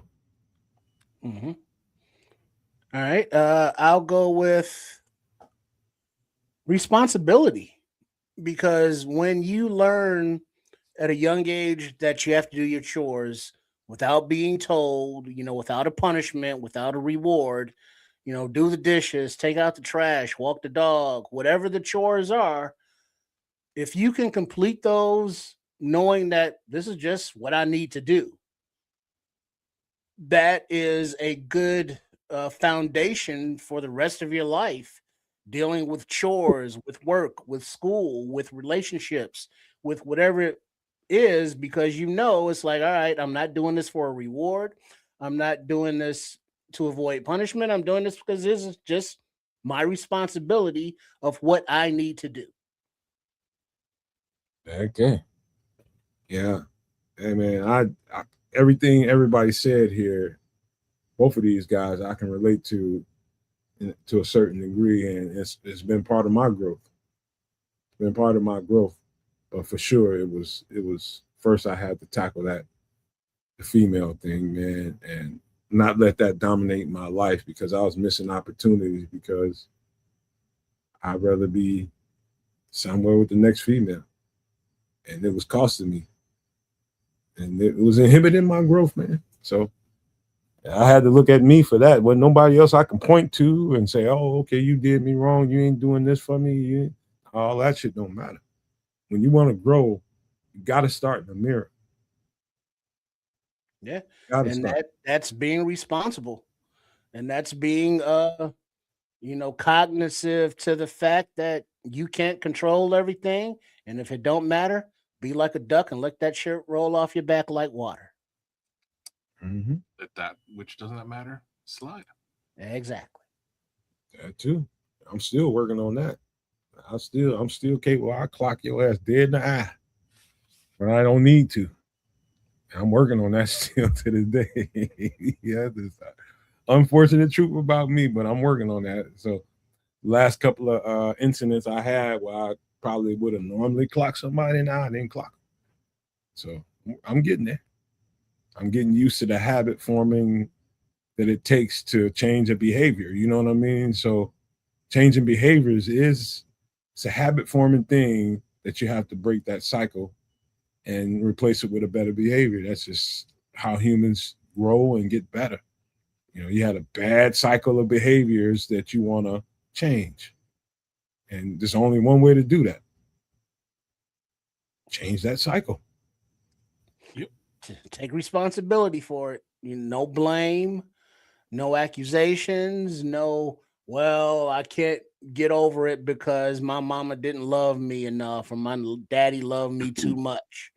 That's You a big got one. to, Too. you know what I'm saying? You got to, if not get over or not forget, because you'll never be able to do those things, but be able to deal with and process and find some sort of peaceable resolution to let you move on. So another part of growth before we get the hell out of here is just that point in life when you recognize that your parents weren't superheroes. They were just people too going through similar struggles. And now you're at a point where you're going through struggles and you can stop and be like, shh, is this what my parents were going through? Damn, they didn't have superpower. Like you can really get into that relatable situation between yourself and them. That allows you to get rid of a lot of the childhood baggage and trauma that all of us have. Like everybody has, Every one of us. you know what I mean? Everybody had a childhood. Everybody has things that they get to adulthood, and they're like, you know what? It was my mom. It was my daddy. No, it's just your experience. They had their own experience, as did you. At one point or the next, you have to recognize that you can actually bring your experience to that parent and ask them how they would have actually handled it without mincing words because they are familiar with your experience. And that's where things in life start to sort of like that's true adult. Like But you're then an that's adult also when you part of taking responsibility, because accountability. Yeah. not because the way you were raised was your fault or anything like that, but it's like, hey, just understanding this is the way I was raised. Does that make it right? No. Does that make it necessarily wrong? No. but understanding that it is what it is, it probably made you feel a certain kind of way, bad or, worse, but it's not your responsibility to carry that weight. You got to do the Check your Fight baggage. Club thing, and you can't control that shit. You got to let that go. See, And part of I the tell you another thing too, man. Mm. I tell you, when you cross the threshold, and I know a lot of people that's with us here in the chat, a lot of people probably have lost their mom and or their dad, whoever it was that they looked up to for that worldly advice or whatever it was. I tell you, when you cross the threshold of knowing and understanding, it's when your parent brings something to you and asks you for advice. That's an individual that's a cycle breaker, and that's what you have to be. You have to break cycles. There's bad behavior cycles that you learn. Got to break those. You learn these bad patterns and bad behavior cycles just because it was, Gucci for you don't mean it's Gucci for the next, where you're going or your kid. Just all kinds of stuff. Like I'll tell you a perfect example. Several years ago, my nephew, one of my nephews, he was a lot younger than he is now. He's playing football in a ferocious way. But when he was a small kid, he didn't really want to be out there. And, family was frustrated. His mom, my mom, and, his dad, everybody was just like, how come he won't play football? So naturally, who they going to come to? Like, you think you can talk him into it? I'm like, look, I'm not going to try to talk him into it. I'm going to talk to him. And that was new for me. Imagine me being the football guy I am, trying to, as much as I love football, trying to tell one of my youngins that's underneath me, hey, as much as I loved it, don't mean you have to love it that way. If you don't like it, I don't want you to be out there. You tell me how you feel about it. As opposed to, at another time in my life, one of my younger cousins or something, that I'm gonna coach his ass up. I'm gonna get him into this shit, and because this is what it is, you gotta play football. You play football. That's a tradition around here. That kind of mindset I went to with my younger cousins and relatives. But by the time I got a little bit older, and my nephew that came up with him, I had a real conversation with him as a small boy. And I told him, if you're not into it, I don't want you out there doing it, no matter what your mom tell you. And she was kind of pressing him a little bit. And I told her the same thing. I said, don't you put that boy out there and he don't want to be out there. It's got to be in your heart and in your soul. If you don't want to be out there, do not force that shit. And she pulled against, she was pretty pissed off at me because she thought I was going to come a different way. And I did not. But she listened to me and she pulled him, gave him a year to think about it. A year or so later, he started getting into it. He's getting a little testosterone filled. Now he wants to, it came to him naturally that way instead of just, I'm out here just because my mama said I need to be out here doing it. And you don't want kids like that out there. They get hurt. So, that's growth right there when you start to realize the error in your ways. And everybody else, they got their shit going on, but you ain't growing nowhere until you figure out the error in your ways first. But we any last thoughts before we get out of here? Anything else before we close it out?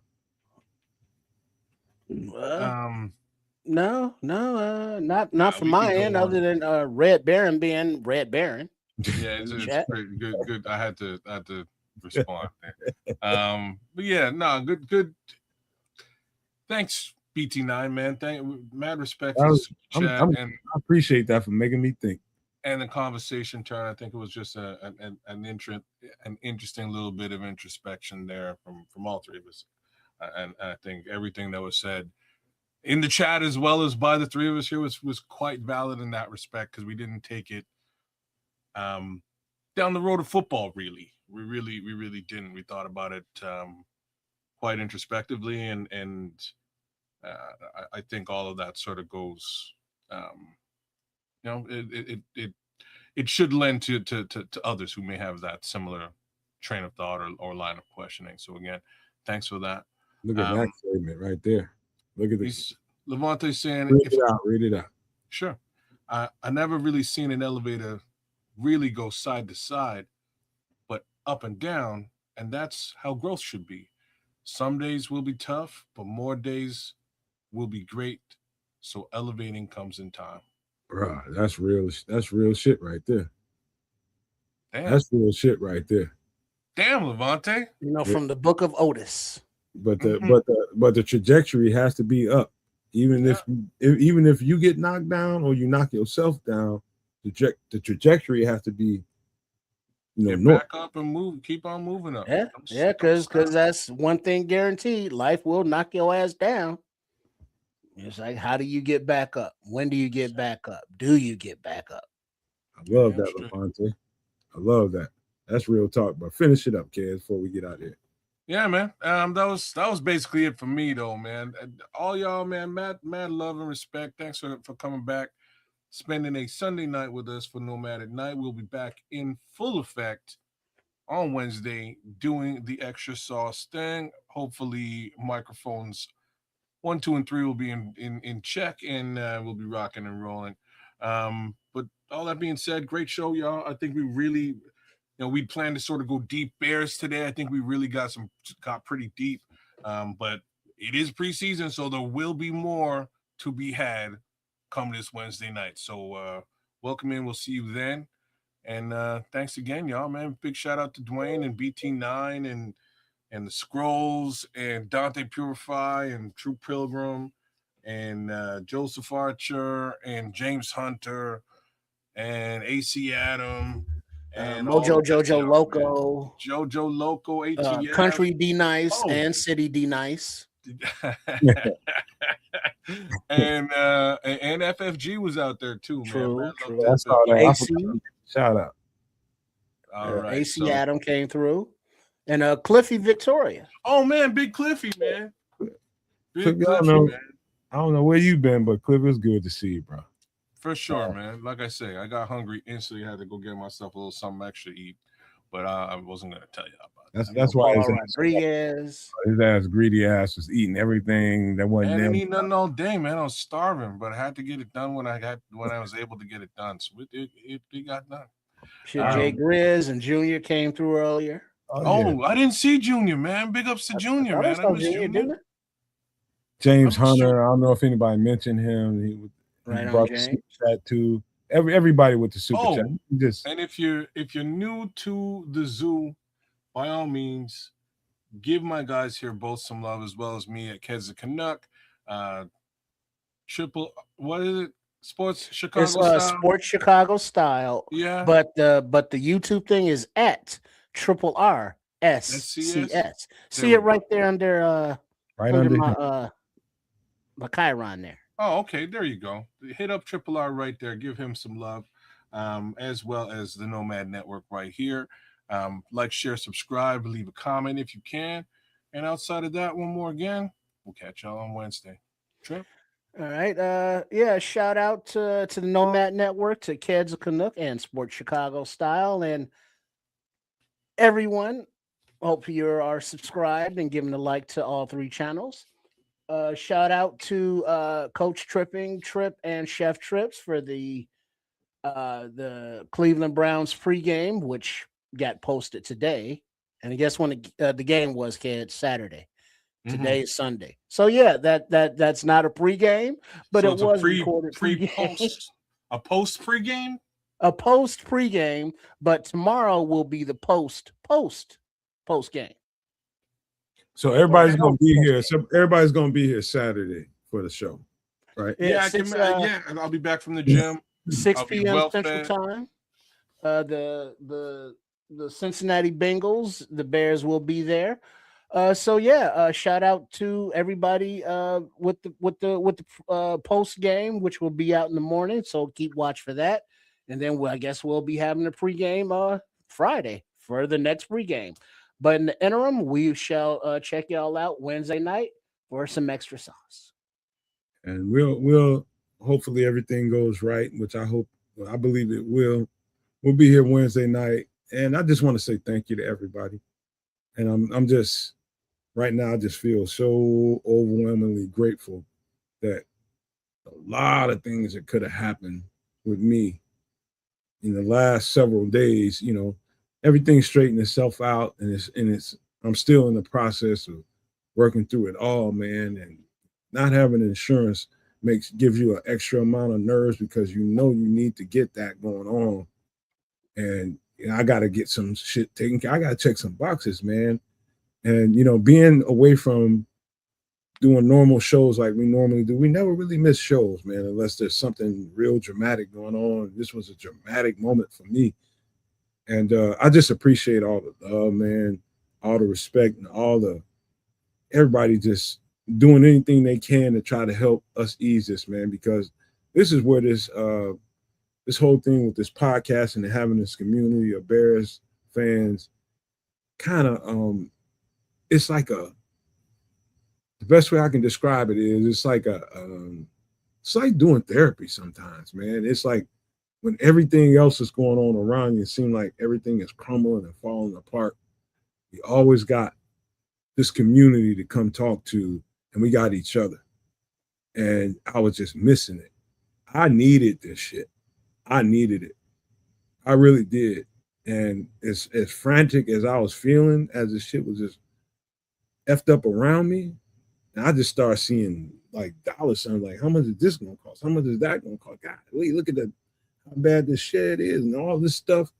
I just had to just wipe my mind of that shit and just start taking care of what I can take care of and let things fall into place and not let that nerve me up. And that's what it was. And so I just been constantly working my ass off since Wednesday when we didn't do the show all the way up until now. I'm extremely tired, but this felt like none of that shit happened. Doing this show made me feel like none of that shit happened, at least for this amount of time. And so I just thank y'all, man. And I mean that. I'm grateful to have y'all here to talk to these two guys right here. And it just feels really good to have some people to go through this shit with, man, because it ain't easy all the time, man. So shout out to everybody in the Chicagoland area, anybody that's going through this storm stuff here, Indiana, anywhere where it's really, really, really bad. Just know, man, if you can and if you're able, man, give somebody some assistance if you can. So some people out here that need it. So if that assistance is simple as, you make them a plate of food for dinner, for lunch or something. Yep. Anything. Nothing goes for nothing. Just know that. So thank y'all again, man. Everybody that sent the super chats, man. Everybody sent the jewels. Man, y'all just don't know how much we appreciate y'all for that, man, because it's got a place right about now. So just know that it was for a good cause, and we appreciate y'all. We want to leave you guys with these famous words. Love, peace, and hair grease, y'all.